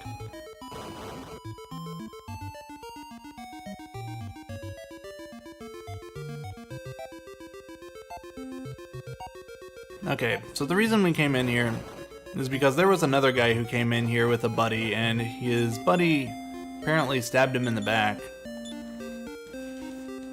And, I don't know what happened to the buddy. But this guy's real bent out of shape about it. And when we show him the thing I just picked up, I guess we probably tell him that, hey, there were a bunch of monsters in there that were probably pretending to be your buddy, and you probably killed your buddy or something, I don't know. He says, you know what?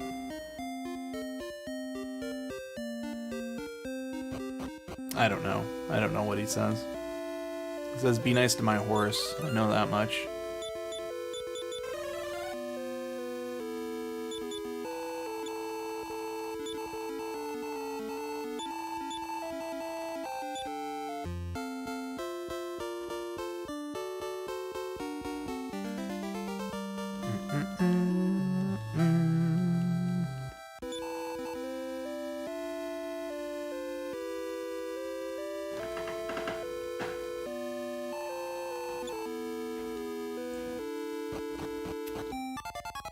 Oh, nice. I didn't actually know that you could get a 0-step encounter here. That's really funny. That's a good meme. Well, it's also convenient, so there. This is the worst fight I can find on this step, but they were pretty nice to me.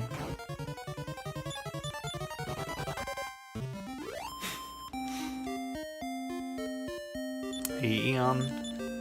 Alright, did that thing run away from me? Okay, it knows not to mess with air kicks.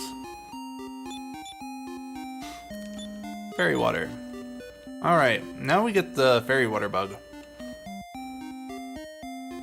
And what that is so the way fairy water works is it repels monsters based on your party's highest level. So whoever's the highest level in your party, that's what it's going to use to decide how strong a monsters we should kick out of here. Where the bug comes in is that Hector's level is 202. So with Hector in my party, I can repel everything. So no more overworld encounters, unless I screw something up. It's very, very nice. There's a segment coming up after I get the boat where we just use that glitch to sail all over the world map and pick up a lot of objectives, like back to back to back, and it's one of the like fastest paced sections of the run. Alright. Do I have any herbs on Mara? No, then I need to buy some and then save again. Because this is the lighthouse. The lighthouse is one of the final sticking points in the run, where I could be here for 5 more minutes or I could be here for 30, but I think we got the time budget for 30, so as long as it didn't go over that, we'll feel comfy and safe for the rest of it.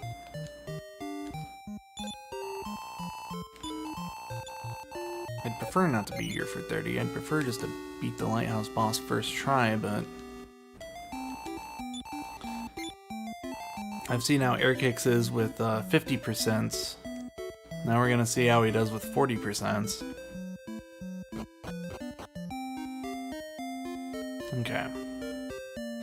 So the other trick to repel is that the party level is actually only checked under certain conditions. So, like, when you reset the console, it checks your party level.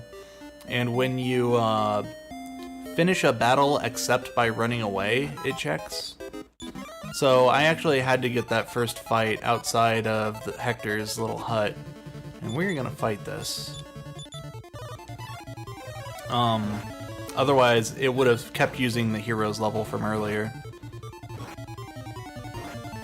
Got ass.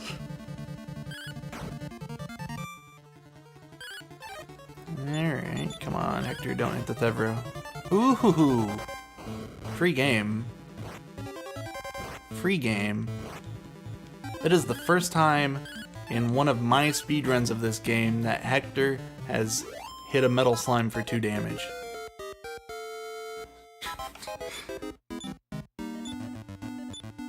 This is the first time I say this unironically. Thank you, Hector. I genuinely mean that.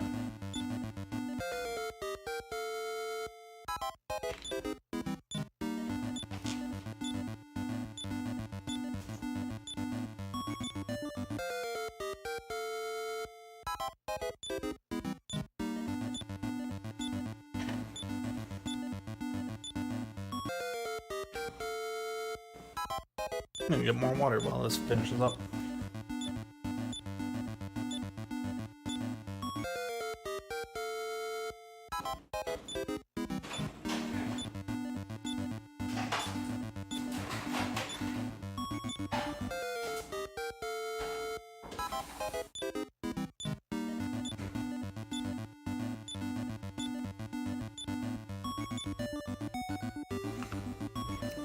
Okay.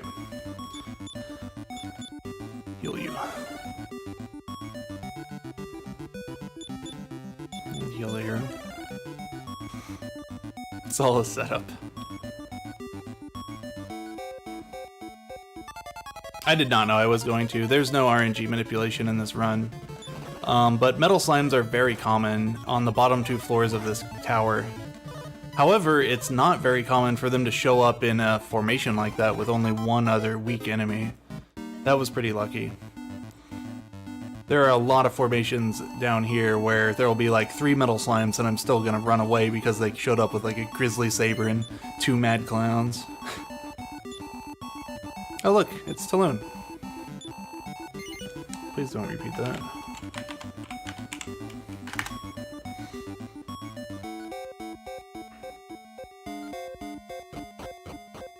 Yeah, killing them is very unlikely. It's better with 4 people than 3 for sure. I might actually fight this because I might need gold. I don't know. If I die in here after killing a metal slime, I won't want to hit reset on the console. See you, Rogue Whisper B. I'll want to just revive the team and move on, so...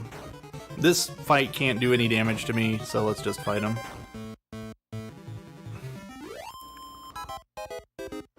Yeah, 56 gold. That's fine. This floor and the one above it also have metal slimes, but they are pretty rare and they only show up by themselves. So this is the floor where you want to find the metal slimes, but it's not very likely.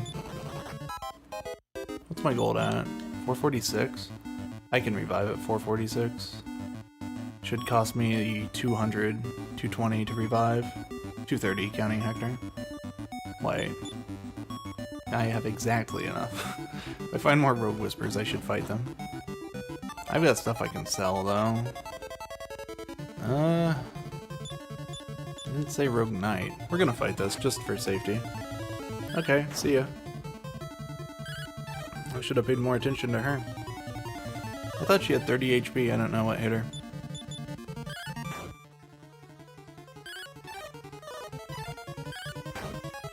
I pretty much have to leave here, with her dead. I'm also right here, we could just YOLO it. Do I have Fireball? I should. Yeah, that'll speed this up. Maybe, if they're not immune to it.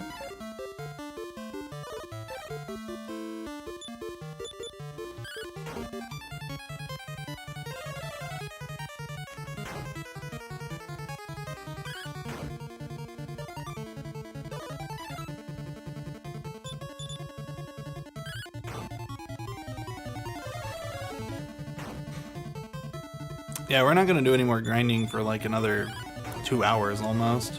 Hour and a half. After we get the final key, we'll go grind metal babbles in the crypt. Oops, I need you. Da-da-dum. Grab that chest at least.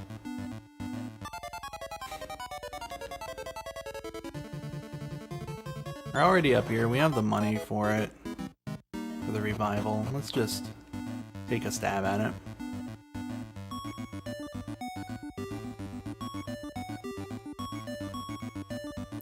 This is not a good idea because I don't have Nara to cast sleep. Yeah, I'm not healing. Send me back to town.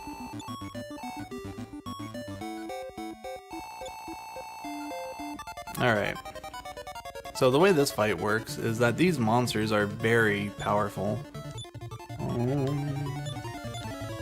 Let's expel. Expel has about a 40% chance to hit the flamers. And I'm not too worried about the mingle. If it hits first try, we might be okay. Otherwise, I should have just left and brought Nara back. Yeah, stop using my herbs. Why'd you heal yourself? Selfish. Oh yeah, Hector's gone.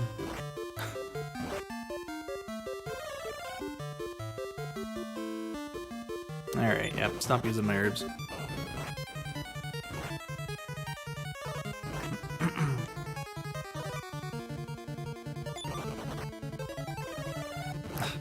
Golden Beret gives like 4 defense power.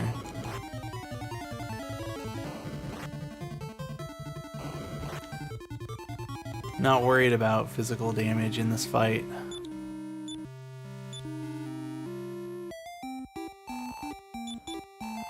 Alright.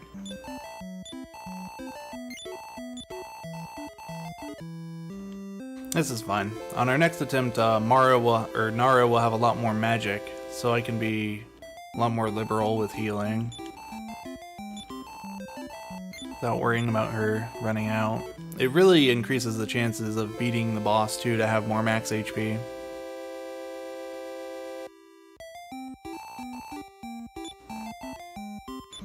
And yeah, there are quite a few zones with King Metals. They show up in the Gotside region. There's 2 encounter zones that have them. The final cave. Did I revive everyone? Yeah. I think there might be an earlier place than Gotside too, maybe not. I thought I recently saw them somewhere that I didn't know they spawned. But that might have also been me watching a PS1 run.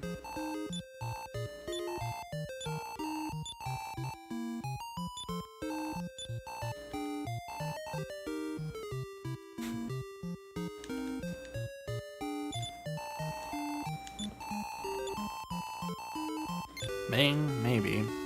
I don't know how I feel about actually fighting the Bengal. If she were spamming Bang, it might be okay. Alright.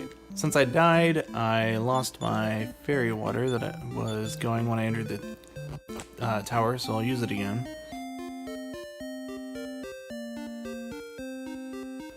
Up to there, go up.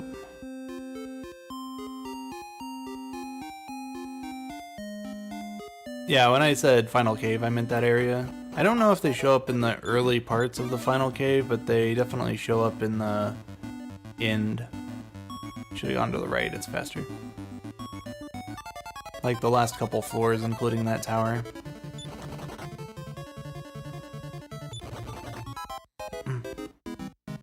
Mirror Shield proc can kill a King Metal, but not necessarily. They have 7 max HP, which I think translates to a range of 5 to 7. I mean, okay. In the PB attempt, I just run, but hey, more metal slimes is more metal slimes.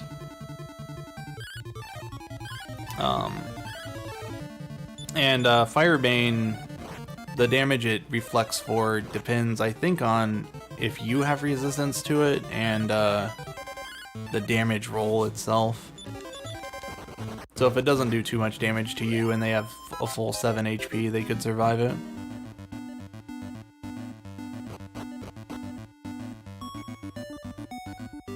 Does it reflect 50%? I thought it was closer to 25. But the King's cast Firebane, which does like, I think, 20 plus damage.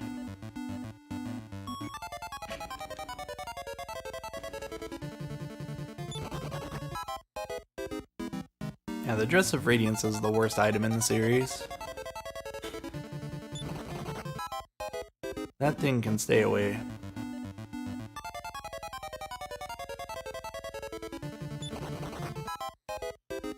I've given the Dress of Radiance a lot of chances, but then every run where I pick it up, like, you know, casual playthrough, I've never gotten into a speed run.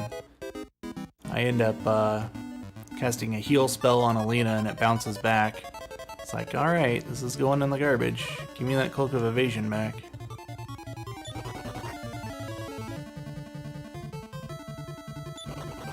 The big thing is that the Dress of Radiance can reflect revival spells. If she is dead, she can reflect spells off of her that are trying to bring her back. And that's just unforgivable. Alright, what's my HP look like? Front and back need it. Alright, we got Air Kicks the Meme King, or Meme Queen, with 69 max HP. We can't lose. She's in her element.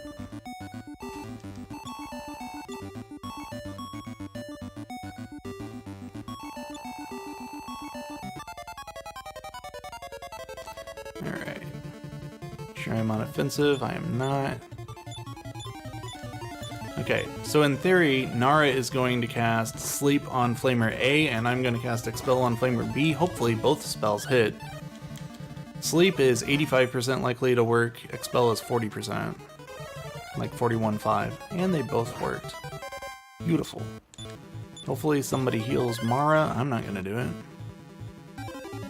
She got herself. Nara might heal me, I don't really care. I'm gonna cast Expel on the Flamer a few times, but if Hector and Mara deal enough damage to it, I'll just attack it. Bingle's asleep too. This fight's over. I'll take second try. Mara, don't attack it. You know so many spells. Alright, it's asleep again, I'm gonna hit it. Nara's getting damage in with Infernos. That's how over this fight is.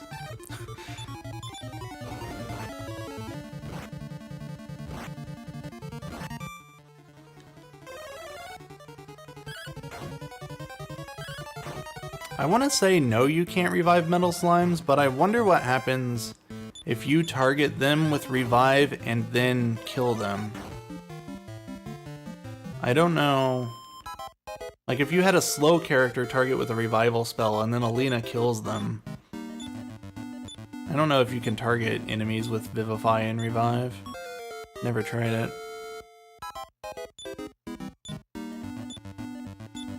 To my knowledge, I don't know.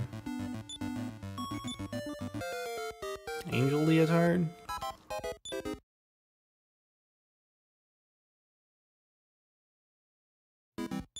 Oh, Angel Leotard is a remake exclusive item, isn't it?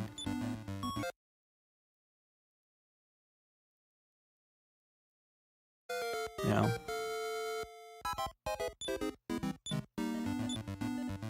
I forget if it's in the casino or if it's in...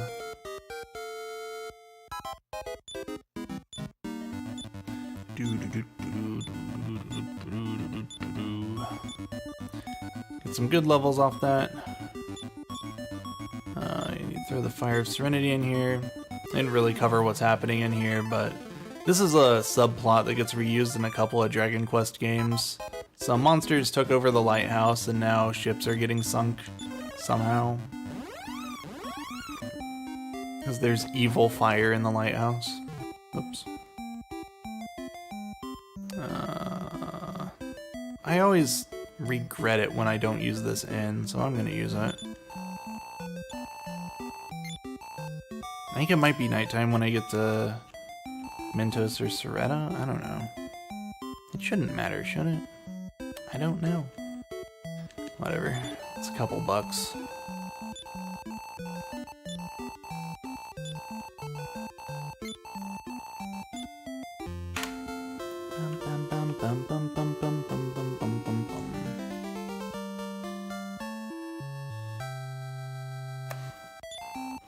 Fuel's third place, man. My PB was world record when I got it, but 2 people quickly beat my time.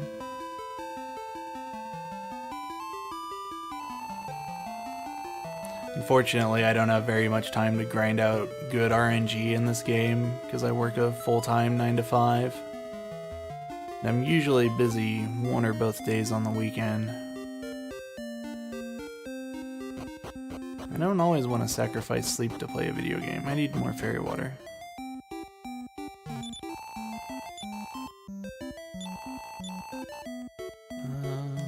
You can take it.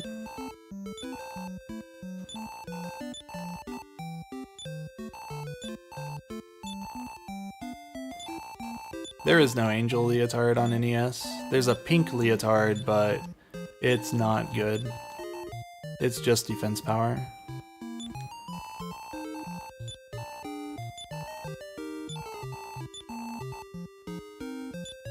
Yeah, you can also buy the pink Leotard in Garden Burr for like 6,300 gold.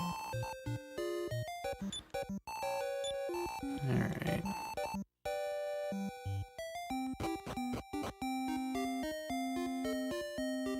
Yeah, that was the town of Mentos. We'll be doing some stuff there later, but right now we're gonna do, like I said earlier, we're gonna just pretty much walk all over the world, pick up a lot of return points, pick up a lot of small medals. Kind of a lot of almost housekeeping stuff we're doing, but we're laying a foundation for later so that we can get around quickly. Alright. So that was our first small medal in there. We go down here to Soretta. The only RNG in this split on my live split is the cave coming up. Let's save for safety. I never die in this cave, but it's a marathon.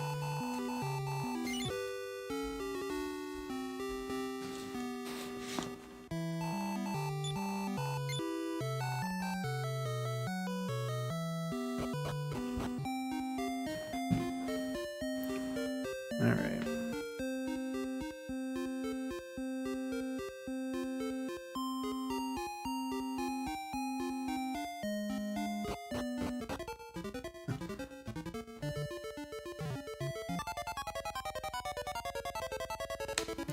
Yeti! I'm not fighting a Yeti.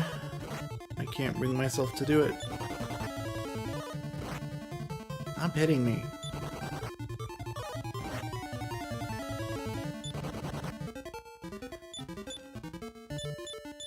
The gimmick is kind of wasted on Sorrow because Sorrow gets his own equipment. Full set of sword, shield, armor, helmet. So you don't end up using the other cursed stuff. Though the mask that confuses you might be good on him. I don't know what all his stuff does. I really hate Sorrow in Chapter 6. And everything in Chapter 6, but mostly him.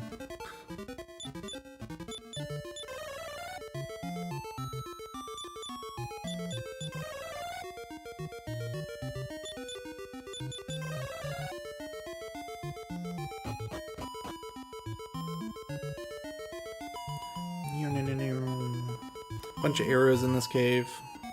There was Alina down there. We're in here because Christo is sick. He was actually in the inn of the town I popped into to buy fairy water. And if you go in there, you can talk to Bray, and Bray will actually join you early, and he'll tell you where to go to find the cure for him.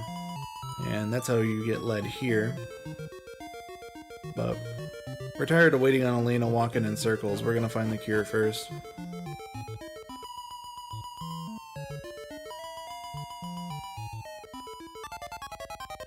By Japanese release dates, I think Dragon Quest III and Final Fantasy I were developed alongside each other. I don't know about Western release dates. But I know Dragon Quest 1 and 2 came out before Final Fantasy 1 in Japan. Can I get to this chest, please?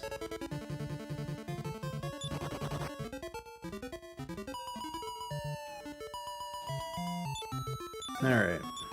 This is what we're here for. Adequia seed. We're gonna go trade that in for another item real fast. So the Kingdom of Soretta has been having like a bad year for its crops.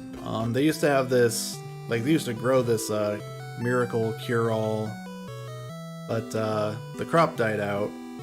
So we had to go to that cave to get seed that was left there by one of the king's ancestors. And apparently it grows instantly.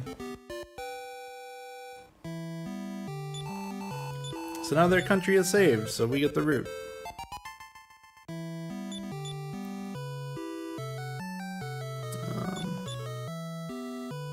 What do I do now? I'm gonna go to Mentos and get the group because they have all my fairy water. Yeah, that sounds right to me, High Spirits. I was pretty sure Final Fantasy 1 came out first, but they were so close together that they had to have been developed at the same time. So it wasn't really like, you know, FF1 or DQ3 probably stole ideas from each other.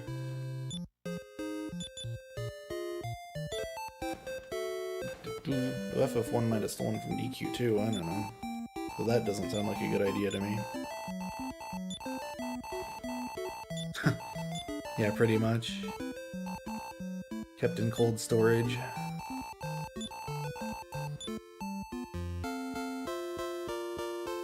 Alright. Lena joins. Now what do I do? Indoor? Yeah, sounds good to me. Alright, this guy eavesdropped on us. He didn't know that Airkix was the hero who will save the world. Trust me, dude, nobody did. So we are... Ray doesn't have return, that annoys me. That's what I was looking for. Okay, we're gonna continue our world tour. Hector's gonna leave. We don't really care. As long as I don't get into any fights, I will continue to use his ridiculously high level for fairy water.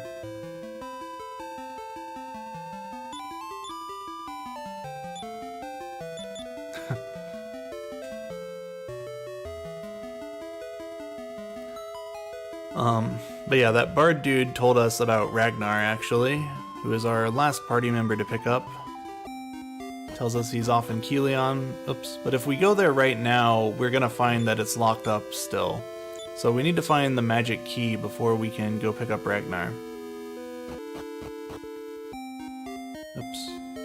I didn't do that sailing, right? I'm supposed to land south of the brush tile, but whatever. Been awake for 24 hours, I don't need perfect movement. Stepping in here just to return here later.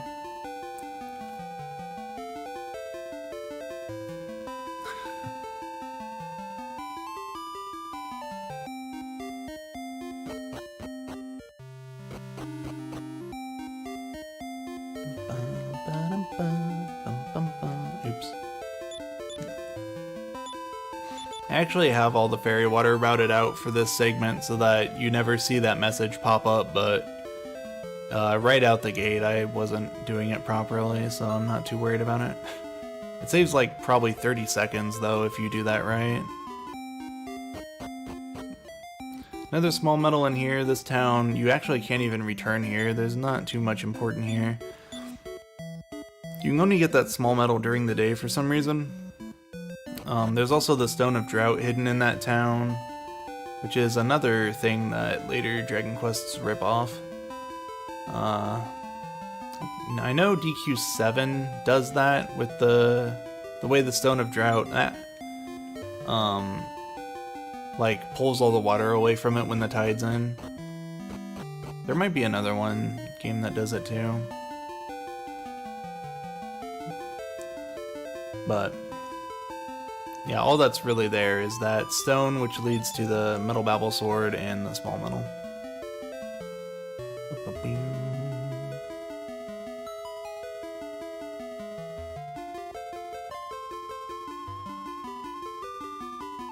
I think this is where I sail north to get to Stancia. Yes, it is. Doesn't matter which direction you sail around this, it's the same number of steps. It should be daytime right when I step in here. No, maybe. What did I do wrong? I didn't use the inn after Stancia, or Soretta, after the cave. Oh well. Didn't have to, I was fine. We're gonna head over here and grab more small metals and start up another side quest. The king here has the Zenithian helmet, and around this time you're starting to gather some information about what Zenithia is. It's this castle up in the sky, and we need to get there. It has to do with the hero and all that. The Zenithian equipment is stuff that only the hero can use. I'm not really sure what stops somebody else from picking up a sword and swinging it, but I don't know. I'm going to talk to somebody else that isn't required in 2 seconds. This guy right here. What's black and white and red all over? A penguin falling down the stairs. Isn't that funny? So the king is like pulling a bunch of entertainers here to try to lighten the mood, because the kingdom's a little gloomy lately. But he does it under the, you know, the pretense of holding a contest where whoever can make him laugh gets the helmet.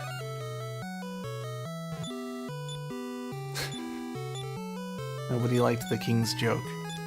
Okay, that's probably for the better. Heal. So I talked to that orange dude, because if I go up and talk to the king, my hero will tell the king some jokes and the king won't laugh at any of them.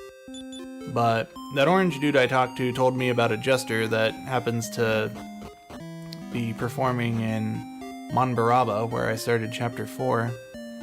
So we're gonna tootle down here and pick him up.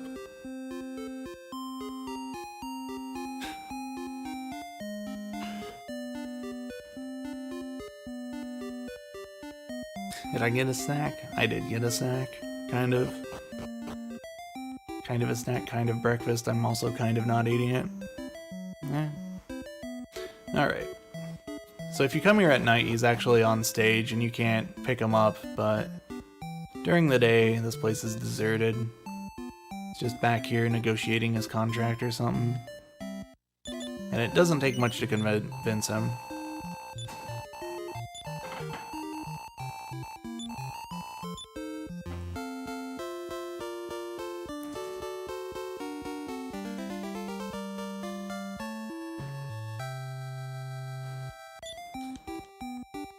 Alright. Raid still doesn't have it. Go to Soretta. A safety save before I go for the magic key.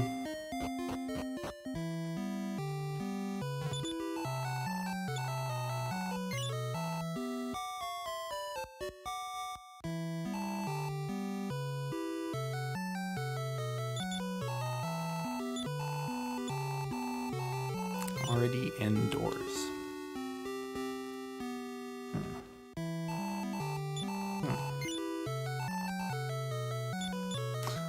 Alright, returning to Actimto.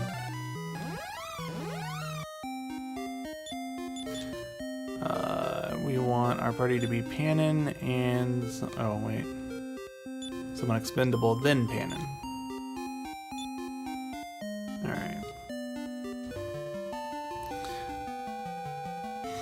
Something interesting in like my first playthrough of this game was that I always wondered why Actimto was so late in the return list. It seemed like they just put it in the wrong spot or something, but you know, every time you find a new town, it gets put before Actimto. So you're wondering for the whole game, like, why is this in the wrong spot? But then, you know, about an hour from now, we'll find out something actually happens there, and that's why it's so late in the list. Ow. Alright, well, there goes that guy. Panon, not being one of the chosen ones, doesn't know what to do. Well, just go for it, man. Alright, so this is the cave from Chapter 4, where we got Orin. If we talk to some people, we find out that he had an alchemy lab hidden in this cave somewhere. That's what we're trying to dig up right now. Tempted to heal her, but I'm not going to. Alright.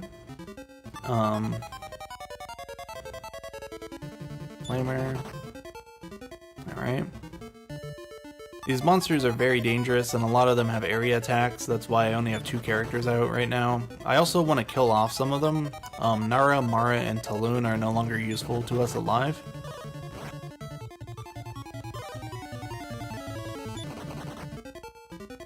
Okay, she's dead again. Mara, Panon. Does Hero have outside? No. Then I need to keep Mara alive. You. That's unfortunate. This is part of why I really don't like the route that keeps, or that, does Grizzly Sabers. Oops, I attacked.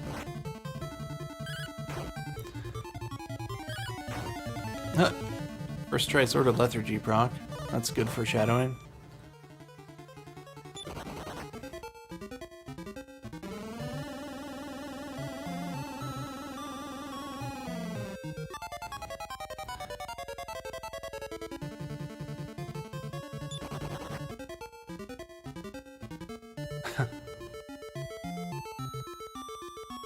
Mass damage? Maybe. Whoops, I'm going the wrong way. Don't want to walk to the Sphere of Silence, that's way out of the way. I think if you talk to enough people, you're actually explicitly told where to find this secret room, but there's a treasure chest that was right next to Orin, and there's a button underneath it.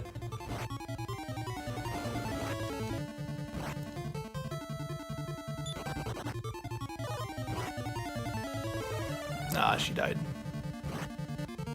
Panon, your bad luck.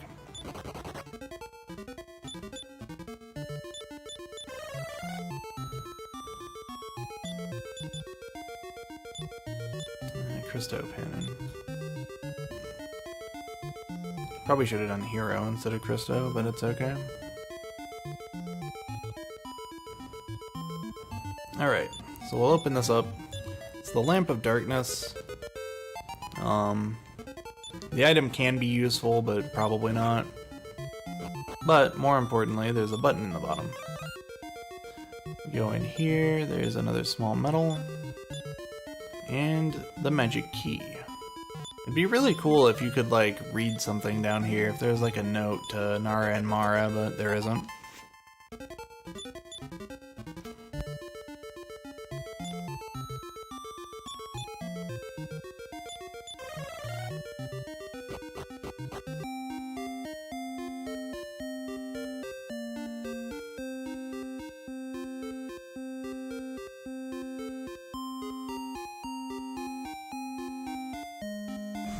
Sorry, my alarm clock was going off. I'm not sure why it was set.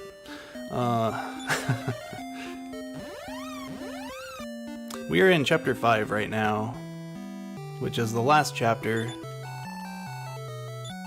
There is not a chapter 6. Do I have all the small medals now? I think so.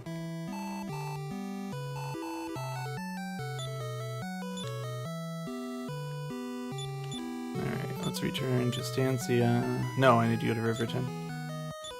Which is Mintos. I also didn't get the small medal in Mintos. Those are the 2 I forget. Yoink. There's an old man there that gives you an item called the treasure map. I would really like to play with it, but, you know. There's no reason to get it in a speedrun, sadly. Maybe if this somehow finishes early enough that the next guy's not ready, we'll play with the treasure map, because it's really fun. You can do some out-of-bounds stuff with it. This run is pretty much no major glitches, but the glitches aren't explicitly banned, they're just not useful. Everything we use in this run is also allowed by the Japanese community. Okay. Also need to do this. And then I should have everything.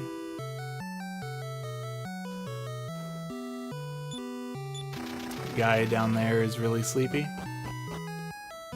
Or if you're playing the Japanese version, he's drunk. Thanks, censorship. Oops, one step too far. Alright. This is like one of the most fun things to do in Dragon Quest. As soon as you get a key, just go all over the world looting everything. Pink leotard. Another small medal.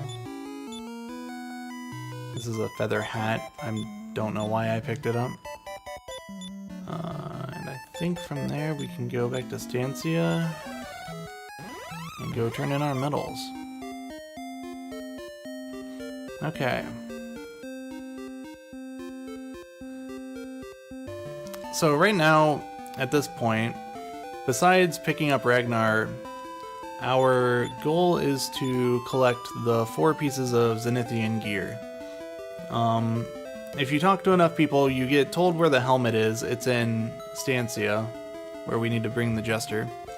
You can find out where the armor is. It's in this cave right here, but I am not going in there because I'm not crazy. I say that, but I'm playing this game at 9 in the morning. The sword is a big unknown. I'm not sure where you find a lead on that. I think you just happen upon it. And the shield, for information on that, we have to go all the way to where Ragnar started the game. But there's actually no reason to go there in the speedrun. So, we'll get the shield, but we won't be anywhere near the person who tells you where it was. Right here I'm picking up a Sword of Miracles because it gives 100 attack power and gives you 25% lifesteal. Lena got one, Hero needs one. I'm also picking up 3 Staves of Punishment because they sell for a lot of money. What number?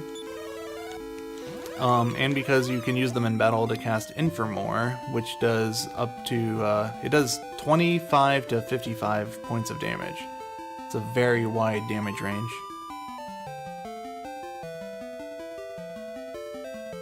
Alright, keep going. Oops.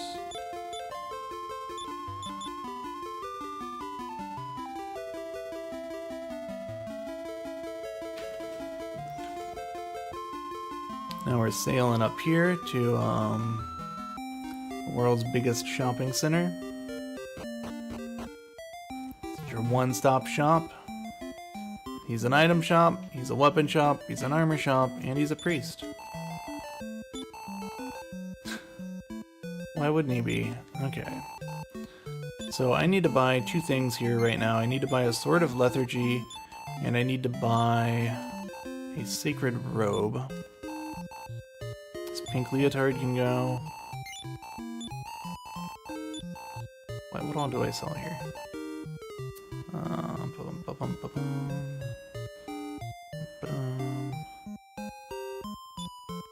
Sell this apron.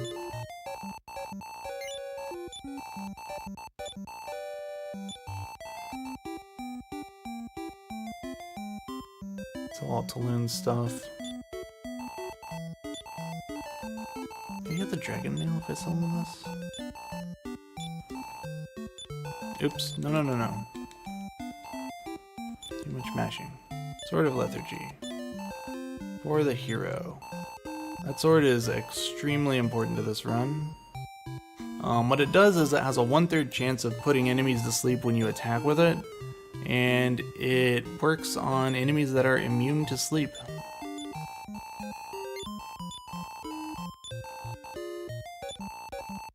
Including bosses. So we're gonna have fun with that.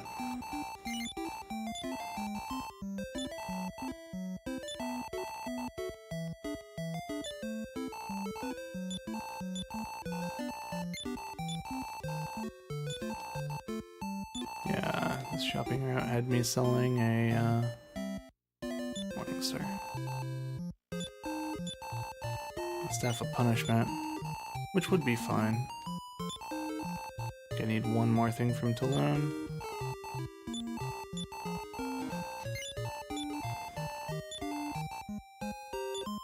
Okay, buy a Sacred Robe. For Christo, that'll give him some spell resistance.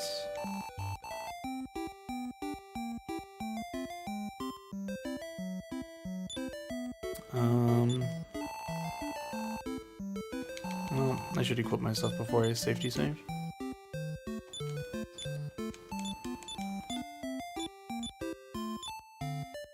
Sword of Lethargy. Lena is good. Yeah, we're good. Okay. Oh, don't you get away from me.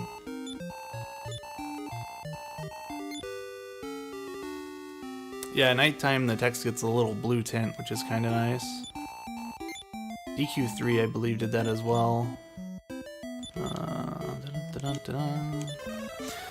Alright, now we're done running around finally. We can do some stuff.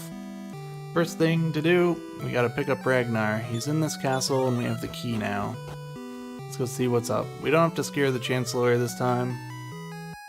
Oh, I only have 2 people with me. First of all, that's gonna be a rough boss fight. Second of all, Ragnar actually won't talk to you unless you have the hero with you. I want Panin, hero, no, Alina, then Christo. I should have killed off Mara on the way to Rosaville. She's gonna get XP from this. I'm a traveler named Healy. Please rescue Ragnar in the castle. You can sneak in if you have a magic key. Thanks, Healy. I wonder who that was.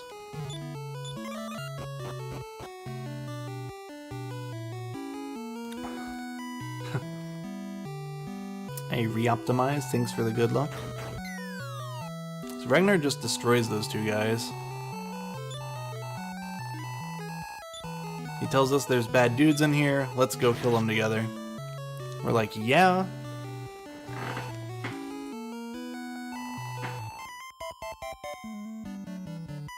Alright, who could it be? It's Kelion, the guy who beat us up in Chapter 4.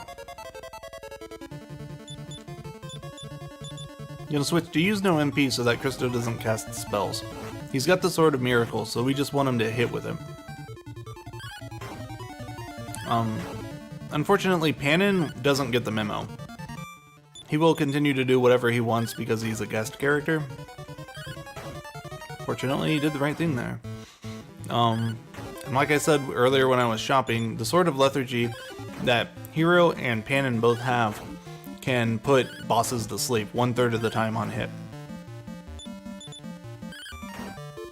And we're gonna lean on that pretty heavily to fight these guys at low levels.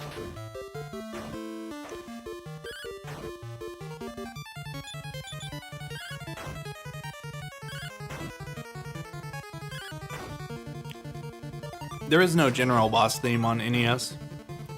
There's Esterk's boss theme, which is used on Esterk and Necrosaro, and then Necrosaro's own boss theme when you get to phase 7. So for the most part for this boss, the strat is just to mash A and pray. After he loses a chunk of HP, Alina will start using that Staff of Punishment. I guess Christos is the one I could have sold, right? because it'll do more damage on average than if she just punches stuff. Hero has the option of using his Staff of Punishment, or her, but I find it's just not really worth it. I'd rather just attack in case Kilian goes first, wakes up, and then I get to attack again immediately and maybe put him to sleep.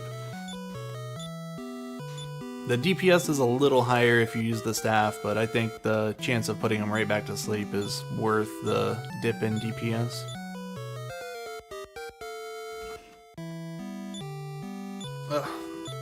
And this level up sequence, I think, is the longest break I get till the end of the game, but I don't know if I need to do anything during it. I'll stand up and stretch, I think.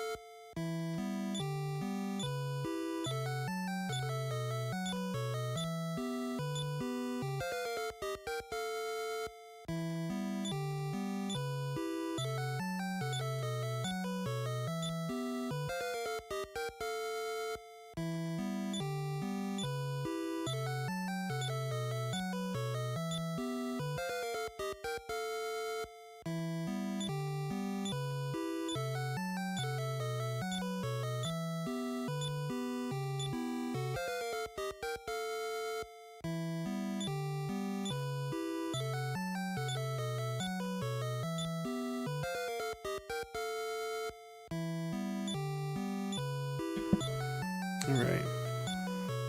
Luck does not do anything in this game as far as I'm aware.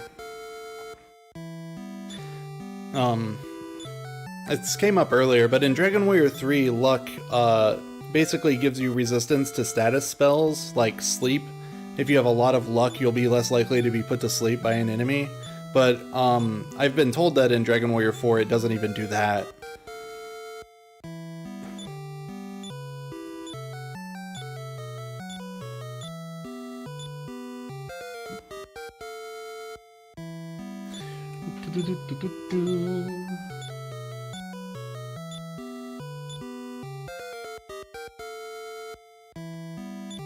Manbreak gets a lot of levels when you don't give them the metal slimes in Chapter 2. Actually, I wasn't expecting to have this much time. That's kind of nice, actually. I would consider that a benefit of the Grizzly Saber grind. You get like a full minute to stand up and do whatever. I think I'm just gonna stand for a minute. Feels very good standing. Been awake for over 24 hours and sitting for at least the last 5. Okay. Ragnar goes up to the wagon. Come on.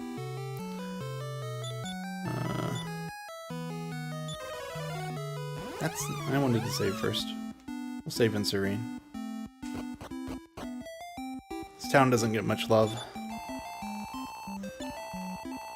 So, I'm not actually sure what cues you into coming here as far as a casual playthrough goes, but it turns out that Sandteam Castle, which was empty at the end of Chapter 2, everyone mysteriously vanished from it. Don't worry, they'll mysteriously reappear later. It's now overtaken by monsters. It's not empty anymore. And after you kill Kilian, a boss shows up in it. And I'm not really sure what is the clue that there's a boss in there now, but maybe you just get curious and walk in there. Miracles. If I really care, I can give an iron shield to him. I don't care that much. Alright. I trade my equipment around a little bit.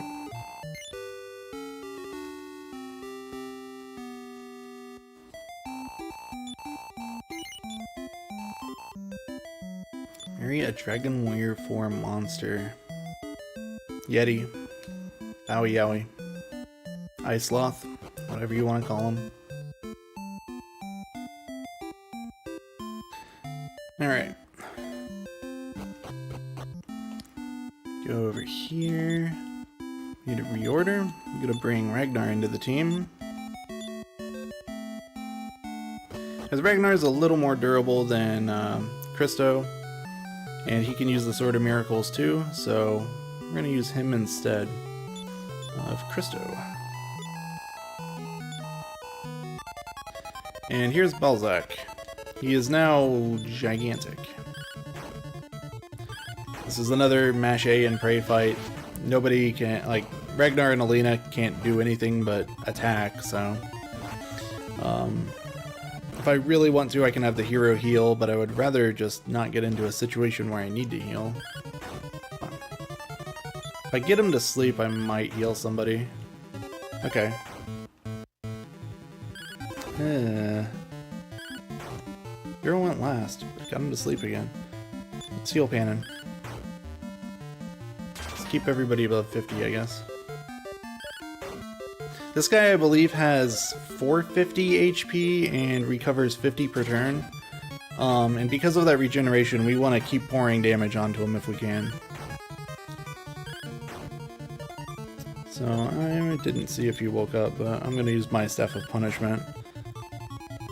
Because Hero's hitting for like 20 damage, and that's the minimum damage on a Staff of Punishment. He woke up, so we're going to switch back to attacking.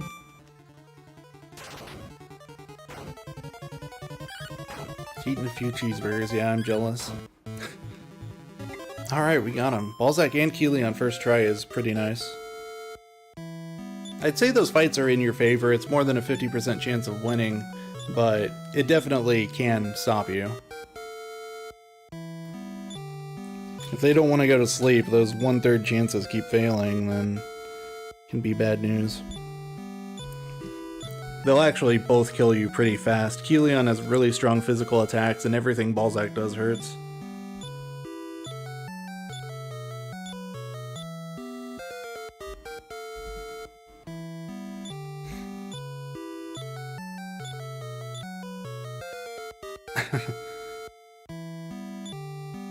Manual says it helps with that.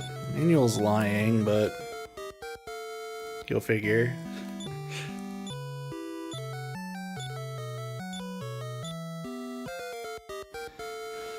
Ooh, more level ups.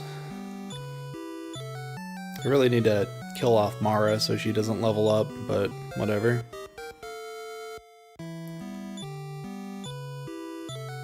She's about done leveling up. Even if I left her alive for the rest of the run, she'd only level up like 3 or 4 more times.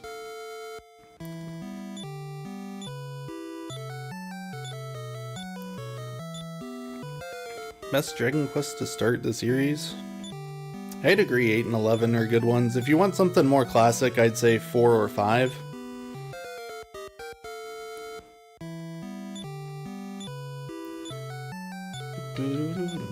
Almost there.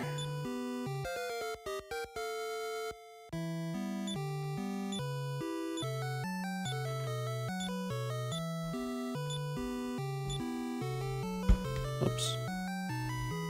Sorry if I keep bumping the mic into stuff. I keep trying to move it because I'm standing up and I want to sit down again. Alright, so this guy's a sore loser. These guys pop up. They mentioned the golden bracelet that we picked up in Chapter 2. Apparently that thing is a powerful magical artifact, and the bad guys need it to perfect their secret of evolution, which is how Balzac got so fat. We never actually see the bracelet again. Shoot. I got baited. That's not it. It's not it. I knew it was the one on the right, but I wanted the one in the middle. I think far left is a strength seed. I don't care about it.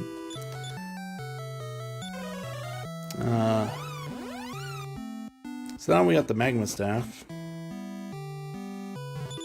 This is another, I guess, thing that you need to do that I don't remember who tells you to do it.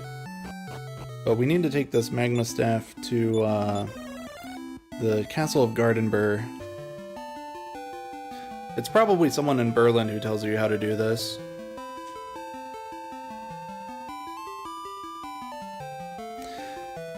But we're gonna go down here because their castle is surrounded by mountains. They don't want people visiting. But we got this staff that we can use to clear the mountains away. Did I miss it? No, this is it. Okay.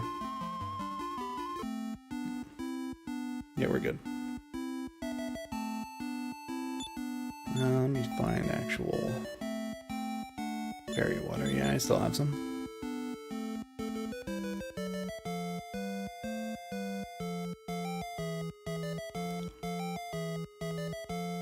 Alright. I would not recommend DQ1 as a first Dragon Quest unless you really want to commit to jumping into the entire series. Look at that animation.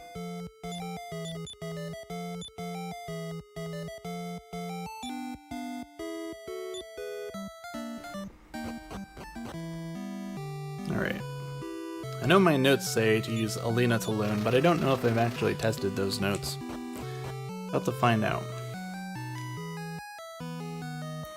Okay, so we're gonna grab 4 more small metals. There's one. They're not all in here, but before the end of the game, we're gonna get 4 more.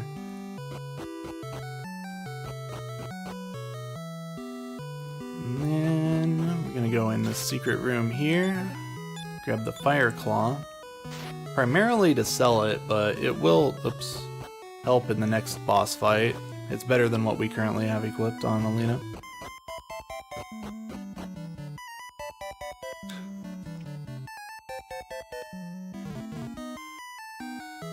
I'll wait. There we go. Okay, I need to sell Ragnar's Sword of Malice.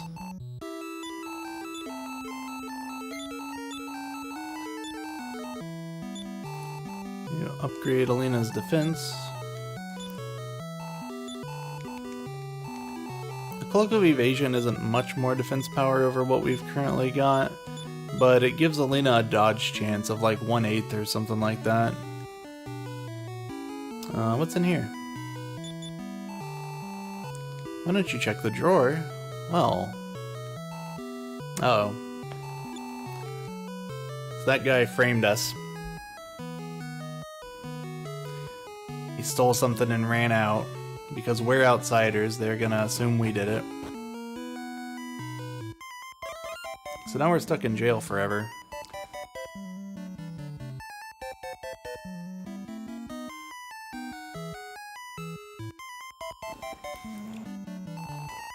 Alright, it's already forever. Nope, I said the wrong thing. No. If we're honest with her, she'll give us a chance to find the real thief, but she keeps one of our party members hostage, even if he's dead. You can keep him forever, I don't care. Let's get out of here. Alright, hero, take us back to Soretta.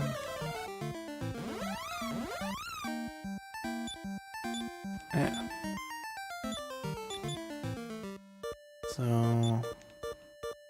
Oops. You... Yeah. Oh, you have 29 MP. I keep using hero to cast return because she's at the top of the list.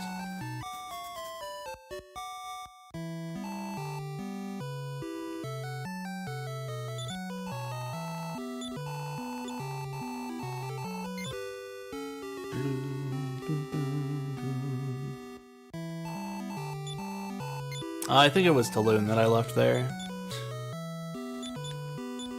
I don't need him anymore, so they can put him in jail. I don't want to cast Repel. I think Christo still has a Fairy Water. Alright. So we're gonna go find the thief. The reason that castle is important is because that's where the Zenithian shield is. It'll be the first piece of the Zenithian equipment that we pick up. I wonder if I should have cast Expel on that fight. Would have eaten a lot of damage though.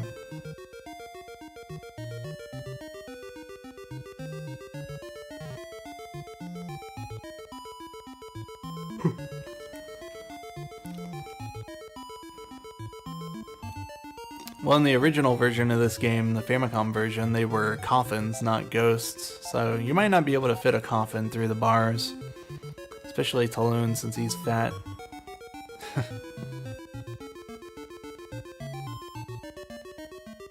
Hello, Will Cleosis? Oh, Tyrannosaurs, actually. Alright, this cave has a very low encounter rate in it, but all the monsters in here are very dangerous. Fight took a second to load. Okay. Mantams aren't too dangerous when there's only one of them, but when there's multiple, they can do this weird attack where they, like, breathe fire, basically.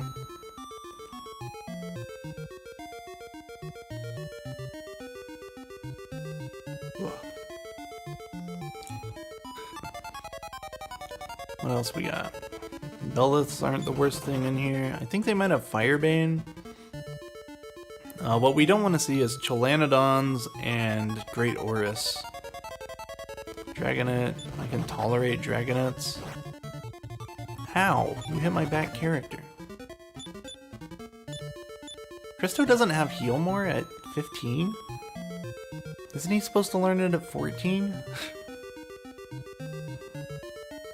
No, Christo. It's fine, he doesn't need it.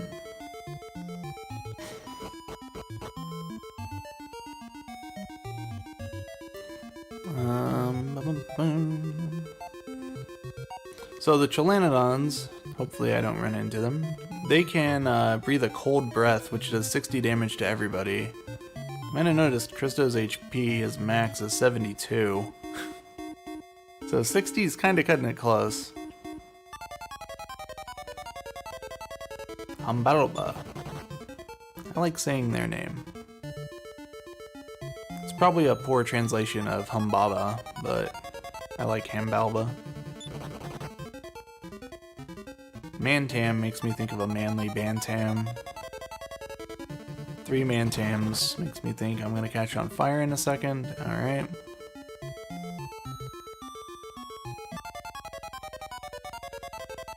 That's what we don't want to see. Okay, we made it though. The other enemy I mentioned, the Great Orus, is this big seal looking thing that just punches you twice per turn for a ton of damage. Yeah, we're good.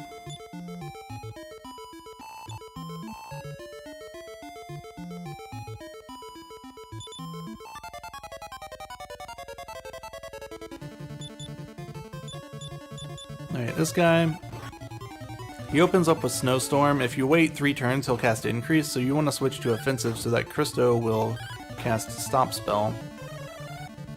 And it worked. Good. Defensive. Now Christo should cast Increase, and he'll stop hitting me for 50 damage. Yeah, well, didn't cast Increase. Building up power is bad news. You better cast Increase. I really need him to hit Hero or Ragnar this turn. Okay, good.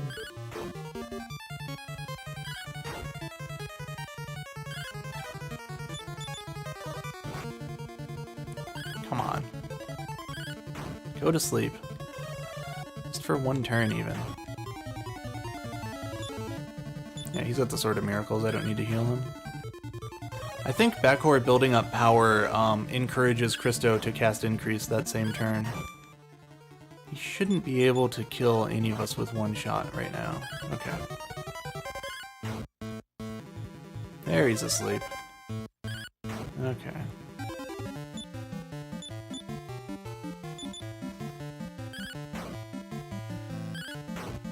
Yeah, it's the area defense boost.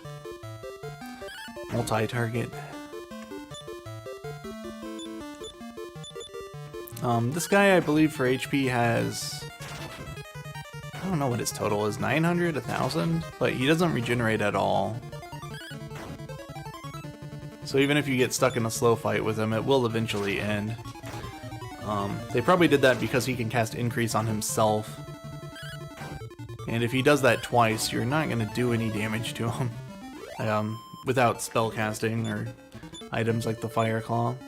Agility Seed for Ragnar.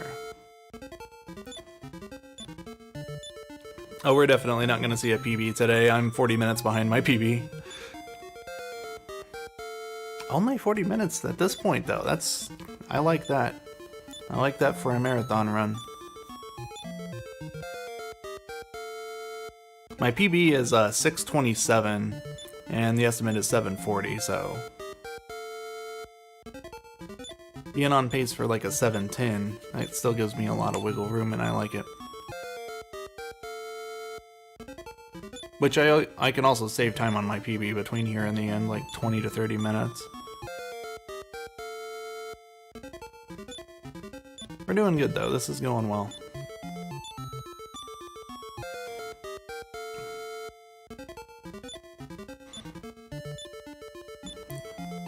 I was about 10 minutes off where I wanted to be at the end of Chapter 2, but really everything's gone pretty average.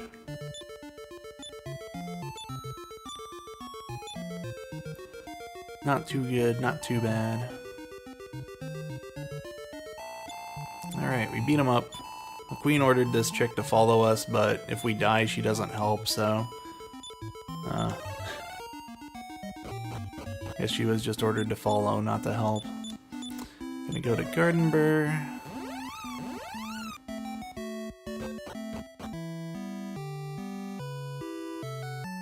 Though I guess you didn't specify if I was going to be the one PBing. I don't know, there are a lot more runs left today after me. Maybe one of them will PB.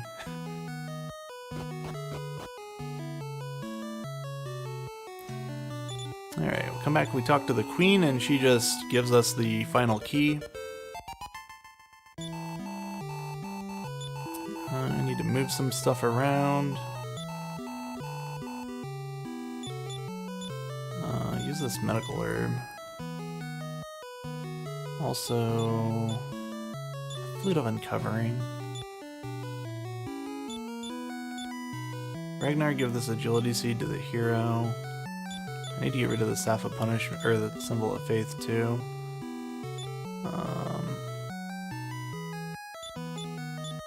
Agility seed.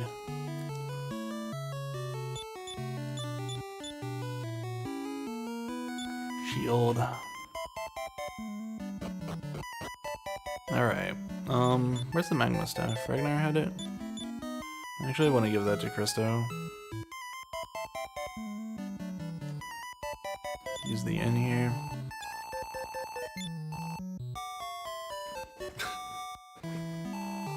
This was or will be. I don't know if it'd unlock future doors. Maybe.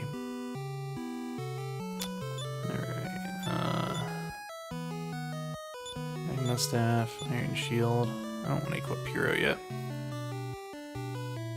We're about to go shopping again. But first, the Queen has told us we can have this. Zenithian Shield.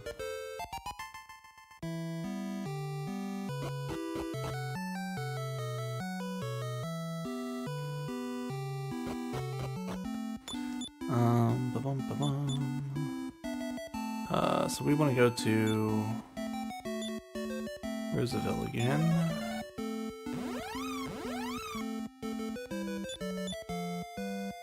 Okay. Couple things we want to buy here.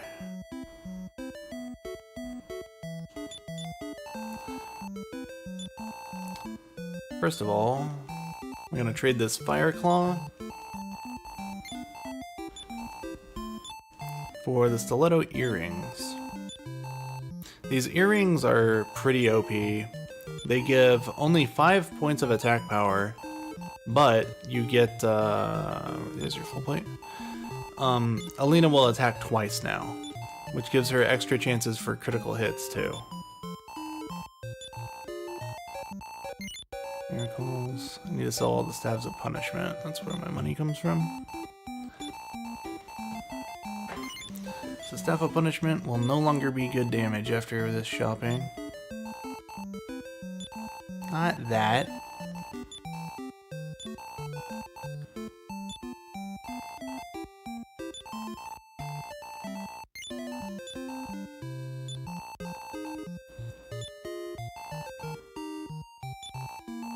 It's throwing me off having two characters whose names start with A. There's the other stuff.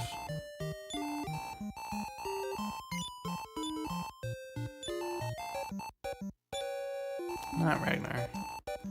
Hero will sell his half plate. Her half plate.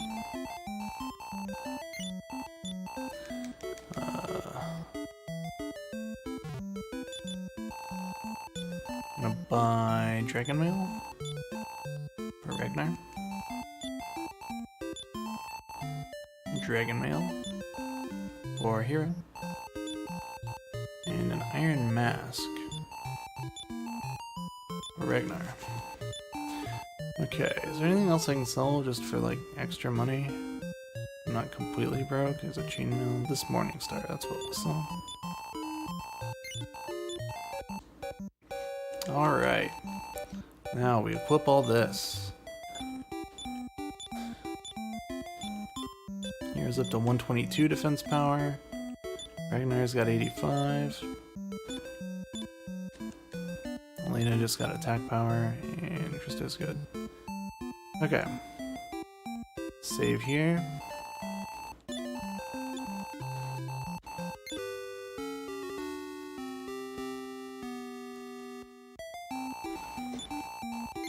Well, the DS name is Killer Pierce, so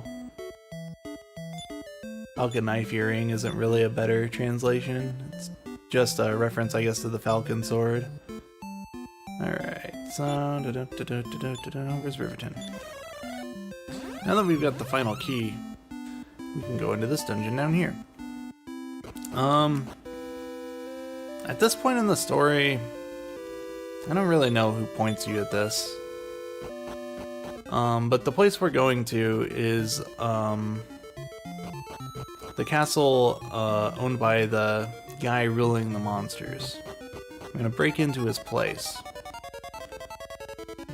And for now, all we're gonna do is steal some stuff. These guys are annoying.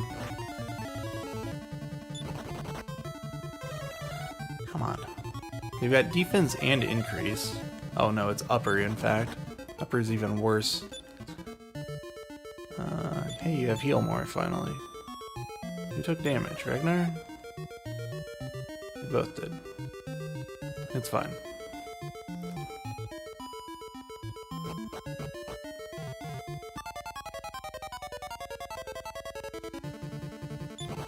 I do not want to fight a random man. Because I don't want to fight anything in here. The repel glitch actually isn't active anymore, so it's not too important that I avoid fighting things here. When I killed Bakor, since my wagon wasn't with me, therefore Panin wasn't with me, so I can only repel enemies that are level 17 or weaker. Heal you. I should actually still cast repel before I die. The big threat in this tower, the statue, is Blizzags, and apparently all we're going to encounter is Rhino Bands, and if that's true, I'm actually okay with that.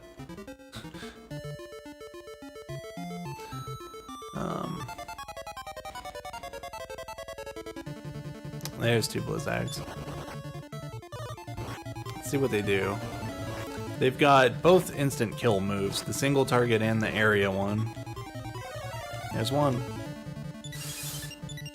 That's bad.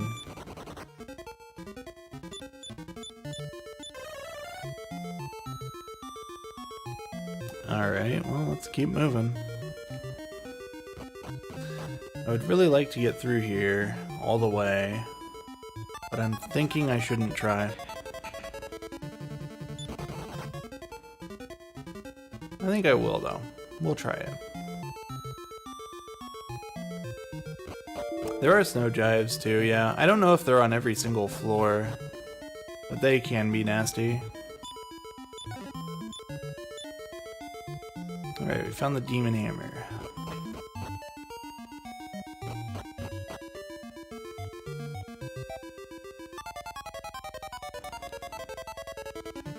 Fury faces.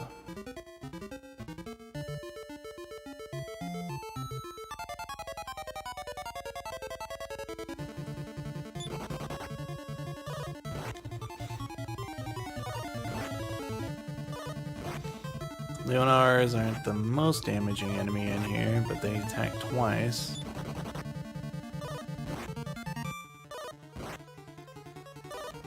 Come on. 4, 5. Is it Ragnar? Get away.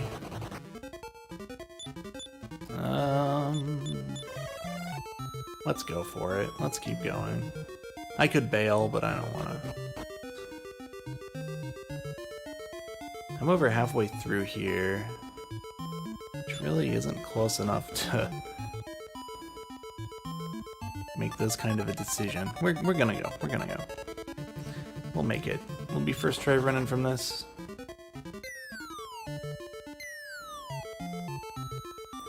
Jumping out the eyeball. Land on the right hand.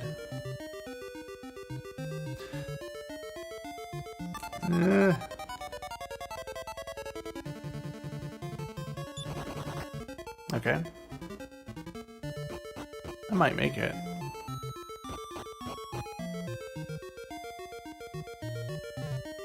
All I gotta do is walk from here to the one of the ears and jump out.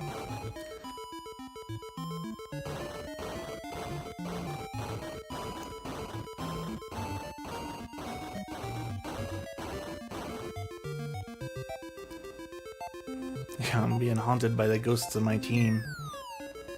Alright, neat trick, you can step in here and step out, and now I have my wagon.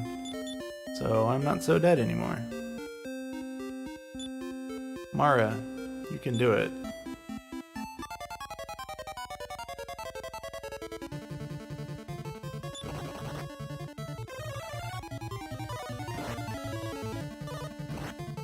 Mighty Healer hit for 36. Whew. Alright, Panon, you can do it. Wait, Panon can't be by himself. Panon air kicks. I maybe made it. I actually need to make it to the castle still. So we'll see how that goes. If I can find a fight that I can win... You expel Maskins? I don't want to fight a Chaos Hopper. Yeah, that's why I don't want to fight a Chaos Hopper. Like, if I could win a fight, then my repel would work again. I could just walk straight there. I don't know.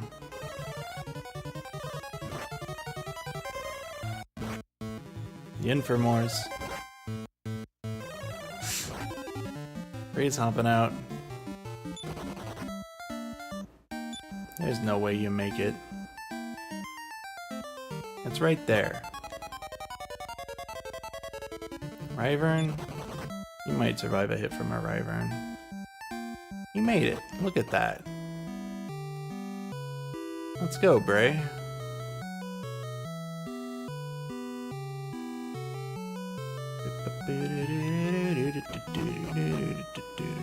So later we will be running down to that conference room where that little dude's running down there, but right now we don't have the thing we need to do that.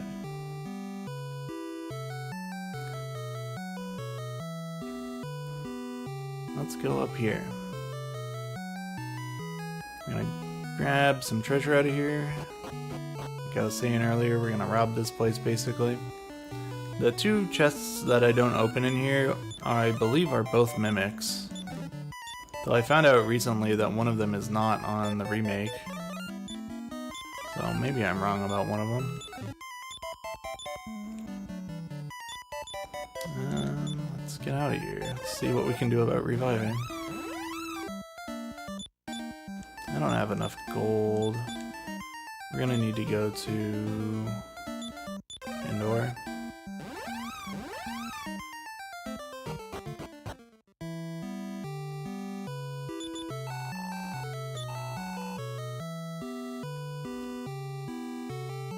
Alright, what can I sell?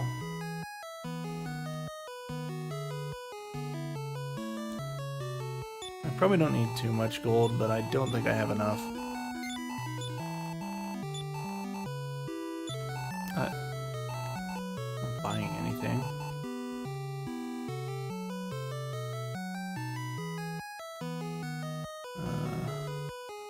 another shield. I'll sell that.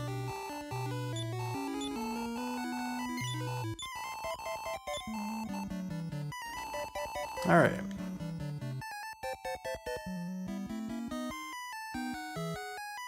I left his NPC.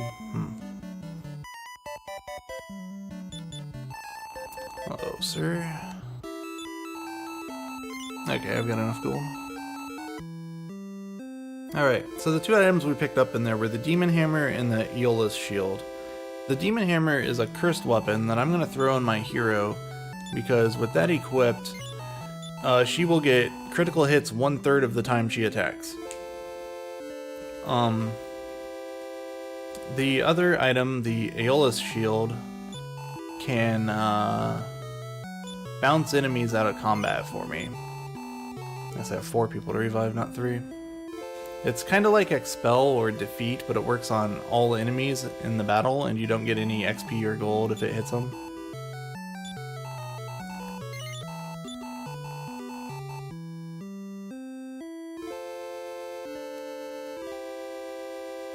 No, it's not the Flute of Uncovering. Shut up.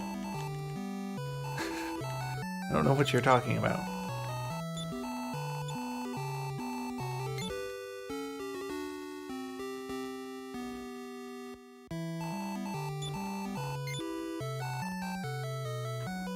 Alright.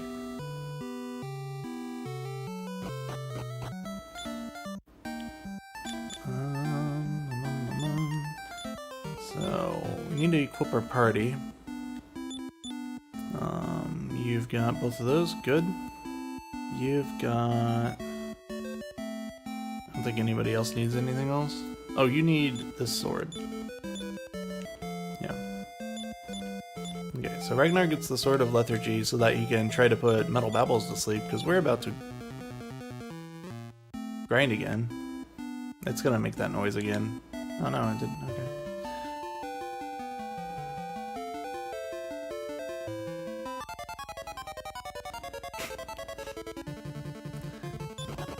Found an encounter on the way to the crypt. Alright. So to spy on Saru's secret meeting, we need the Staff of Transform, which is another item we saw in Dragon Quest III. Hello.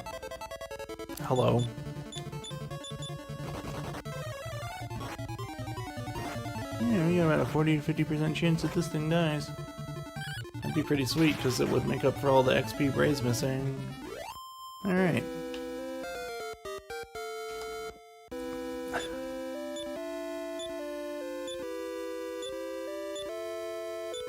Alright, now I don't have to get extra XP in the final cave. That's really nice. But yeah, we need the Staff of Change, which is in here for some reason. I don't know why it's in the Royal Crypt, but it is. So, we're going to get it from here.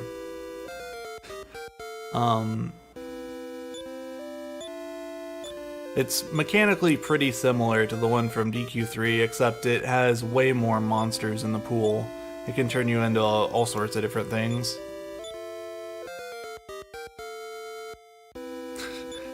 Like, you saw Diener use the changed staff, like, I think he said it had a 1/8 chance to give him something favorable. It has to be at least 50-50 in this one. We can turn into any monster or animal, and it'll suit our purposes.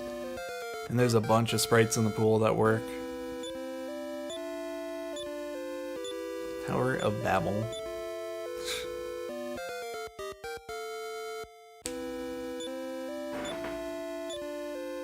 I feel like that pun has to be used in the series already somewhere.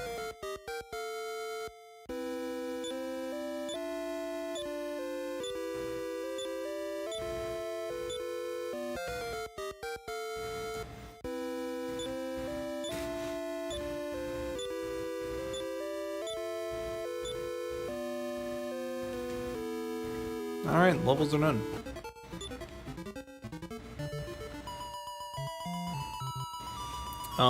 So yeah, while we're in here, I figure we may as well kill at least 8 of those dudes, right? Those things are worth 10,000 XP each, and other enemies in here are worth about maybe 200 each. I should use my shield on this.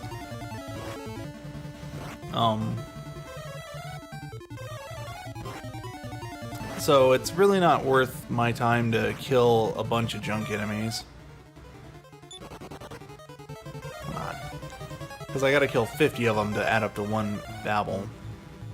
Stop stealing my magic.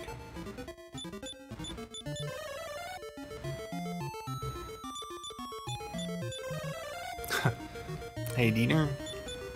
Congrats on making it to work. I cannot promise that I will make it into work on time tomorrow. Yeah, we're on a pretty good pace though. Now that we're post Balzac and Helion, feeling pretty good. Okay, it's so early, I want to just expel the Dragonets. Expel will never fail on the Dragonets, so if the hero casts it on them, they're just gone. But the problem is that the hero is not faster than they are. Big glaring problem with the Metal Babel grinds in this game is that the AI will always target Babels last, for whatever reason.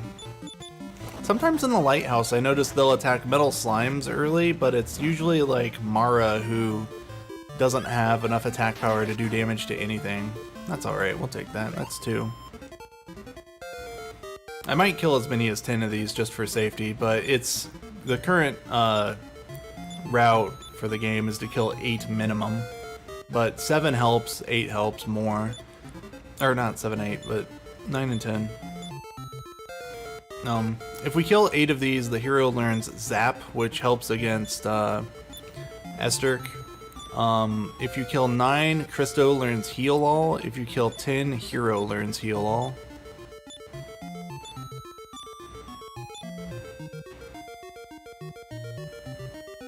Yeah, it's really lame how slow DQ4's hero is, considering you can only control the hero directly.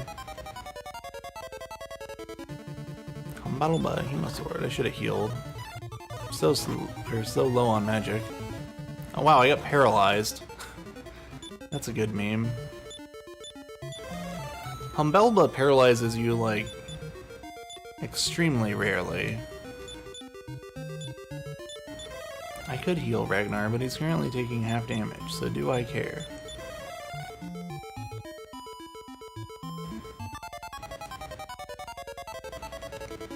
Okay, I'm gonna attack the Babels. The weapon bars aren't really at risk of killing me, it's just they're gonna drain all my magic. One way or another.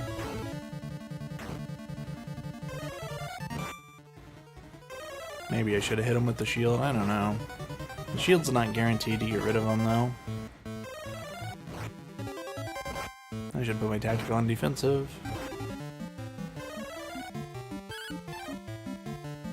Oh, Ragnar's still paralyzed. Man, I should probably run from this.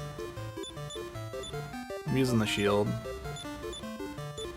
I didn't think all the Babels would stay. The weapon bars should just cast Rob Magic this turn. Hopefully they won't do real damage.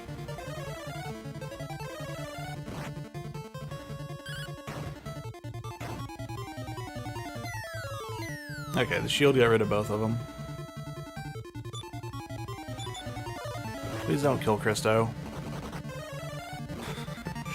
Okay. We got 2 of them sitting here. Alright. Alright. That'll work. So to recap, I guess, my party setup here. Hero has the Demon Hammer, which is a 1/3 chance to critical hit, otherwise it misses. Ragnar has the Sword of Lethargy, which has a 1/3 chance to put something to sleep on hit. So for a Metal Babel, that's actually 1 in 9, since Ragnar doesn't have enough attack power to actually damage them. Alina has about a 10% critical hit rate, but she attacks twice.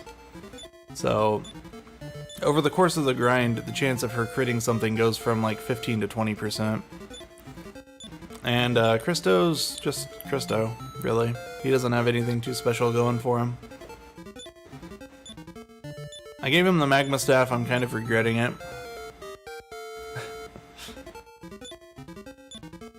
Yeah, that fight ended up going a lot better than expected.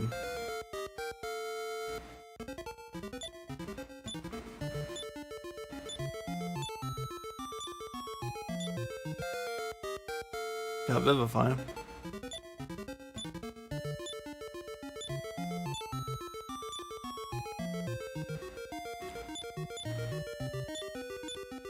This is the problem though, I'm like completely out of resources. I think I'm just gonna leave. I'm gonna go heal at an inn and come back.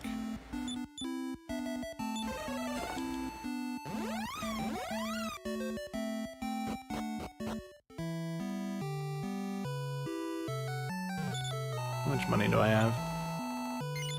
No money, okay. It's enough gold to revive Christo, and that's all I need.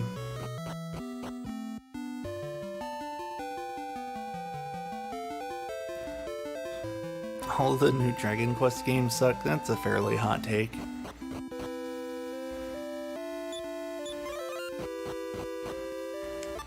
Oh, come on. Well, okay, if it's gonna be more babbles. Alright, Alina's going for the Belma. Around level 23 or 24 is where Alina starts at least one-shotting the things she attacks, so it doesn't feel like quite as much of a waste of her turn to not be attacking the metal babbles.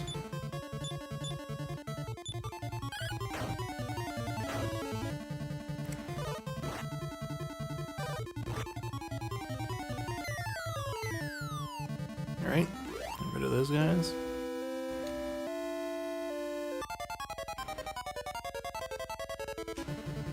Alright, these guys. I should be close to these guys' agility, but I'm not faster than them. The 3 on the agility seed, like this is the fight that makes me use the agility seed from Backwar on Hero. Because if it helps me outrun 1 or 2 of these guys, and they could potentially breathe fire on my whole team for 40 damage apiece. And yeah, let's take the agility on the Hero.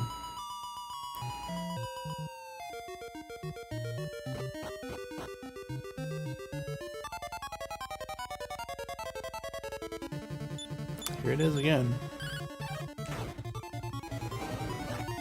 I have some Scorching Gas. I was gonna say, I wasn't sure if I'd seen them use Scorching Gas, but there it is. The Scorching Gas is also why I bought the Dragon Mail for Hero and Ragnar. It resists breath attacks.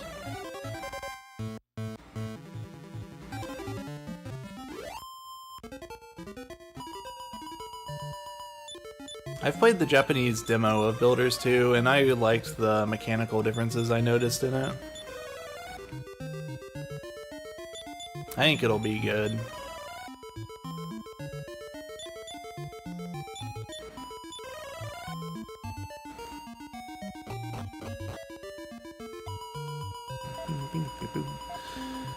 Okay.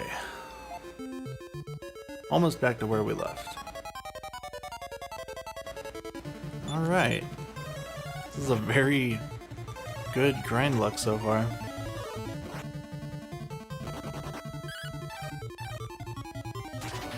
Missed 2. Christo still hasn't learned how to use the magma staff, and I've already killed 5 now.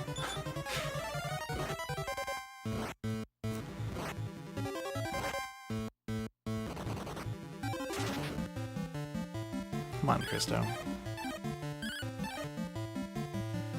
Come on, Ragnar.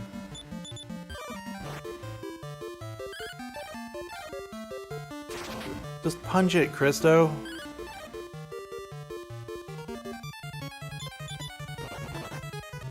It's kind of annoying that Ragnar doesn't know better, but Christo, I don't care.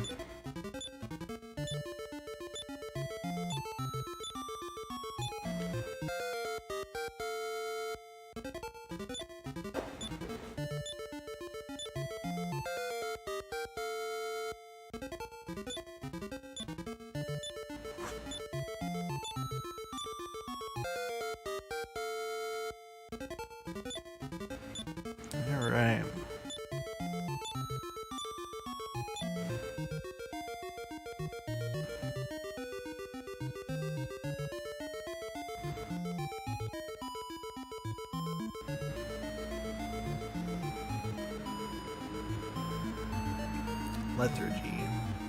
That's me right now, as lethargy. It's 2 hours and I can go to bed.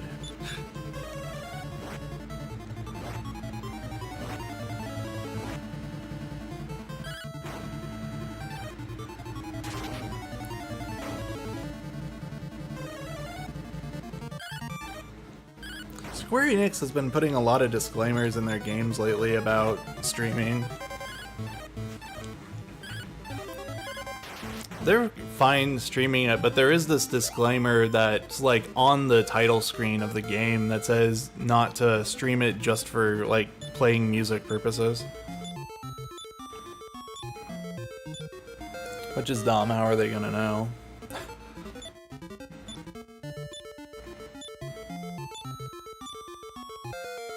Buzz noises from background. Oh yeah, they're mowing the lawn outside.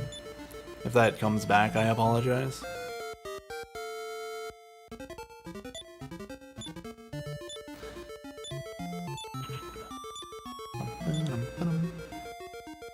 It might have been like before the English version was released, maybe? I don't know. It sounds a little familiar. I don't want to do this. Still do it. Level 23, I have decent agility. Alina killed one of the two.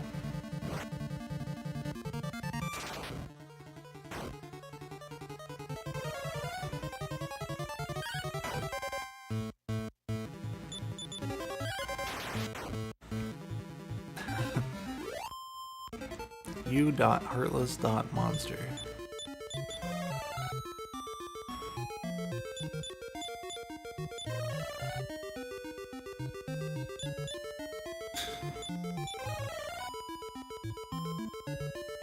And if I wanted to stream a bunch of DQ music, I might start at like YouTube. I wouldn't start by booting the game up.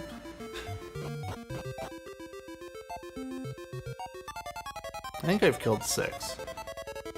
I'm not 100% confident in that, but I think that's right. I need to switch my tactic.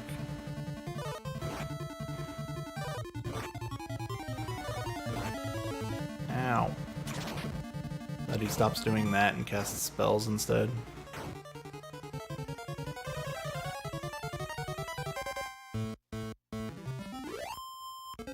Ugh. Alright, keep going. I did not pick up any extra small metals, so I need the one from this place, but I always forget where it is. Let me use the shield. The shield will target both of them, and I don't know which one Alina's gonna punch.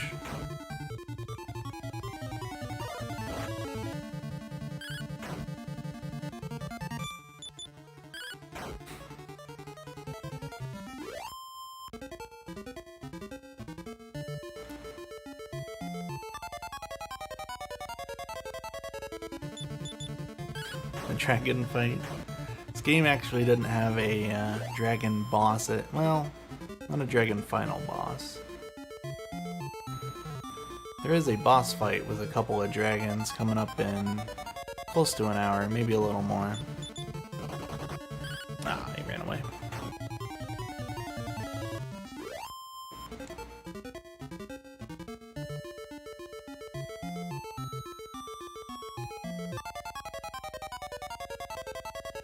Here we go. Hasn't seen me.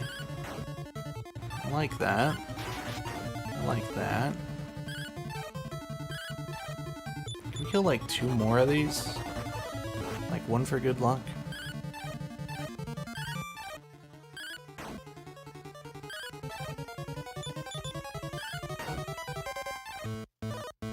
Ooh, it's still here. You gonna kill it with normal damage? Yeah, we did.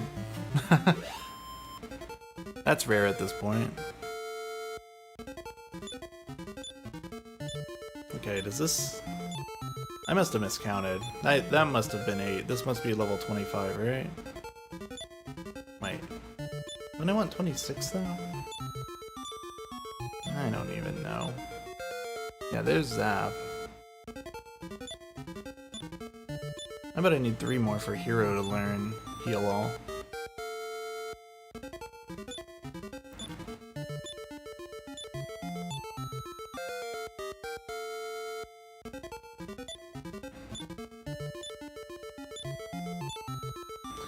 Level ups.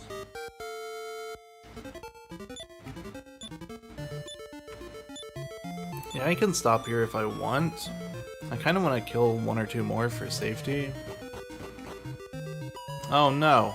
I guess we're killing some more. Wait, where even is this? Oh yeah, this is the very beginning. Alright then.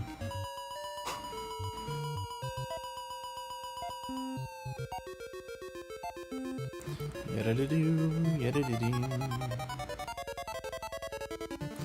Tyranibat. I think you can shield the Tyranibat. Though Alina's probably just gonna kill it. Yeah.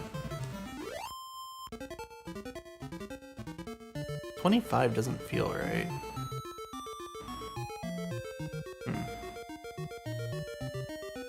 I was like, keep walking past this, but this is, I think, where the small metal is. Ew.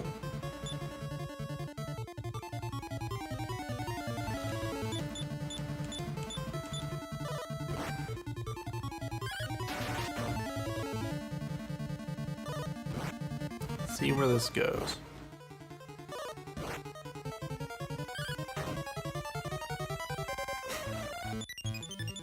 That's what I wanted. That's also what I wanted. Okay.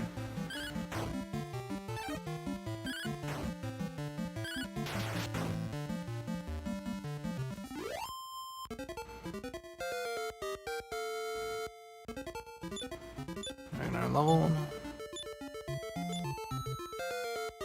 14 more HP.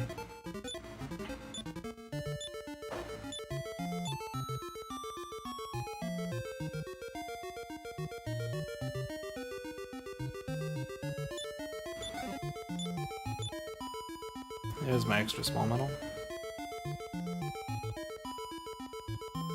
Now, Healy's in this game. He was in Chapter 1 only. What is this? This grind is starting to annoy me. Can I get this on a good run? Etc, etc.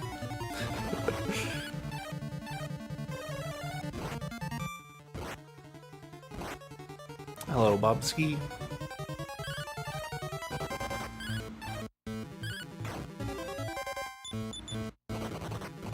I shouldn't have said something.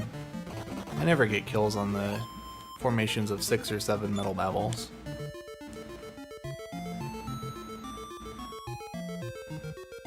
Alright, it's fine. I can leave with what I have, but I still need to pick up the Staff of Transform.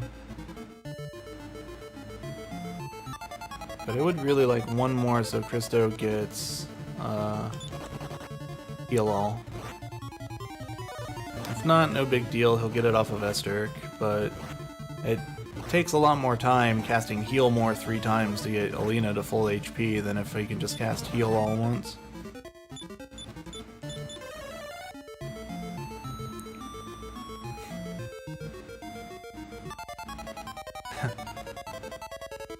I feel like even if I hit level 30, I wouldn't use Transform strats.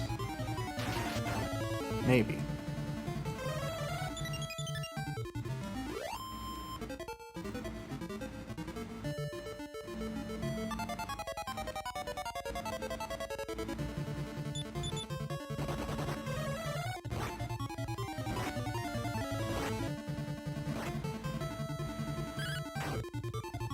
Okay, take care of him. Good. That frees up Ragnar's turn to hit this thing. Babble eluded nimbly, that means it hit its 1 in 64 dodge chance instead of the normal behavior of the Demon Hammer. Alright. That one was a little tough. We apparently weren't breaking that one open.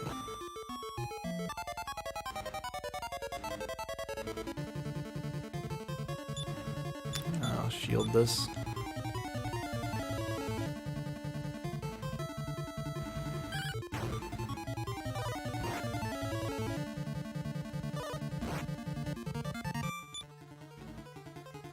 Did the shield not hit any of them?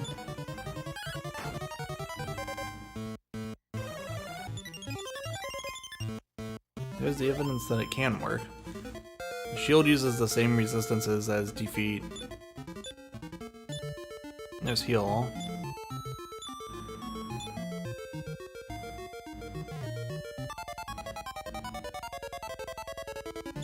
Three more babbles.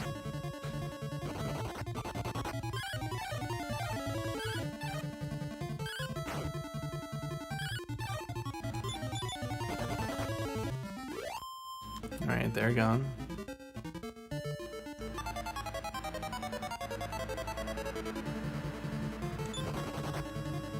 Oh, I really need to heal. I'll just step in the room here.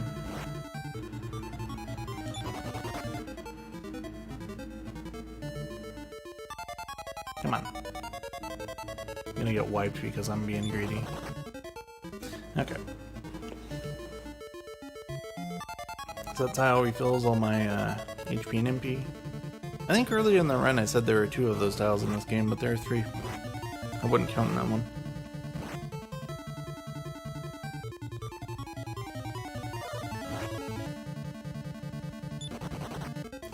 Alright. Nice if the counters would just cool it for a minute. We're good, we got plenty.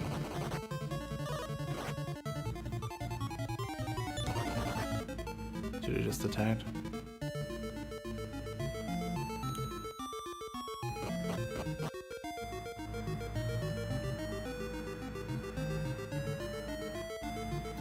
Alright. I didn't step on the arrows in the last room.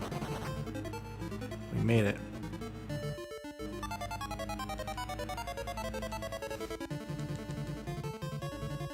Yeah, they're definitely mowing outside, so that mower probably will get close to my windows again, and I do apologize. Come on, don't kill my poor hero. No. Come on. Their triple run failed.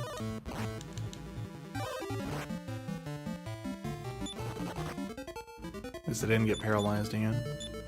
Heal all. Alright. Just as right in the corner of this room. There it is.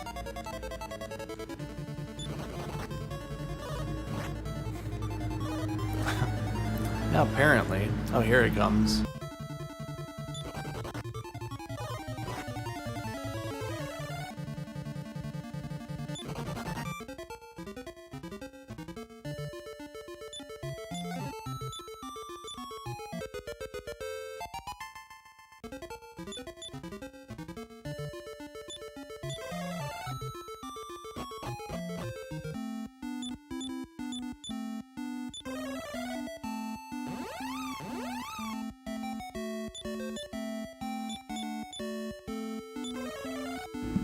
Alright, it's gone for now.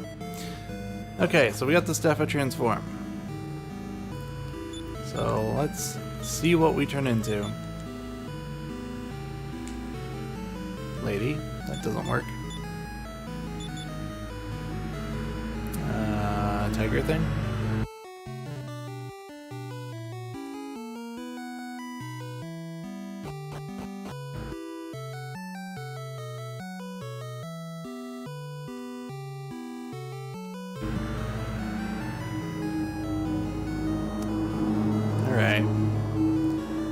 So you just sit here, you can sit in any of the chairs, as long as you're transformed into a monster or an animal or something. And then Sorrow pops up, says, hey, something delightfully terrible has just happened. The ruler of evil's about to resurrect. Now we'll go to spread and heal.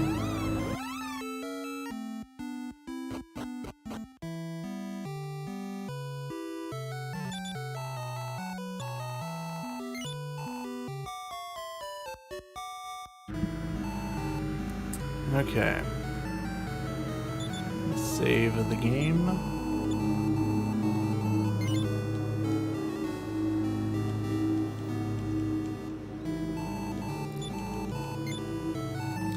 Don't anticipate having problems in here, but it is known to happen. Turn deck Timto.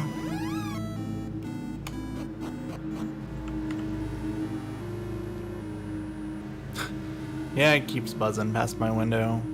Sounds like it's getting a little further away though. It's not flat up against the wall like it was a couple passes ago.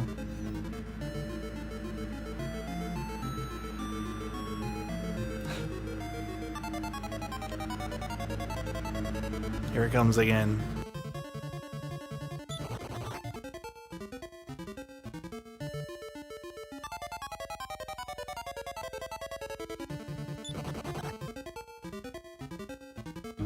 Armor schmarmer.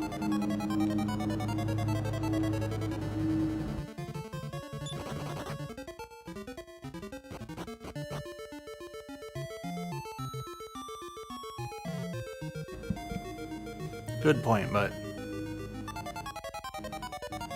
nah. It'll be fine.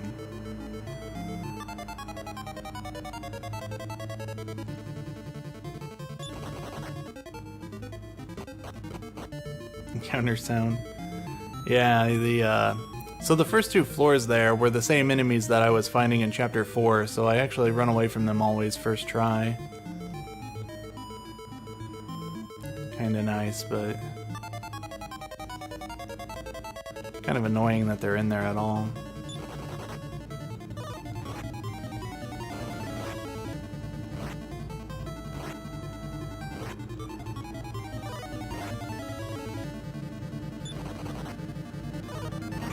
Helmet, schmelmet. It'll be fine. We're committed.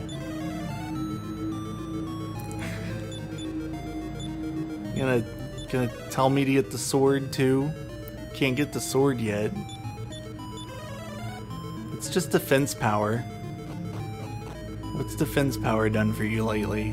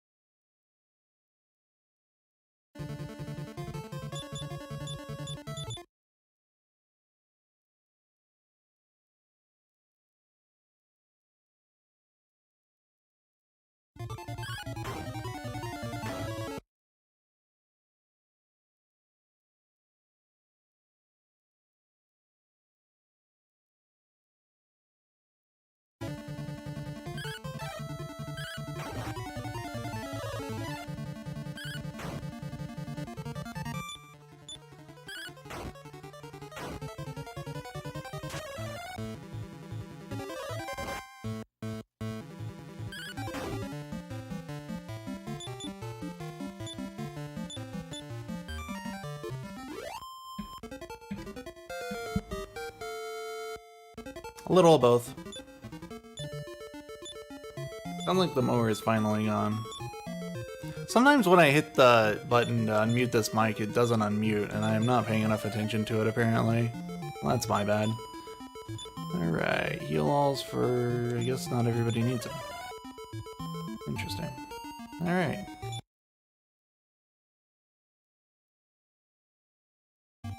Alright.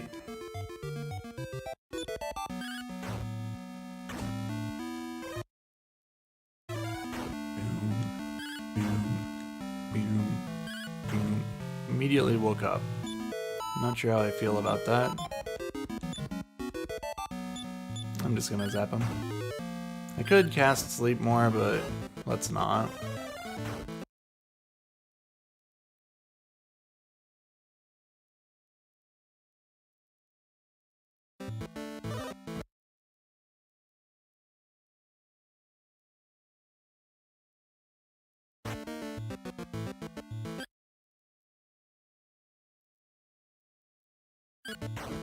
A deep breath.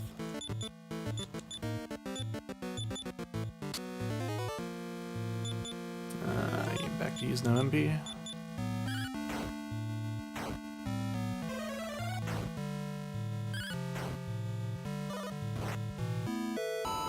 Alright, I should stay on defensive.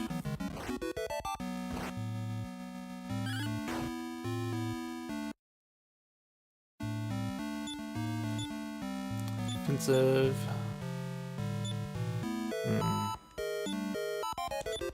Oh, don't attack. Oh.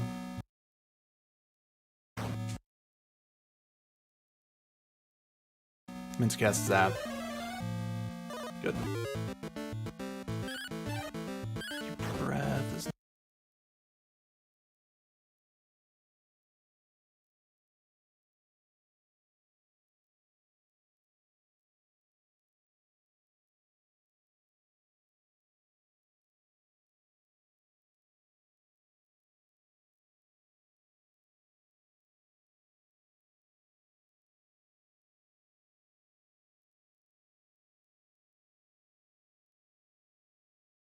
not good.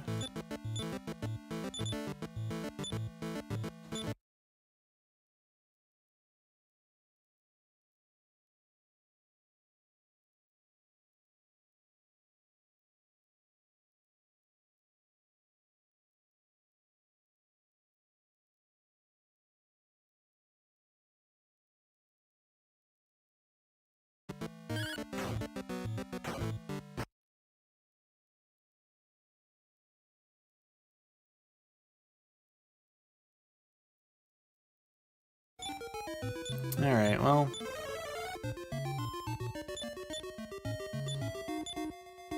I'm not dropping frames, so I'm not sure if they're having technical issues on their end, question mark.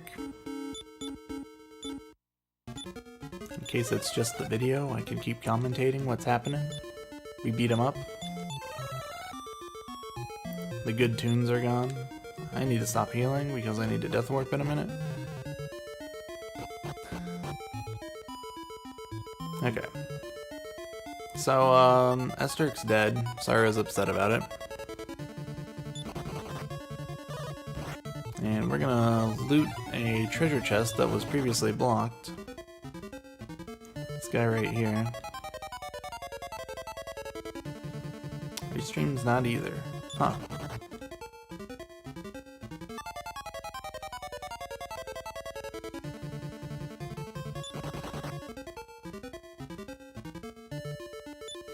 Alright. Got the gas canister. That's what we're really here for. Don't do that.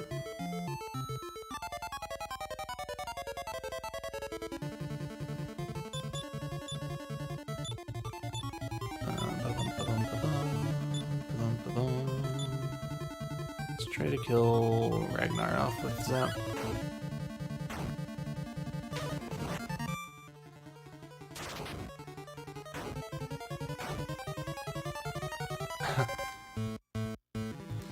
So I need to death warp, and this death warp's a little taxing because, oh, well, I hit the guy with the sort of miracles. That's not gonna help. There's a mimic down below me that I'm gonna go into to try to get him to help me. Okay, he won't heal if he gets the kill with it. However, the mimic likes to waste a lot of turns just kinda, stealing magic from you and then not doing anything useful with it.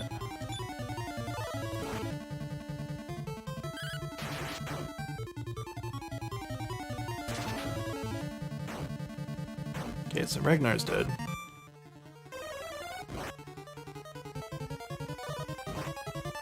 I really don't feel like this is much worse than death warping to the mimic.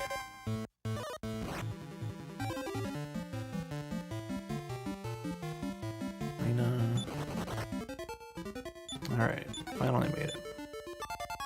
The reason we gotta do a death warp here is because you're not able to cast outside from inside this castle. That's the worst. You really don't want him to kill Hero. To cast outside, I'd have to walk all the way back to the mine portion of the dungeon.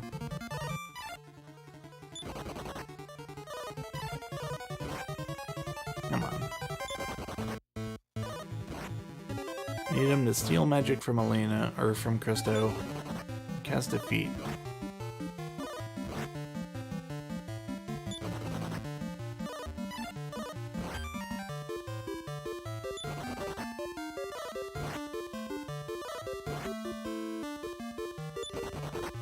Maybe. Alright. Now you should hit Christo.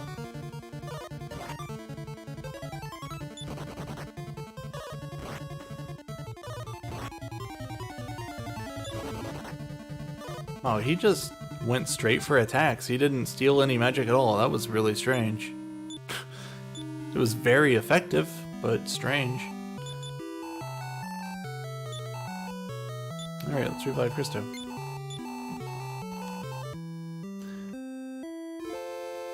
This is good, alright. And could this run be sub 7 still? This run is usually 1 hour from killing Esther to the end of the game.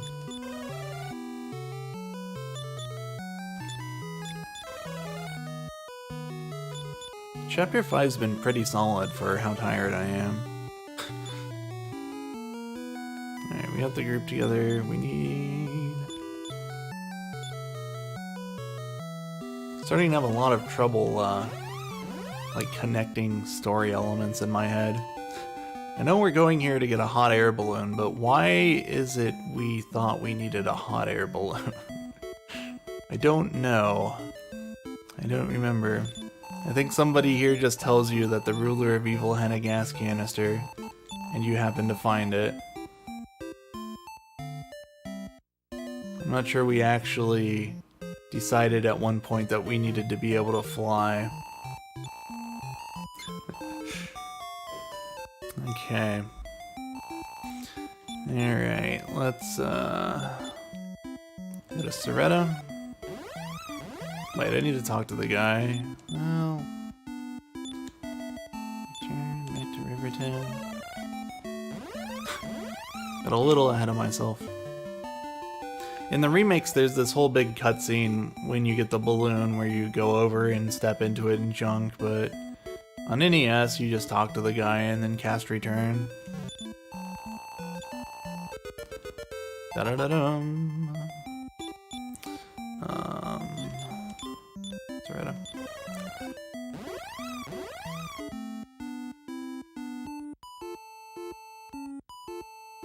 I should grab the stuff that Evil Ash said I should grab. I'll do this first. I'm in the area.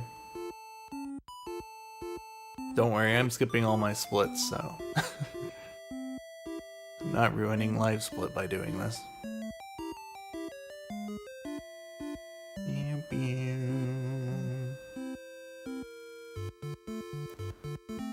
Alright, so we actually need to remove a character from our... not you. From our party. If you talk to, I think, that lady that I just passed on my right, she tells you that she hears some voice coming from the top of this tree that says, "Hey, come help me, but only bring 2 people with you."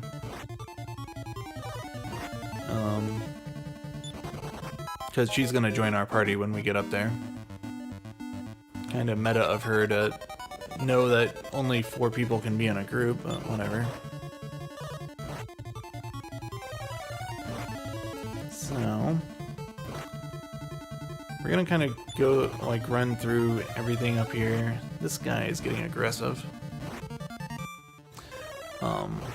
I can be a little lax with my healing because at the top of this, well, all over in this dungeon really, there are free revival items. It's kind of hard to wipe in here.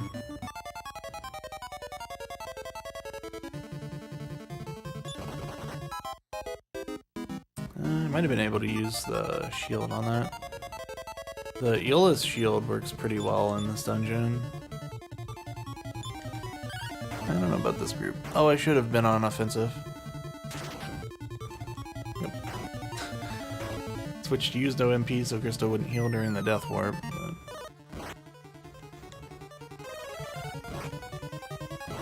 ouch.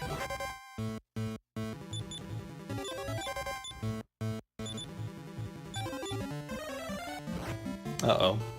I might have wiped. No, hit the other one, you idiot. Get him. Got him. She knew what she was doing. Can I make it to the leaves, please? Thank you. Fine. We weren't even worried.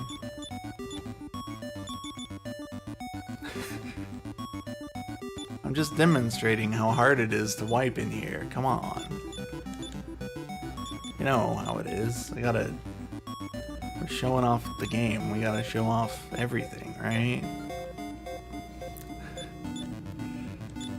Heal all. There weren't enough clutch moments in the run.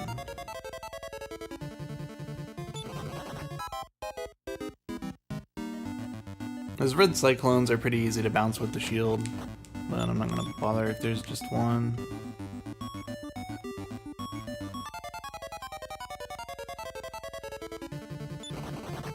Away. Chaos Hoppers you definitely don't want to fight because they'll confuse your team. Confusion is extremely nasty in this game and really in this series.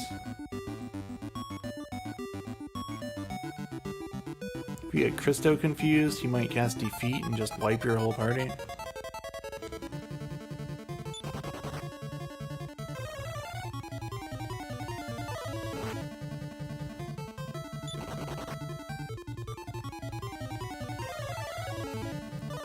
Queen Lucia and the Z-Sword. Who would do that?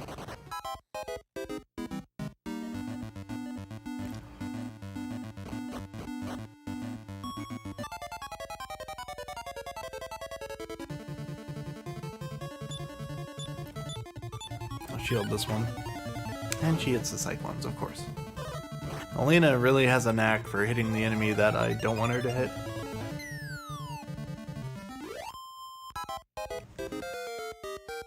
Hey, someone leveled. Hero leveled, that's heal more for, or heal all for hero.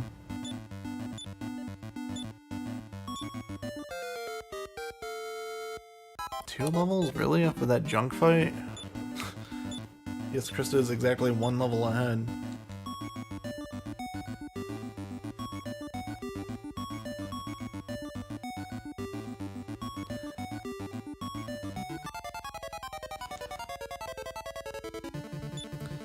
Drive appears. Doesn't look like we're gonna get wiped this time, but we might. I don't know.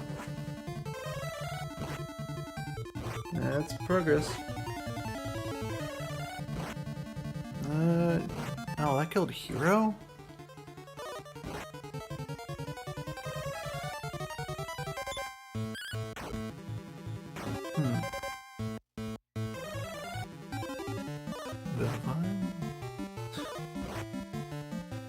Alright, she's fine.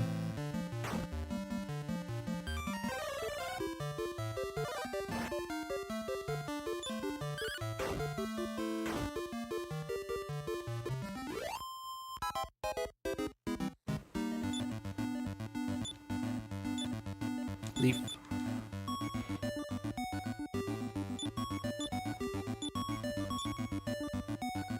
We'll do a little heal all for Alina.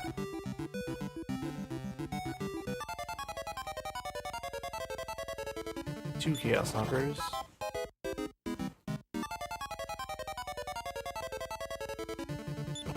Two more Chaos Hoppers.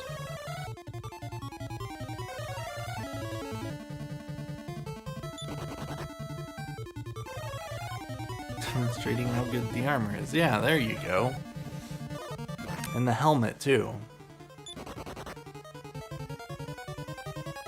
And uncursing your weapon.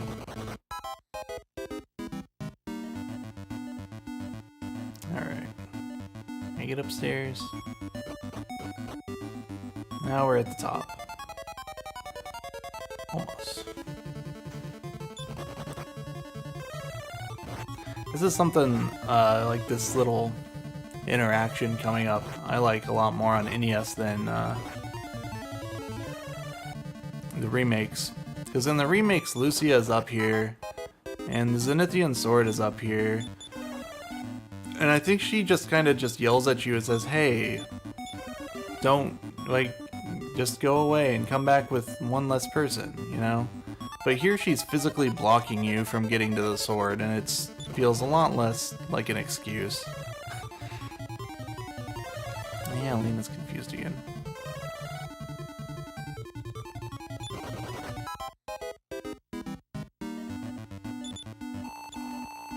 Current pace, it's going pretty well. I would say it's on pace for a 7-10 if the final boss behaves.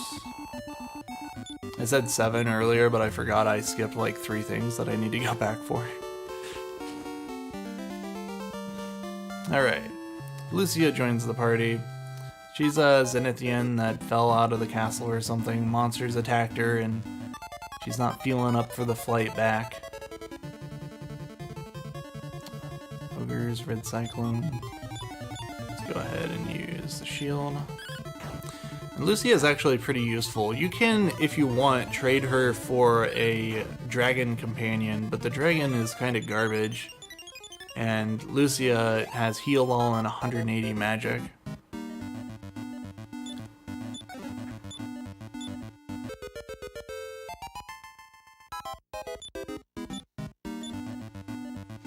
Alright.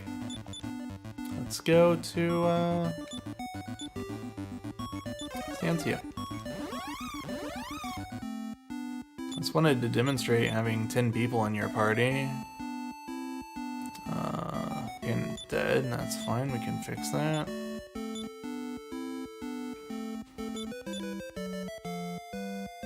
I believe this is the only way to get 10 people in your party, 4 with you, and oh, really? Well, there's an inn in here. It's getting a little silly.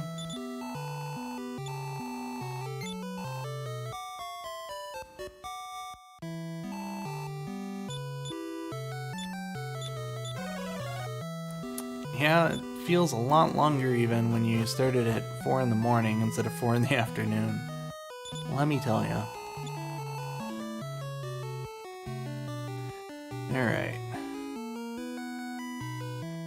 So, this goes back to like 3 hours ago when we were first here. I said that the king here was holding a contest. Anyone who makes them laugh gets the Zenithian helmet. Oops, went the wrong way. And there was this guy here who asks what's black and white and red all over a penguin falling downstairs. It's hilarious. So we're gonna come up here and wait in line. Yep.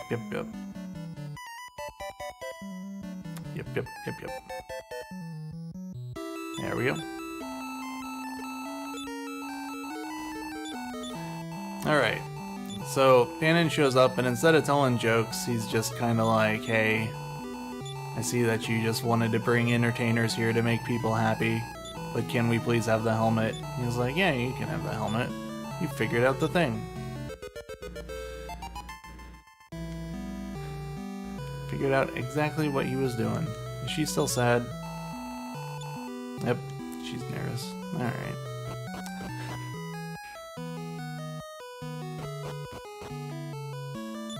Alright, so let's get out of here. Still need to be in Stancia. We need to be at the front door. Cannon's gonna leave because he's done. I really want to take my balloon over. Oh look! Evil Ash, look at all the time I'm saving. Oh no. I hit the button a little late. Alright, we're not saving the time. I was gonna save time.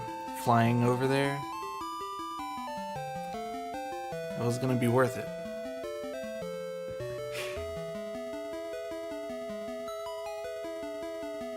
Alright, so we're sailing over here for a couple things. First the Zenithian armor, then a hat of happiness for Christo. Which would have been nice to have earlier, but whatever, I forgot it.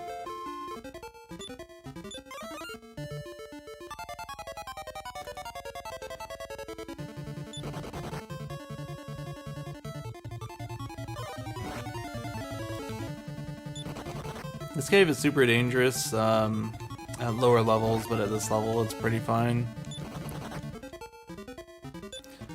Let's see. Give me Ragnar back.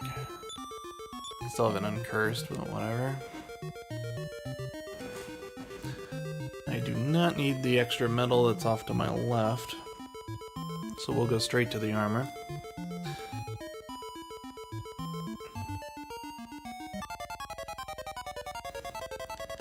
These enemies in here, these dragon riders, are really rough. They're another part of the reason I buy dragon mail for the hero. Because dragon mail reduces all damage from breath attacks by 1/3. And these guys will both do it on turn 1. Oh boy.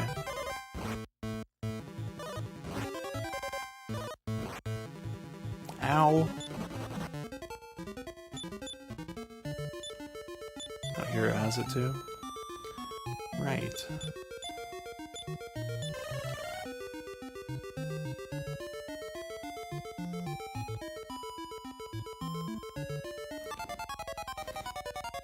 Okay.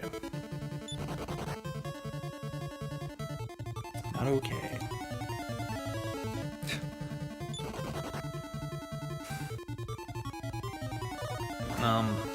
But once I get this armor though, that's gonna be the last piece of Zenithian equipment. Got the shield a while ago. Just got the sword, just got the helmet. With that, we're gonna be able to enter the tower that takes us to Zenithia. And that begins pretty much the final boss or final dungeon gauntlet. There's a pretty long dungeon we have to run through. But then we just fight 5 bosses and the game's over. So we're getting there.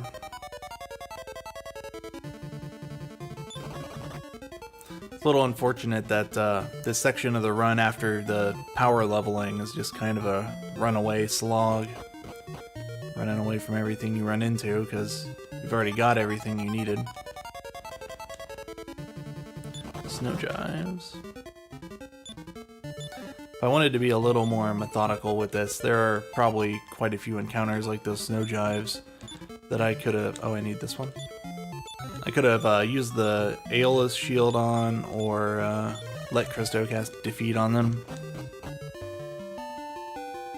Just in case there's anything in the wagon.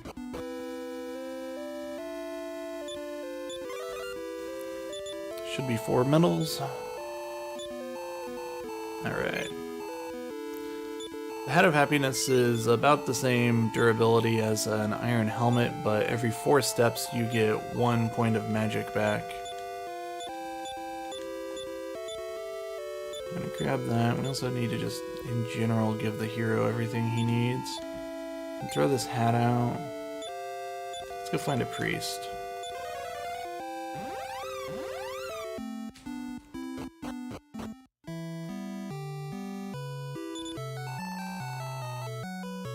Uncurse. Remove the curse from the demon hammer that we equipped a while ago. Because we need to be able to equip all 4 of the Zenithian gear in order to enter the tower. So this dragon mail I can just throw on somebody. Nobody else can equip it but Hero and Ragnar. I don't need the Staff of Transform anymore. Need the armor. Sword.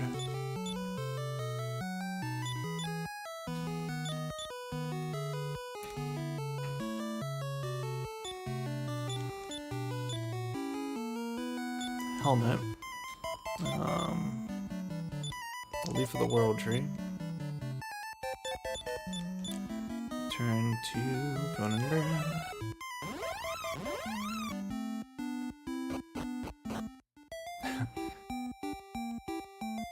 Kinda surprised there's more than one.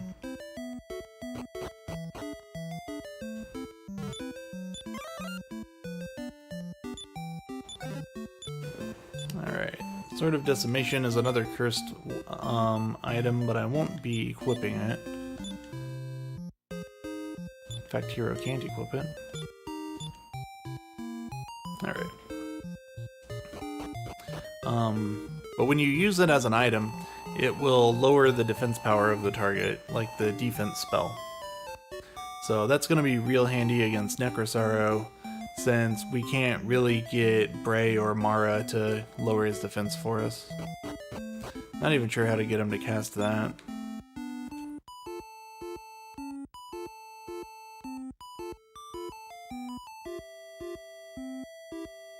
Alright. This is the island of Gotside. This is the other thing you need a balloon to be able to get to. You land on it and it's got its own map. It's a lot bigger than it looks like from the overworld. This is the city of Gotside. Don't blink or you'll miss it. You missed it. Just stepping in there to get a return point. It's a very minor optimization. Gonna hop in here and grab an item.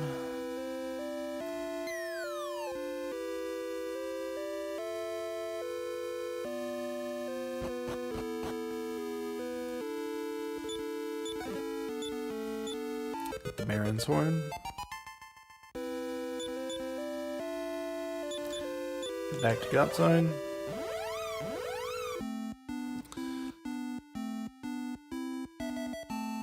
Alright, now it's very important that I do not have Lucia in my party right now. If I have her in my party when I get to the castle, she will leave and... Did I not equip the sword? I equipped the Sword of Lethargy, I guess. Fine. There. Now I've got it. It actually does force you to walk all the way out of the tower. That wasn't me doing that. There we go. Now to never equip that sword again.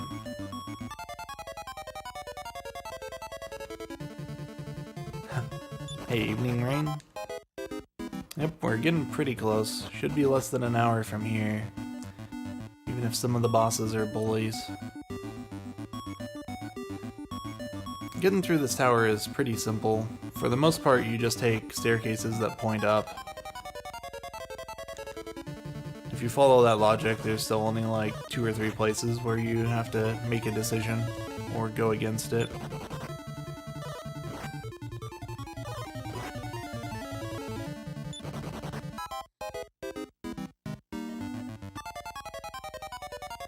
Come on. Eastons, we got pink Balzacs now. There are actually like 5 colors of that enemy. Way more than the standard 3.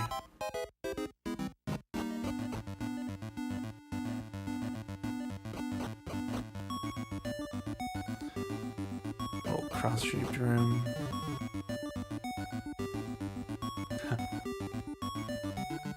Here's the staircase you go down. 4 Pit Vipers. I think Pit Vipers might be vulnerable to expel or defeat. I don't remember which. But they're not really worth fighting.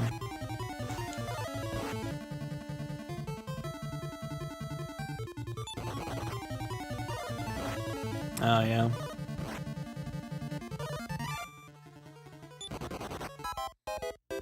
The remakes, I'm not actually sure if she stays in the remakes, assuming that you don't have her with you.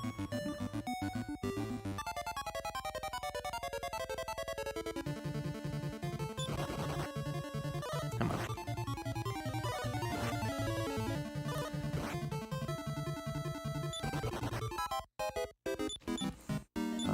Heal all.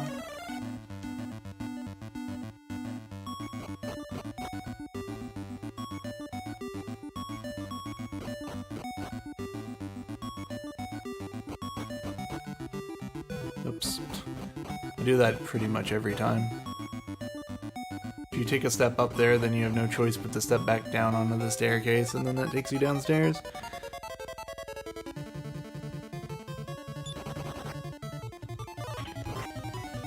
Okay.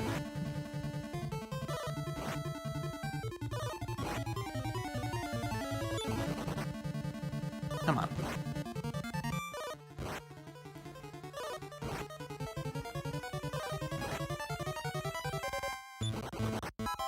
Okay, that was kind of close. Do Christo first. Christo will get his magic back walking through the dungeon and walking through Zenithia.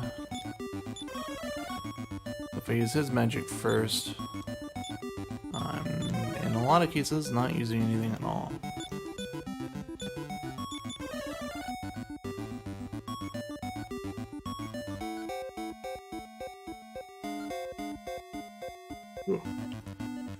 Alright.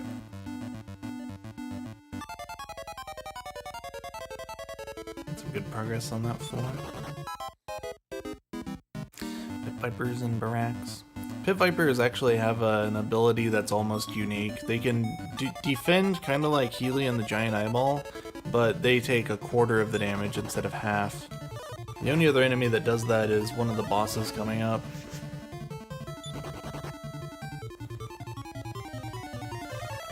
On guard. Yeah, that defensive move he just did.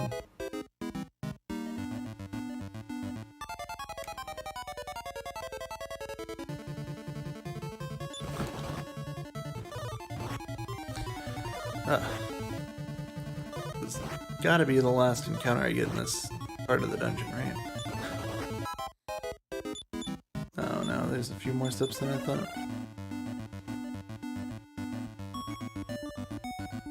There we go. There we go.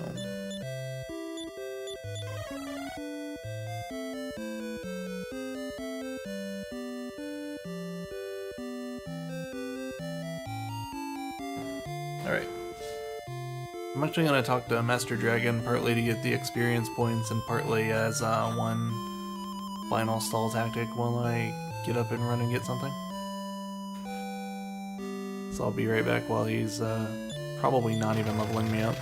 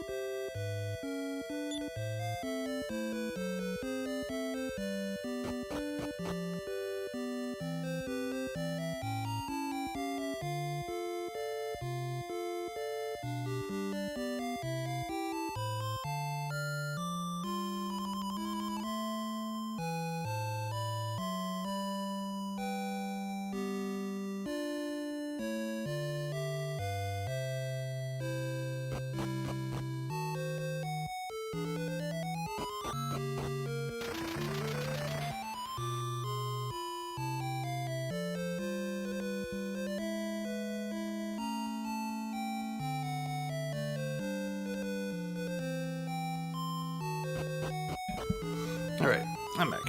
Allergies were getting me. Okay. We're gonna talk to this little dude. He's growing world trees, which is interesting. He gives us a Do of the World tree, which I should have been doing instead of having Christo cast Heal more earlier. As long as you don't have one in your inventory, he'll give you another. So you can just use it and grab another. That's the wrong way.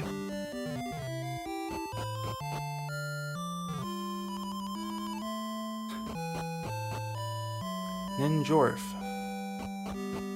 What's going on? We're at the end of Dragon Warrior form. Oh boy. Not even giving me a chance to reorder. Okay. You and you. So this is the dungeon we call the Final Cave. It's very long. There's a lot of enemies in here. Normally I would have to fight a couple encounters in here, and that would make the walk a lot more interesting. But since I killed that metal babble, I don't need to. Ray has plenty of experience points. Normally he needs like 8,000, I think, inside this cave in order to make sure that he learns by kill off of the boss rush. But he got 10k off of the metal babble. This cure is gonna kill me? What's going on here? Oh my goodness.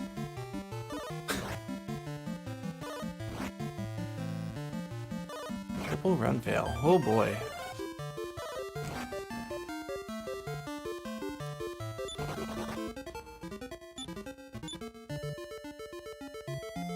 Let's Vivified.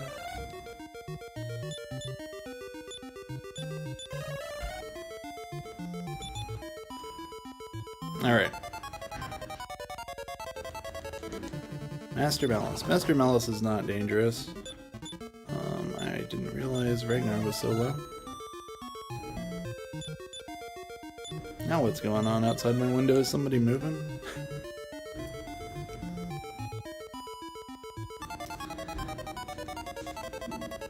Okay. The enemies in this cave are actually worth a real good amount of XP. Like, from here to the end of the game, it's kind of like when you get to the Dark World in DQ3, like, suddenly all the encounters are worth an easy, like, 1,000 to 2,000 experience points, whereas before it'd be, like, a handful of 100 or so. Like, in the crypt where I was fighting the Metal Babbles, enemies were worth, like, 200, but here they're worth closer to 1,000. Especially the bigger ones. This cave also has the enemy that's worth the most gold in the game, though it's not that impressive. Most of the games in the series have like Goldman type enemies, like... Okay, I guess the hero's dead again, that's funny. Stop killing my hero. She's back.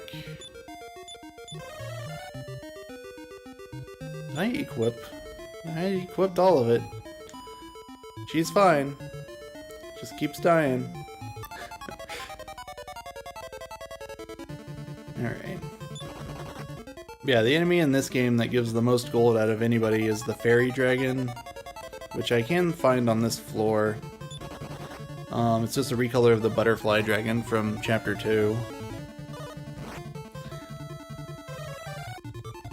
And it only gives like 300 gold. So that's the best you can do. There's no gold man, there's no dancing jewel. Kind of a missing, you know, like an empty spot in this game's bestiary. Or demighouls. We'll see demighouls later in one of the boss fights.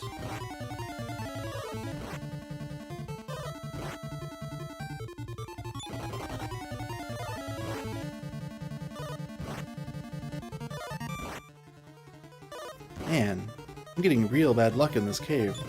Look at that, she's already dead again. I gotta pull out Christo.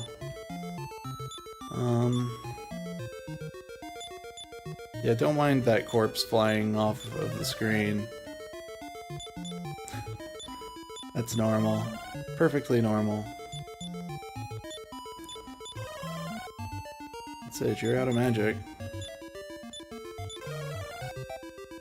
Wow. That didn't last long. I'm about a quarter of the way through the dungeon and Christo's out of magic. He recovers 1 magic every 4 steps, but Vivify costs, I think, 12. With Mara in the party, these guys won't be able to attack Christo, but if I fail to run twice like that, Ragnar's dead. Oh boy. 3 times, Christo's dead too. Uh-oh. Wow. I'm gonna get out of here and regroup. Going back to good old Soretta. We're gonna try that again.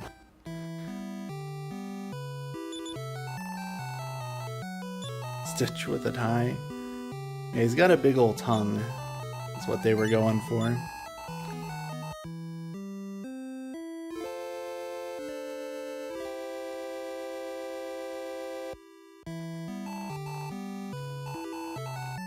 Man, that's like all my gold. Does not revive. Revives.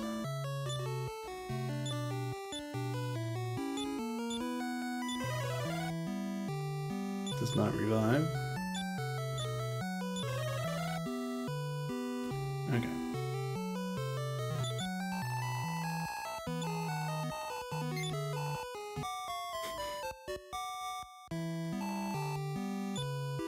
I'm gonna save the game just in case. Never know.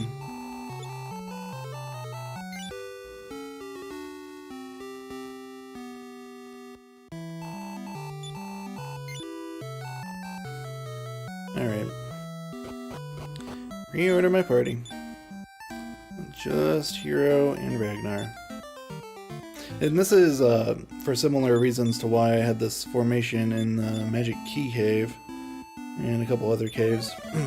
It's just, not only are the enemies strong, but they have a lot of area attacks, so I don't want to have too many characters out at once or taking, you know, increased amounts of damage. If they cast a spell and it hits 4 people, that obviously does more damage than if it hits 2 people.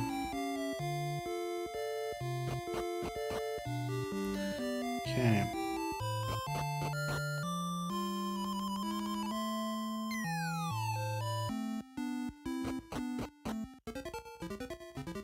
Here we go again. And the demighouls are back.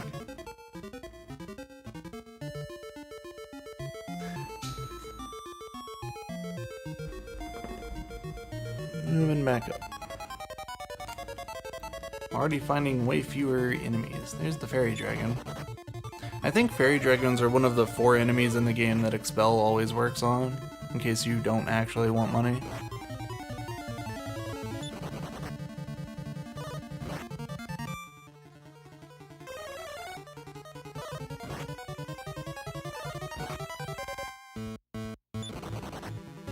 Oh, come on. Fairy dragons have chaos. I did not actually know that. Okay, so they have the most gold in the game, but they have chaos, so have fun.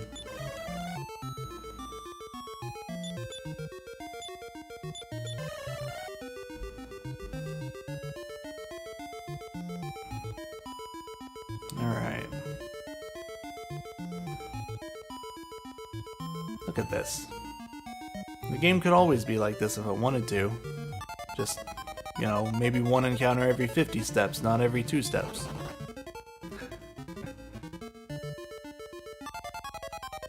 That area felt like it loaded real fast. Ogre Basher is a funny enemy. Ogre Basher basically has the demon hammer that I had earlier. There's like a 1/3 chance that he crits you for 105 damage even. Or otherwise he just misses.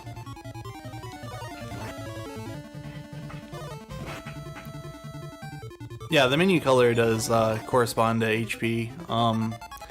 So if it's white, you're good. If it's green, that means somebody is at low health. If it's red, that means you have somebody dead. And blue is just, it's nighttime. If the menu would otherwise be white at nighttime, it turns blue. Come on.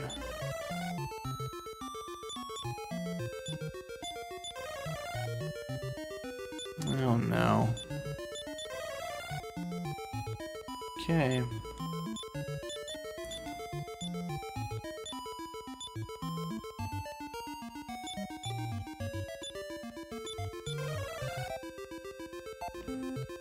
He's the only one with Vivify, so I'm not casting any more of those.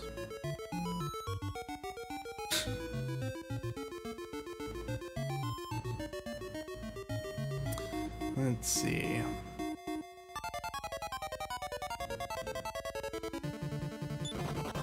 Okay, we're getting close.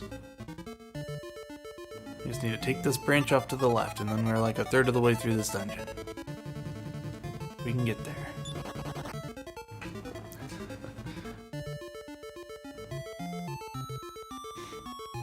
There's a lot of decent treasure in this cave, but we won't be picking up any of it. We've already passed a Dress of Radiance, which kind of came up earlier in discussion, but it's the most disgusting item in the series. It's this dress that doesn't offer any spell or breath protection, but instead there's a 25% chance every time you get hit with a spell that'll get reflected back onto the person who cast it. Which includes healing spells and revival spells, even if you're dead.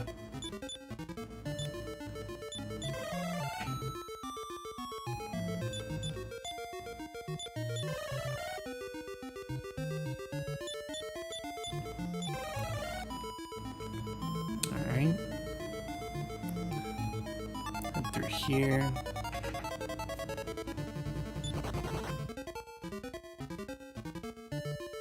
It's a treasure chest in the bottom right corner of this room. I'm not sure what's in it. It might just be gold.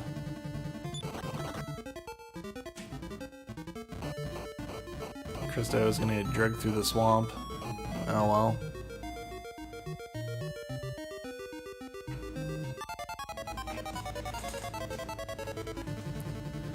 Spite spirits, I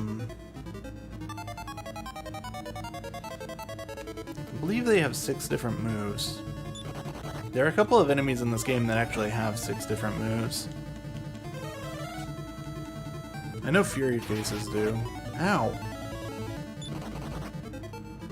Critical hit for 40 damage. When Belzabol's attack, they always get crits, but it's not very threatening.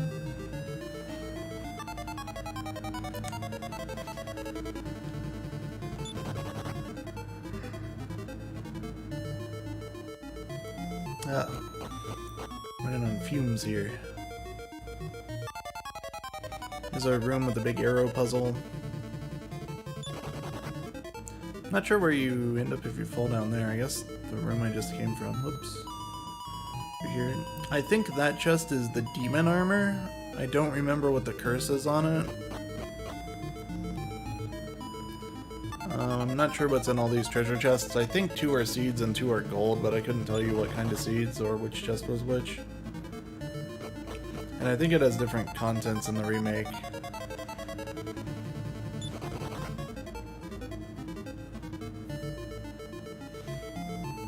Crystal on top of the boat, don't worry about it. There's a couple of weird wagon oddities that you can get that are just graphical things in this dungeon that can happen. Oh, that's the one that's 0 agility? I thought the 0 agility was the in Radamvice's tower. I thought that's where the zombie male was. Unless there's 2 armors with 0 agility.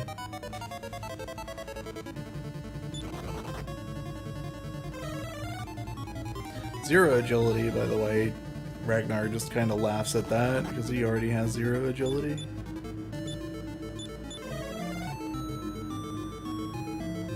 What's Ragnar's agility at level 27? His agility is 26. Alright, now we're starting to look like we're getting somewhere else. HP damage on world map? Oh. I'm not familiar with that one. Sounds awful.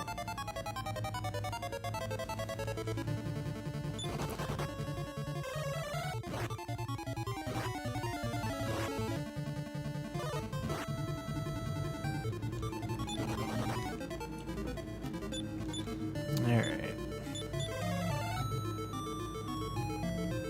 Door.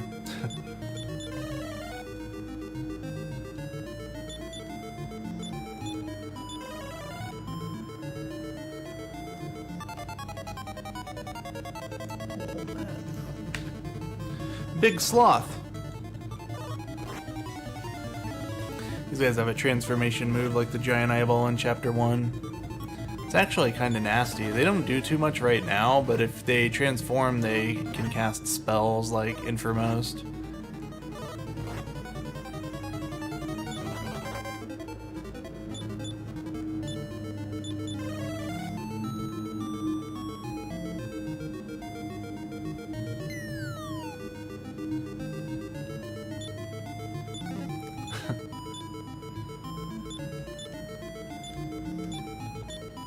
You picked it up, you can equip it. I don't really respect the mirror shield enough to transfer it to somebody else, but just on the off chance we run into a king medal, may as well equip it.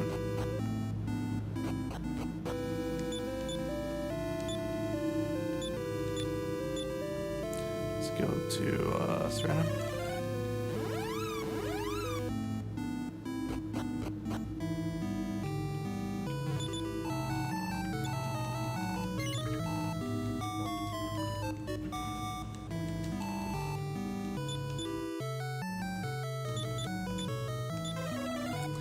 Last refuge, okay.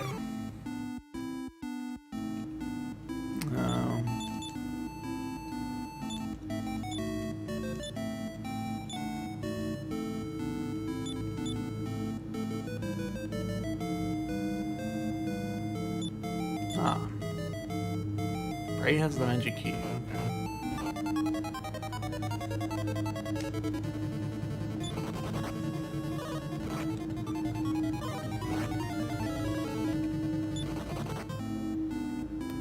Taking hits. Why is Christo in front of Alina?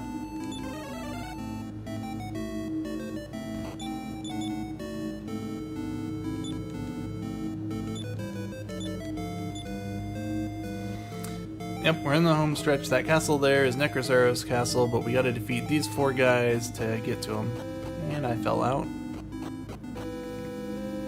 Tongue stretch. Sure. You can stretch that too.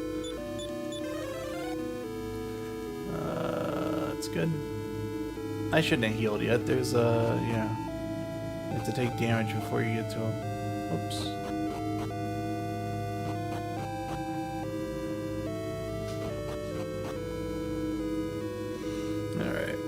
This puzzle's kind of annoying. If you step next to any of those statues, there's like this message and you get thrown out. Alright, now the annoying part, casting 4 heal mores.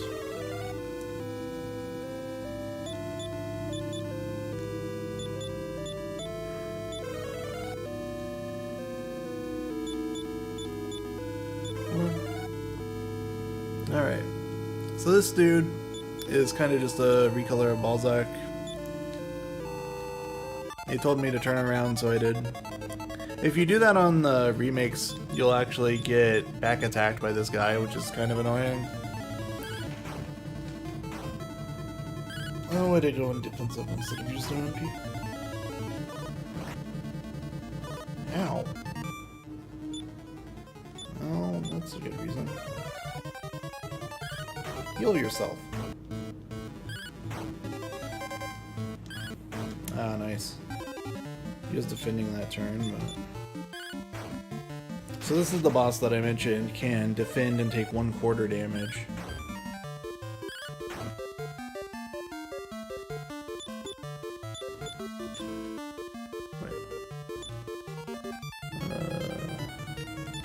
Yeah, we're fine.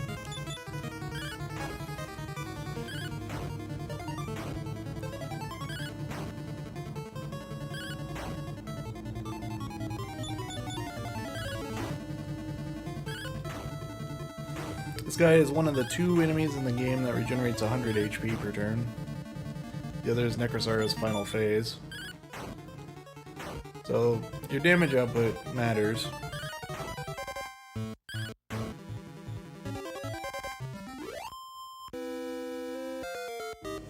Who leveled? Alina. Bray should level soon.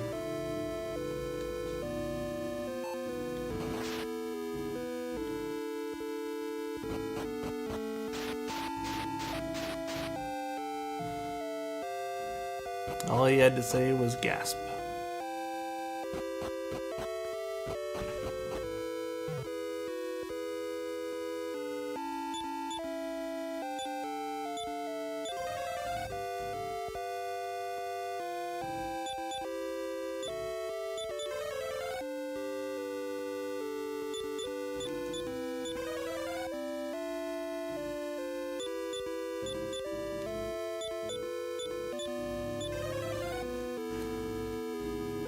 Okay.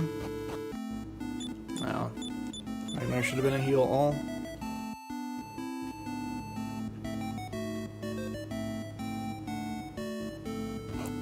Scoot over here. This guy can potentially kill us.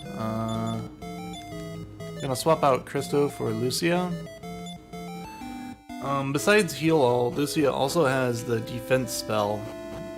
So on a boss like this with high defense power, she can help increase DPS by lowering his defense for me before I get to it. But I can sit here and try to put him to sleep and then hope that she lowers his defense.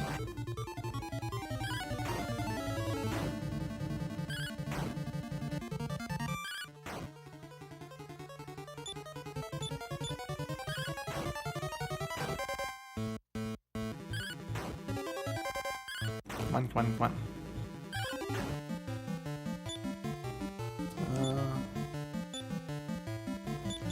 Work on his defense power. We're not making much headway here. Let's see a hit for 3.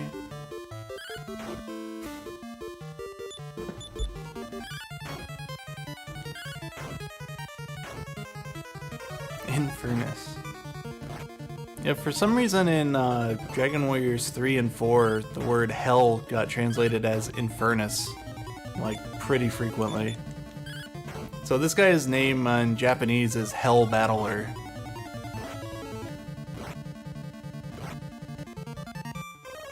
And I guess, you know, Infernus Shadow sounds cooler, but does that make it a better name? I don't know. Decimation.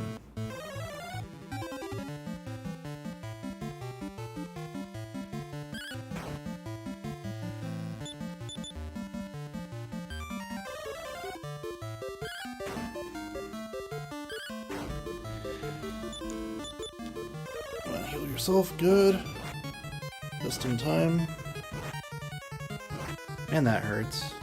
Alina doesn't have any spell or breath resistance at all, so despite her high max HP, she takes tons of damage and can get drained pretty quickly. Oh, the roar. Okay, he didn't do anything else. This guy can sometimes take 1 turn and sometimes takes 2 turns. Actions per turn, rather. Alright, got a Sword of Miracles.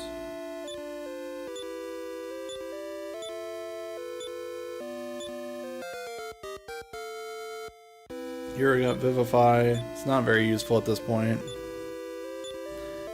Ignar level 4 HP only. Ray level. This should be by kill.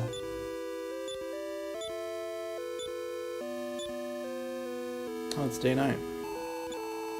Do I have by kill? Maybe it was the previous level.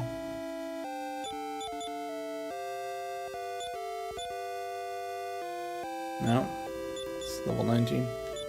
Okay, well. Maybe I get it off random buys. I didn't think he would level again though.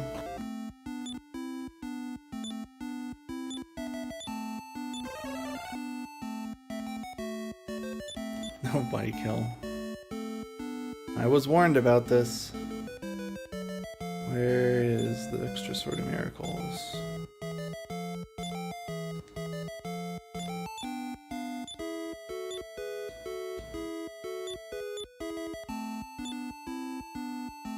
The Magma Staff off of him.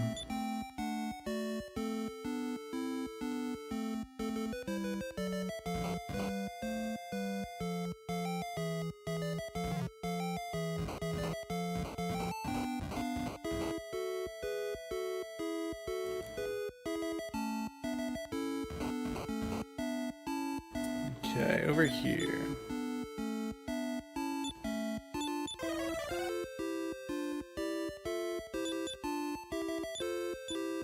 I'm gonna be at full health for this one. This one kills me sometimes.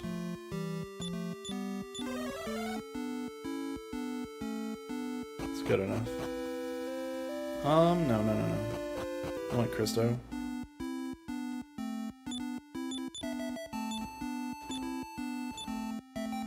Alright. Well, 22. He should learn it at 19.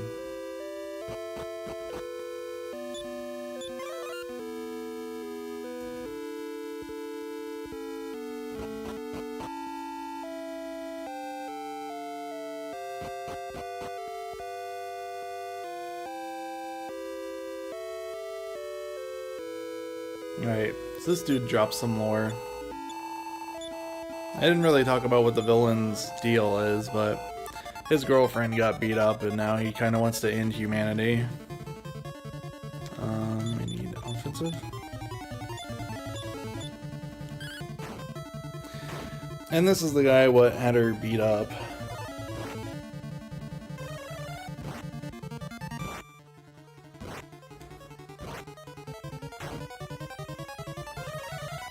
He's got a name here, but in Japanese he's just Evil Priest. Oh, 2 out of 3, Krista.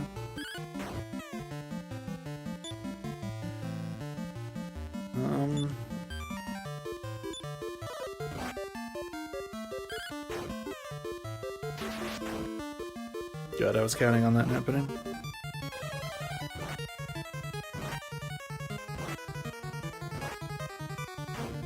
Alright.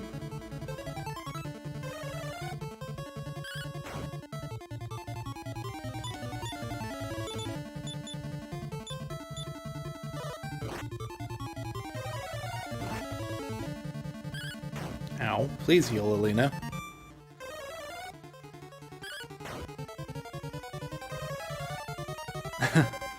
Oh yeah, he really wants a hug. There's a lot of enemies like in Dragon Quest, just in general, that have their hands reaching out and splayed out like that. Just look at Zoma or Baramos or Deathmore. Alright. So my strat on this, after the demighouls are gone, is just to cast Bounce and Fin spell on myself so that his spells don't do anything.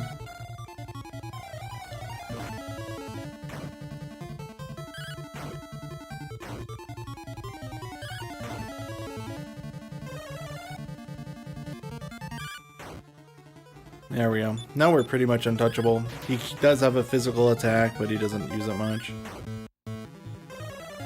Should die pretty soon. There we go. It's kind of a slow way to fight him, but I got tired of dying fighting him normally.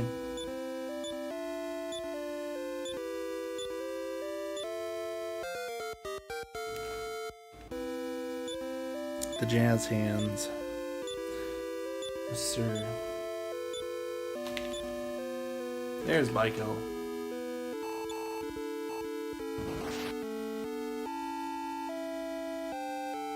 Alright, so we don't need to grind anymore. We can also make this last guy easy.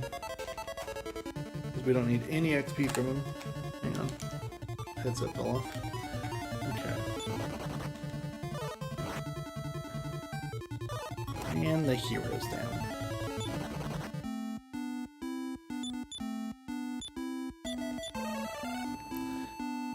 No. Wake up, Bear Kicks. It feels Hero's birthday, man.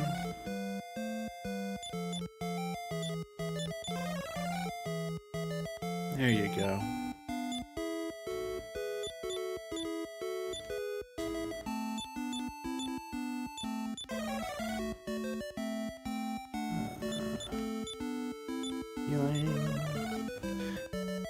And back when we used to grind 4 levels higher than this, it was so nice having Christo knowing heal us, because you could just hit one spell and heal your whole team to full.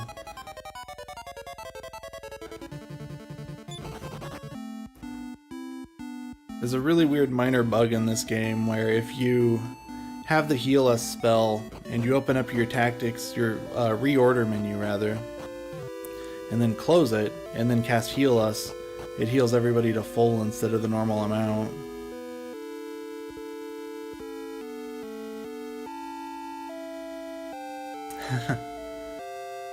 Four tries is nothing. Okay, so now we're fighting this dude. This dude is actually vulnerable to defeat because he has multiple targets. So I can use this shield on him and it'll knock him away. He also calls for reinforcements, which is annoying. So if they don't all get taken away, they might call for help. Hopefully Christo kills one. Good. Okay.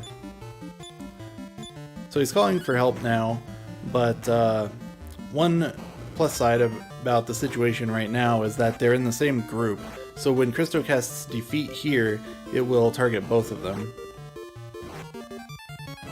If he casts it here, he might heal himself.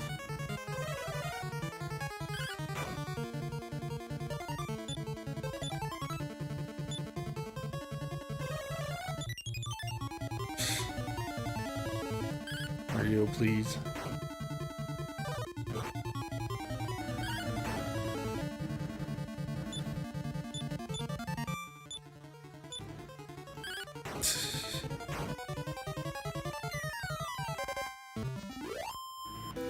And I've seen so many of these spoiler chatters so far saying, like, all of them saying different things that I don't even believe any of them. They're clearly just making stuff up.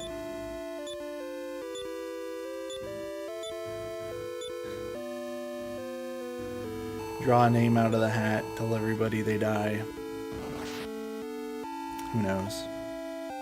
It's fine. We only have to deal with it for another day, then we can see the movie. Day and a half. What day is it? Today's Wednesday, kind of. Oh boy, been up a while.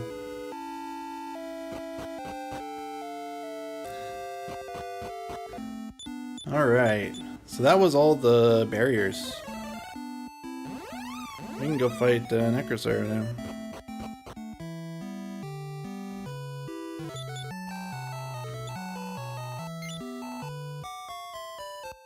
Reach 600.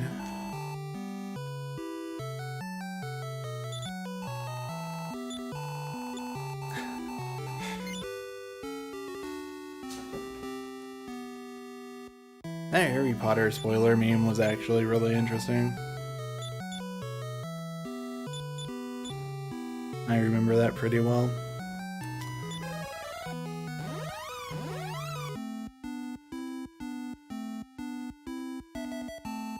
Alright.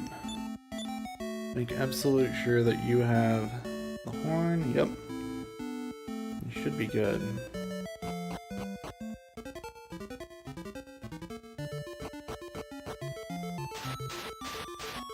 Run through here. This castle is like my #1 example when I'm talking about the PS1 and DS versions and how their dungeons just aren't designed for things like tiptoe. Because you could get through here with like 1 encounter average. You can get from here to the final boss, maybe getting into an encounter. Not guaranteed.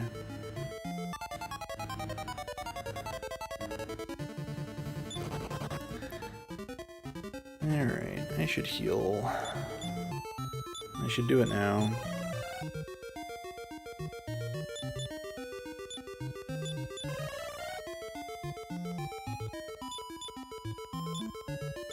Or 0. Shinobiyashi-chan.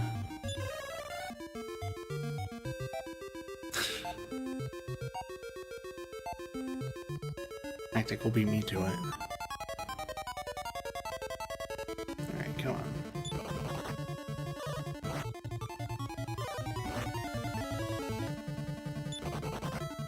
One screening.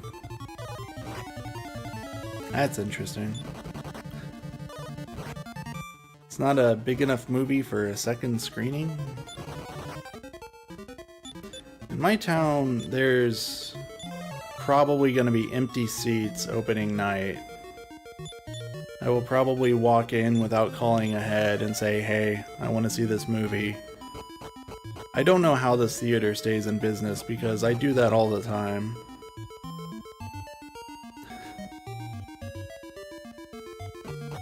Like, I'm a guy who doesn't like to deal with crowds, so if the theater were busy, I wouldn't go on opening night, but since it's not packed, you know, shoulder to shoulder in there, I usually just go the day it comes out.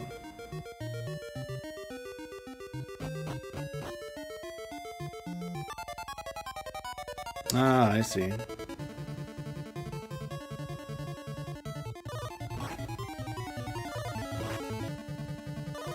That does make a bit more sense. Wyvern Lords. Right. One thing to note about this castle is that there's no, there are no encounters outside. So any of these outdoor areas, like this entire map basically... what was my max HP? I can walk around all I want, which is important because Christo has that hat that regenerates his magic. Can I go through here? Is that just for the... Yeah, I go down here. I guess so. Starting to lose my direction. It's fine. I've done very well. For having not slept. Come on.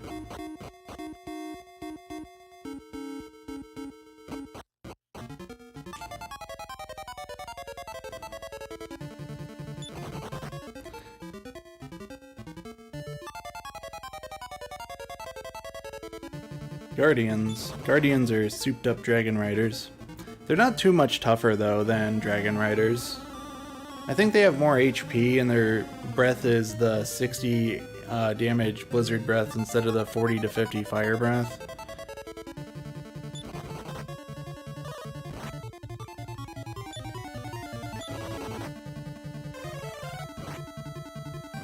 It fails.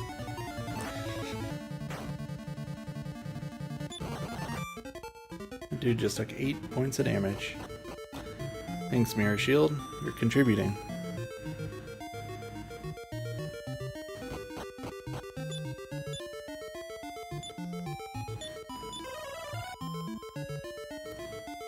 Surely that goofy slime hat that High Spirits has functions as a hat of happiness.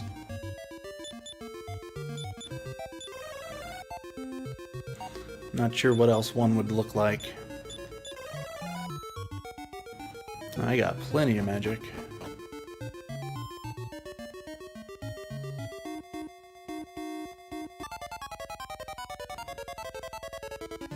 I really think the Hat of Happiness could be cut, but in my PB, I lost time because of it. It's a real pain if you have to vivify, but if you keep everybody alive, it's pretty doable. But I also don't like adding risk to the last half hour of the run.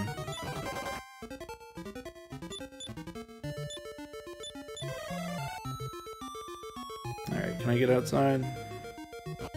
Alright, we'll heal out here.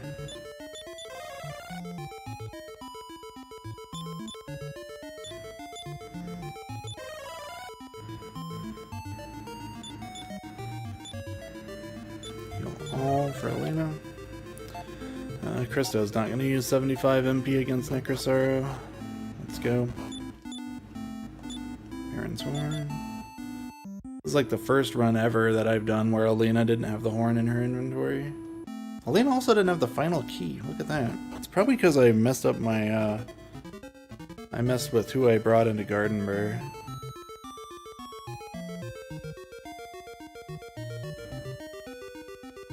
Alright, there are encounters on this screen. They're kind of rare. I need to check ED powers. Ragnar and Alina are 90 and 94. I think that's fine. Do I need to take Krista's shield off? I don't think so. Put you to...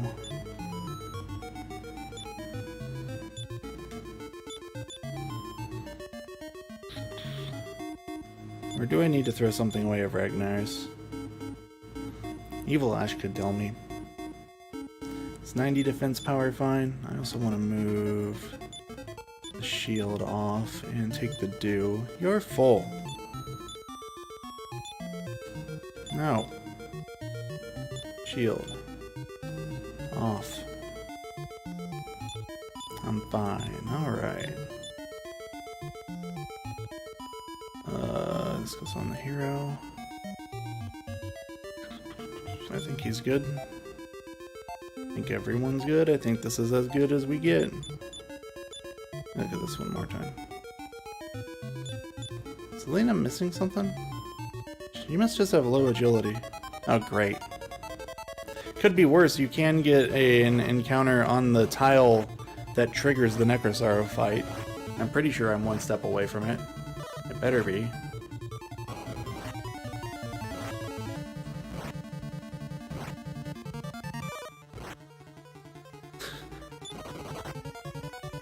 If this is the fight that triggers Necrosaro, I will be sad. The tile, rather.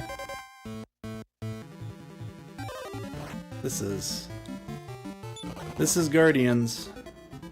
No, we're good. Alright, still willing to just cast 4 heal alls from Christo. Whatever. He doesn't need the magic. He spends most of the fight in the wagon.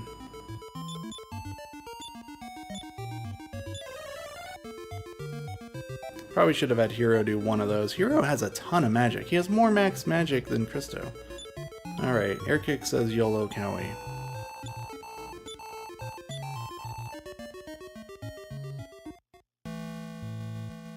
Okay, Necrosaro appears. So, to fight Necrosaro, I need to be on defensive. I need to cast Fin Spell on Necrosaro.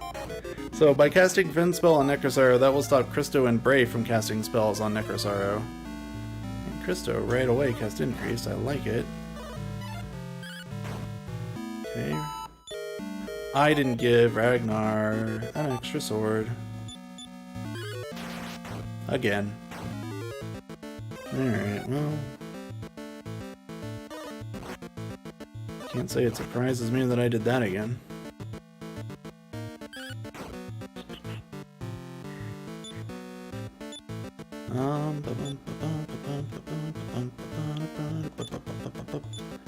swap out Christo for... No. I want to see if I can get him to sleep. Let's do both.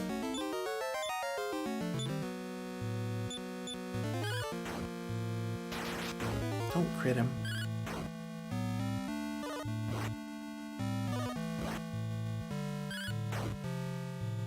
Okay, he's asleep. YOLO. Ragnar's attack doubles. Remove Ragnar. Heal all Ragnar. Probably should have switched for a corpse, but I wanted to make sure that Ragnar would go last. I didn't see who Bray cast Bike on. I'm gonna watch the restream for a second. It's a couple of seconds behind. Lena attacks, air kicks has heal, all the Crusader's asleep. Bray attacks! He didn't cast by kill at all! What? Alright.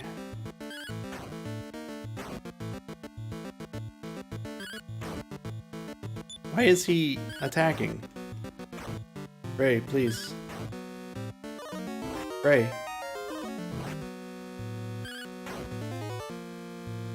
Alright, he's asleep again. Okay, Bray, come on. Bray, you don't punch him, Bray.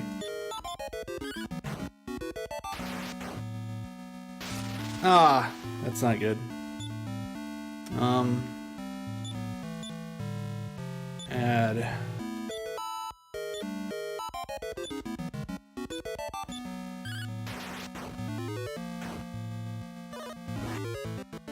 Okay. Need to fin spell this phase too.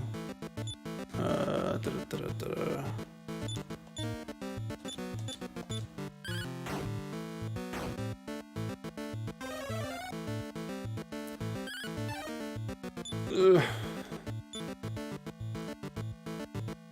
Okay, well, lower his defense.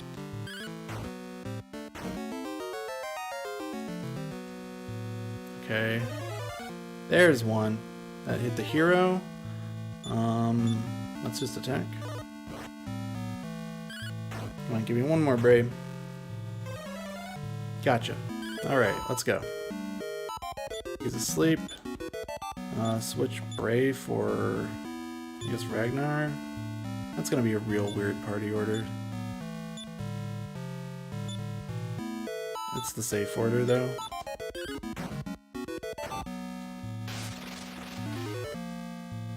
Alright, well...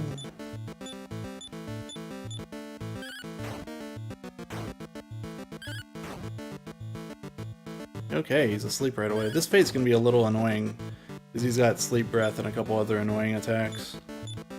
U for Lucia. Good job, Lucia.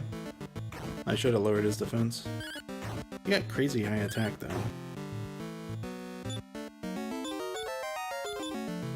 But these phases are all really easy to lower their defense.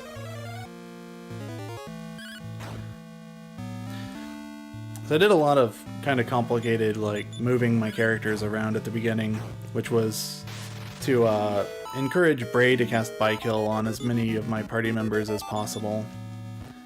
And I did get it on Hero, Alina, and Ragnar. So we've got really high attack power, we just have to be a little careful that this phase doesn't use freezing waves and knock it off. It's a little rare for that to happen though, I really need Hero to put him to sleep. Okay, didn't put him to sleep. 400. Oh, he actually used it! Ugh! Man, that makes me want to count turns on this fight. Alright, I'm not setting that back up.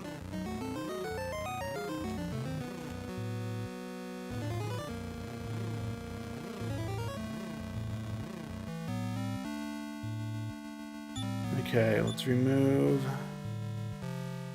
Now leave Alina out. We'll fix it. That's fine. A and pray. Okay, healed yourself. I appreciate that. Not.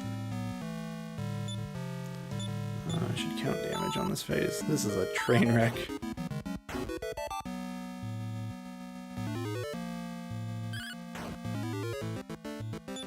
It's a train wreck, and it's headed for even more disaster.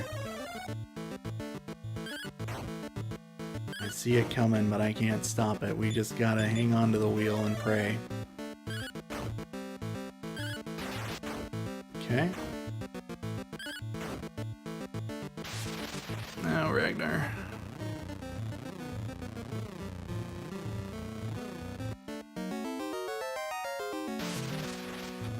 Yeah, increase would be nice to have. Okay, this phase I'm hiding Elena until we get him to sleep. I wish you were healed first. That's kind of why I was leaving her out, though. Yeah, just pull her. Ooh, the dodge. That was a good turn, even though it didn't put him to sleep. Come on, heal hero, please. Lucia. Ooh. Deleted Lucia. I don't want hero to get murdered. That's what's gonna happen, though. You need to swap for... I don't even know. We'll leave it like this. No, just remove her. Just remove her. Ow. You have fire breath! Yeah. Oh, shoot. That one's my mistake. I mashed A too many times.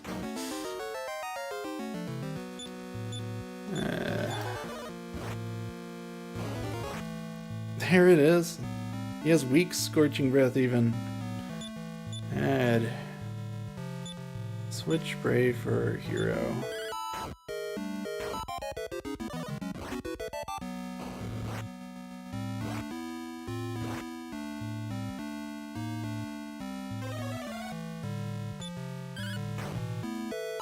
Just heal. Need Christo to pick up the hero. Good, scorching gas, thank you. He's gonna heal though.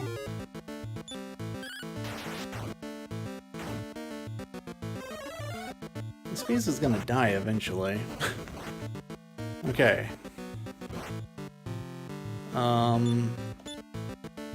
Ragnar's dead.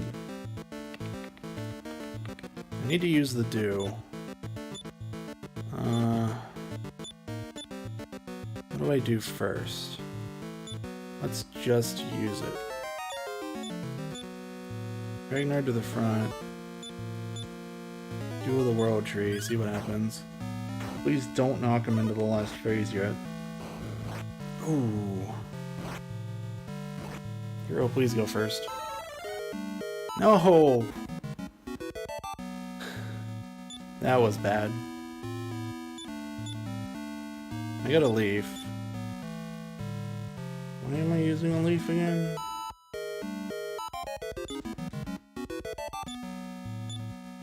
I need to just get him to sleep. I can't fix this with him awake. Nothing but physicals. That would be real nice if phase 4 didn't take my increase stacks off. No, Christo's out. This just gets worse. I should hit the reset button right now. Still alive somehow.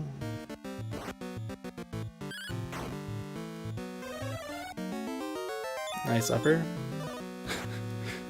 Thank you, I guess. See you. See you around.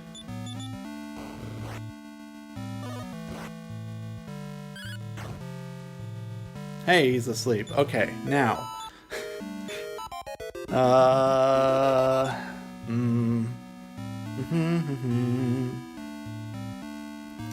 Pick you up.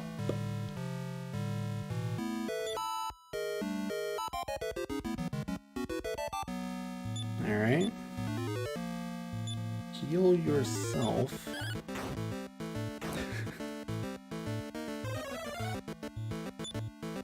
Go back to sleep. I should have put Alina in the wagon. Uh-oh. Alright. What do we do about this?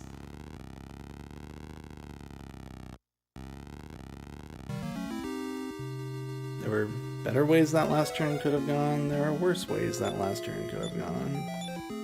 I need you to go to sleep. That's fine. Heals my upper stack. Please do that one more time. Not. Alright. Alright. We're just playing this one round at a time right now. He's up. Okay.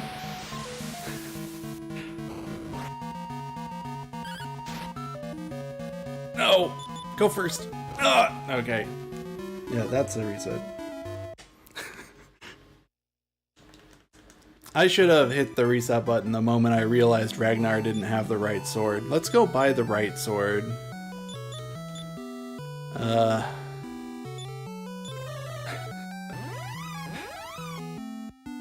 Man, chat's so far behind. The stream's so far delayed. I'm sitting here in Roseville and I'm still seeing words of encouragement. I'm like, I don't know how to break it to him. Alright, Sword of Miracles. Get rid of this guy. I have been forgetting to do this a lot lately, and I'm not happy about it. Alright.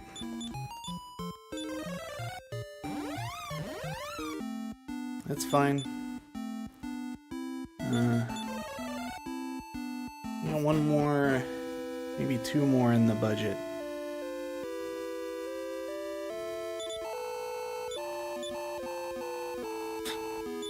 Hello, Evil Ash from the past.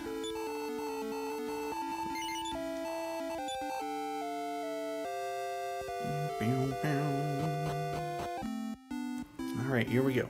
We'll get him this time.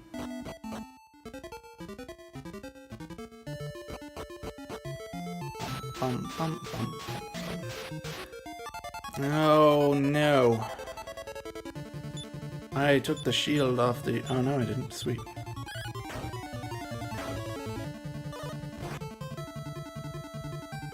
Go. Good enough. Let's kill it. Don't use your magic. Or maybe do use your magic, I don't know. Cast beat though, not defeat. I don't even know if you can pop these guys. They might be special. Because you can't run from the fight. Ow! No! Well, we're just gonna...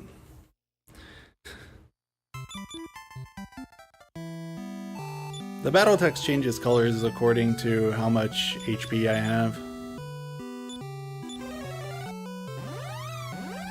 I did equip that, right? I didn't just buy it. Cast Repel.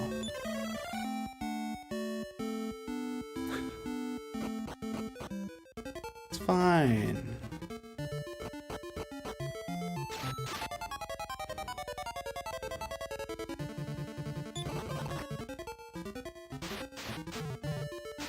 Please go to the left.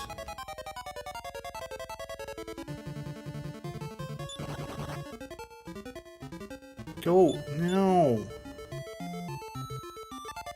Alright, we're fighting him. Let me use my, yeah. I was gonna really put my hero to sleep. My Sword of Lethargy. I was thinking about using it on him. Okay, the doll's asleep. These things have like 400 HP. They're really annoying. So we're not doing that.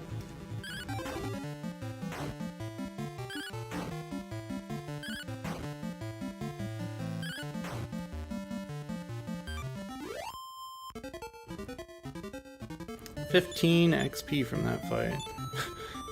Or maybe that was gold. Either way.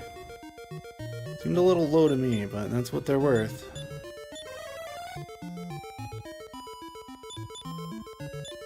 Alright. Healing off all the damage I took walking on those tiles.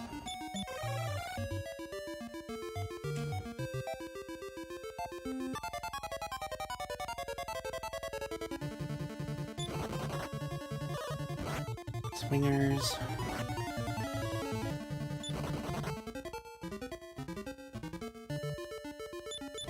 Christo, heal more, hero.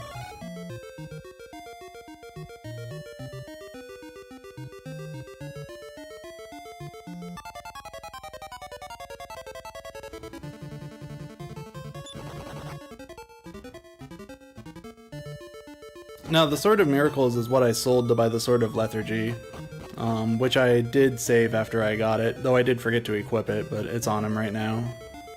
Ragnar and Hero both have Sword of Lethargy, which means if they attack Necrosaro, there's a 1/3 chance he'll go to sleep, despite being immune to sleep. Does not work in the remakes of the game, but the routing in Chapter 5 for this game is very reliant on that.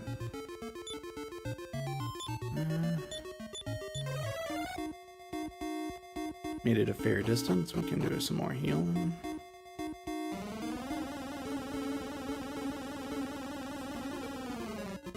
Alright. I just heard the cave theme loop.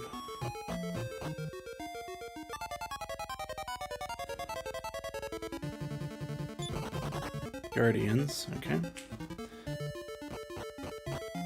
Guardians also, I didn't mention this earlier, but they also have Sleep Breath that I think they use on turn 2. Dragon Riders and Guardians both have like a cycle of attacks they go through, 2 per turn. Dragon Riders do like attack, breath, attack, attack, attack, breath. And Guardians are, I think, attack, breath, but it's the cold breath. Then attack, sweet breath, and attack, fire breath. Something like that.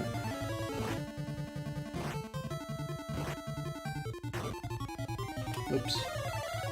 Typed a character into the Discord. They might have thought I was actually reading a message. It's just trying to split.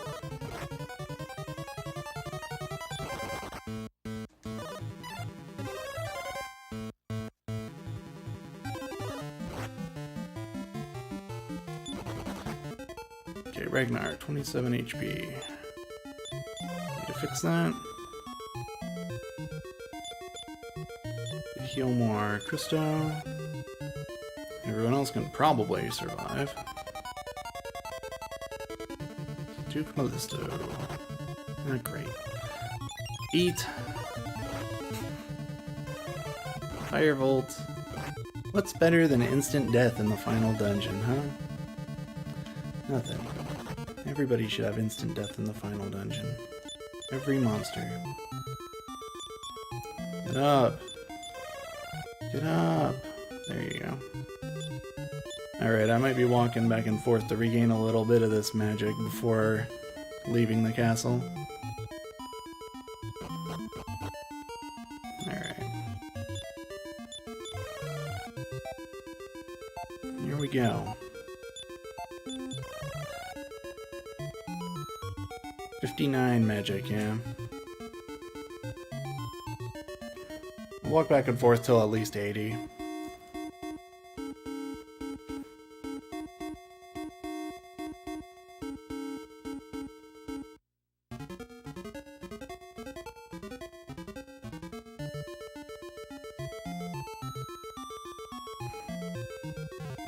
Instant death in first dungeon is pretty spicy. Here's 80. Let's take it up to 90 or 100 just in case I have to heal again on the way.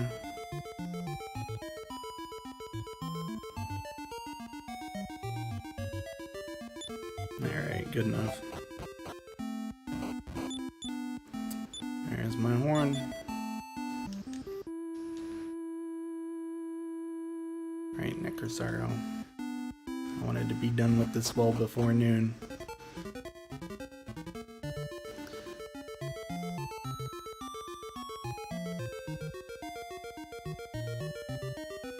Run back up here. Alright, once more. Take the shield off. Grab the dew. Oh, now they're weed eating outside my window.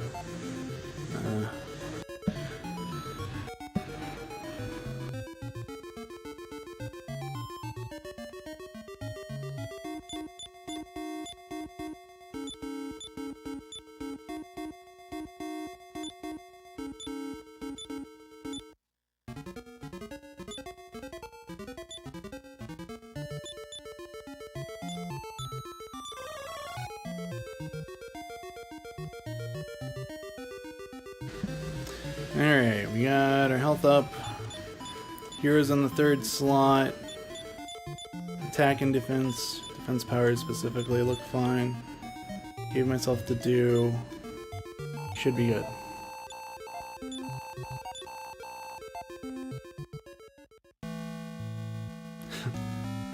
Okay, tactics.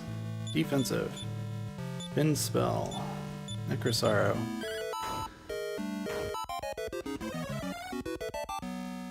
Wow, Hero went faster than Christo both fights.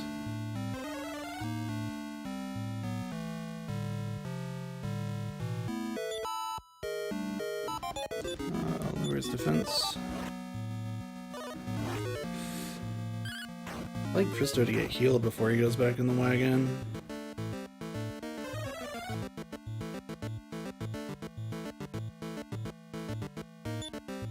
I can wait.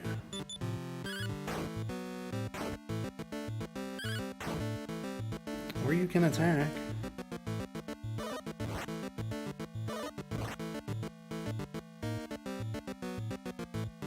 Christo, I assume you got that? Here, I'm just gonna heal you. There you go.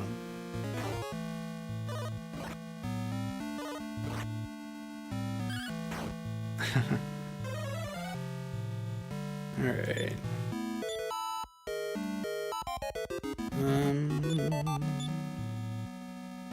Switch Christo for Bray.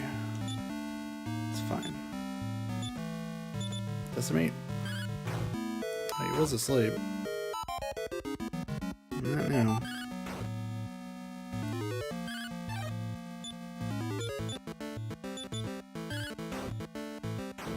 I was gonna play it kind of slow and safer, I say, after pulling Bray out. Okay.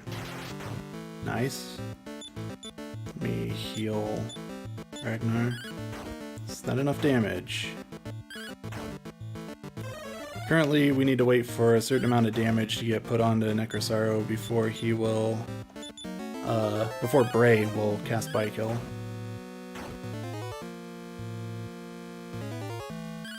Come on, lower his defense.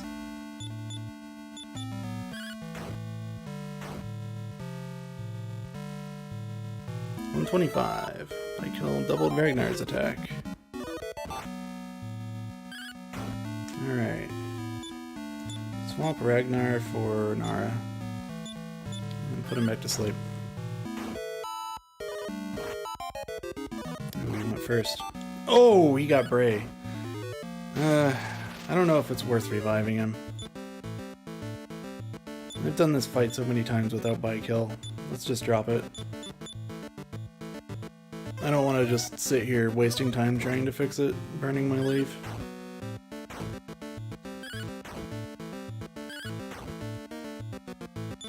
Alright, he's asleep, lowers defense.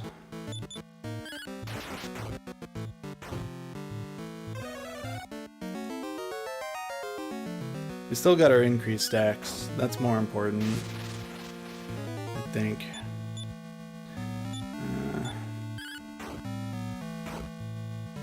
At these levels. Okay, well, it was okay. Okay, he's asleep.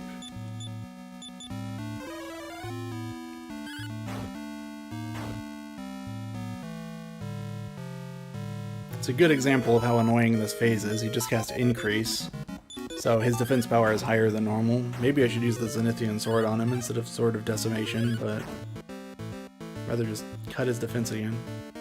Come on. This phase can do Increase, it can cast Beat to instantly kill somebody, it can breathe Sweet Breath. It's got Ice Breath, Fire Breath, but they're both weak. Or no, it's Fire, Bane, and Snowstorm. What's his other attack on for it? I don't know. See, he's sleeping, I wasn't paying attention. No, now he is. There you go, Lucia. But yeah, to make it like way worse, in the remakes, this phase gets 2 actions per turn. So he can do something like try to instantly kill your character and raise his own defense power. Oh, physical attack is a 6th attack, duh.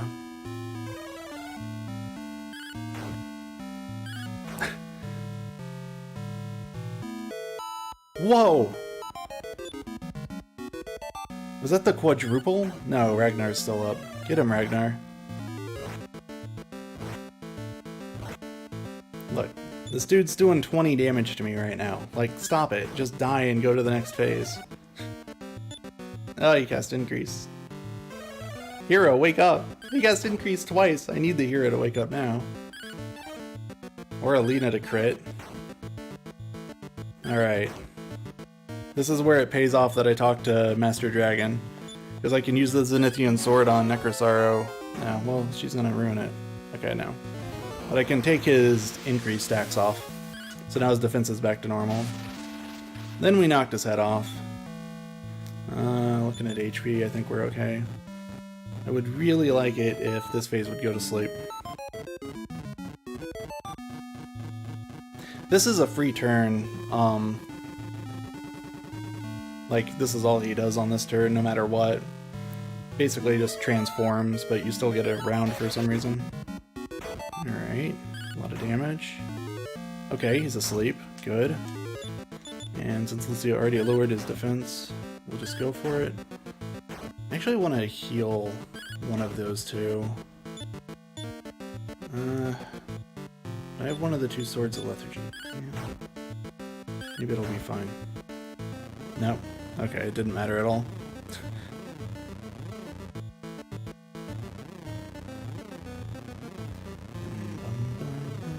I don't know. I'm gonna remove Alina to keep her safe, and then we're gonna beat Necrosaro in his face. Hopefully she heals Ragnar. He did not heal Ragnar.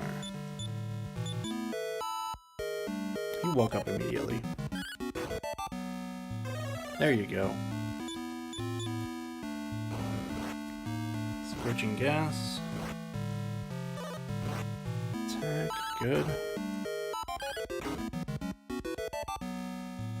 We can add Alina back in. I kind of want to heal. This phase is like close to getting pushed over. I'm fine letting By-Killed Ragnar take care of it. Kill her. I might get pushed over this turn. I hope so. Okay, okay. So, I don't know if this has come up yet, but after his transformation, the Sword of Lethargy can proc. So, the next phase might start out asleep, and that would be awesome. It would be even more awesome if the final phase would do that, but let's see. No. Okay, remove Alina, and put him to sleep. Got him. Okay, well, that wasn't very stressful. Decimation. Alina comes out swinging. His defense is down. He's back asleep. Okay, this phase is going down.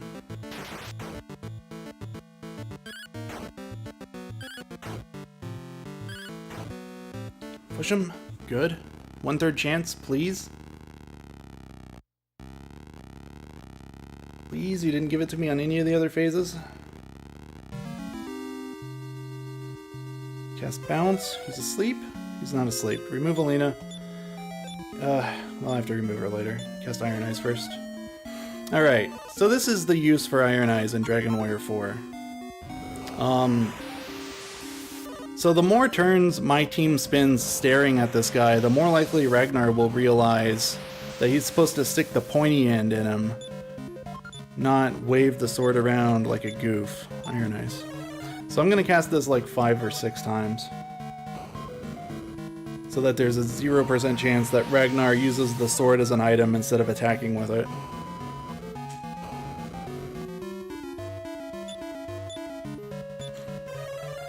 It's always really scary watching all these icy gleaming winds going past. This would do 200 damage to Alina. They might kill her from her current HP.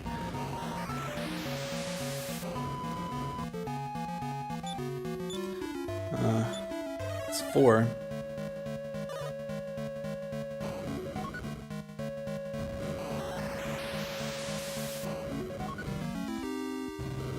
sitting right on the estimate. I'm gonna go for 6.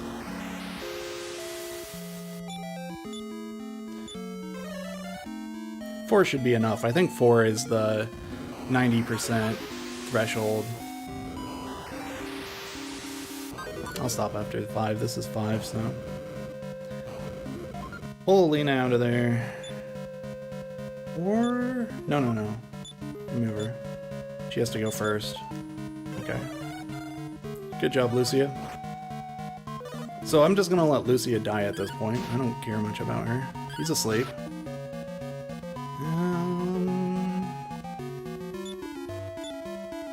Add her. Use the Sword of Decimation. I need some crits, because his defense isn't down yet. He regenerates 100 HP a turn, and he has, I think, 1023 HP.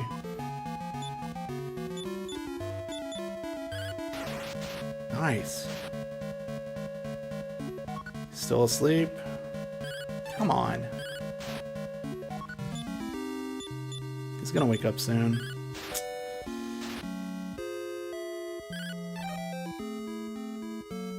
Heal it on this turn, go back to sleep and you're dead. Alright. I could try to burn him down, but she'll die. Don't do it. Lucia, stop that. Please don't do Gleaming Wind again. That's fine. Lucia, please heal somebody. Stop reflecting spells back in your own face. Alina, come out here and finish this. Heal all the hero. That's good.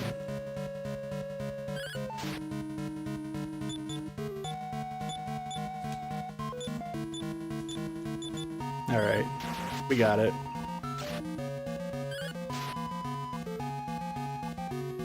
Get him, Christo. Yeah. He's asleep again. He's dead. GG.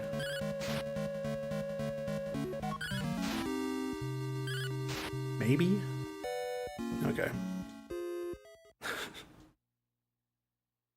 He was very nice to me the second time. He was not nice the first time. He does not forgive me for forgetting the second Sword of Lethargy. Okay.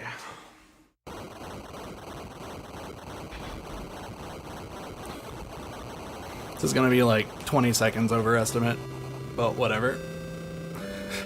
Time will end when we walk out of the castle.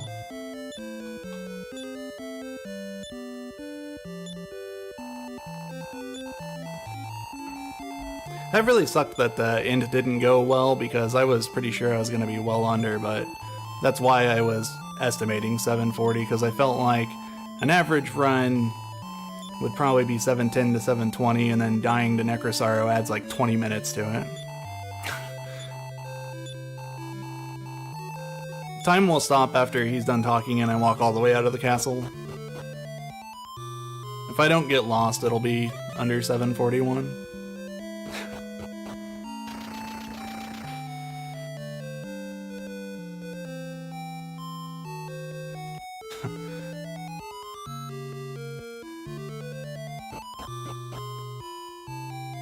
I did almost lose a PB to getting lost in here once. It was gonna be like a 1 minute PB, but it turned into a 20-second PB.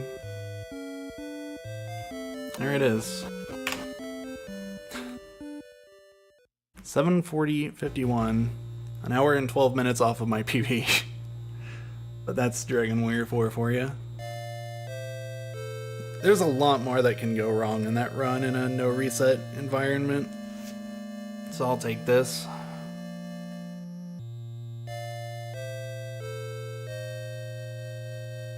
Really, every single chapter went as well as I would expect it to. Just maybe chapter 5 could have balanced it a little better. Alright.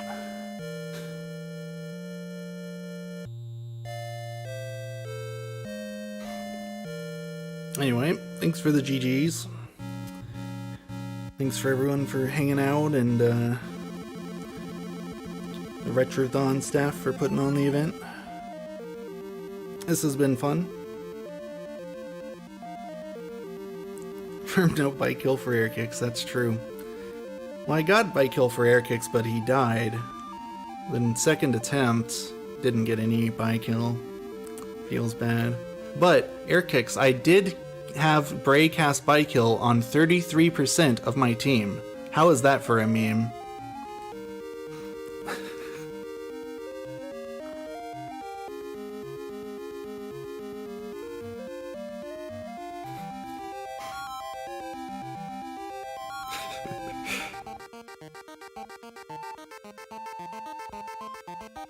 For anyone who hasn't seen air kicks' Dragon Warrior 3 attempts, he's about 33% on getting a 50% chance of learning bike kill. It's kind of fitting that only a third of my team got the bike kill.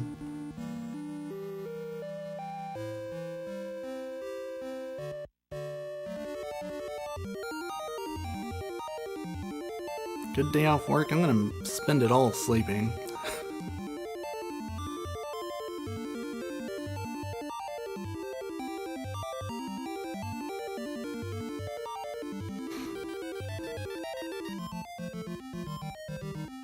Let's see.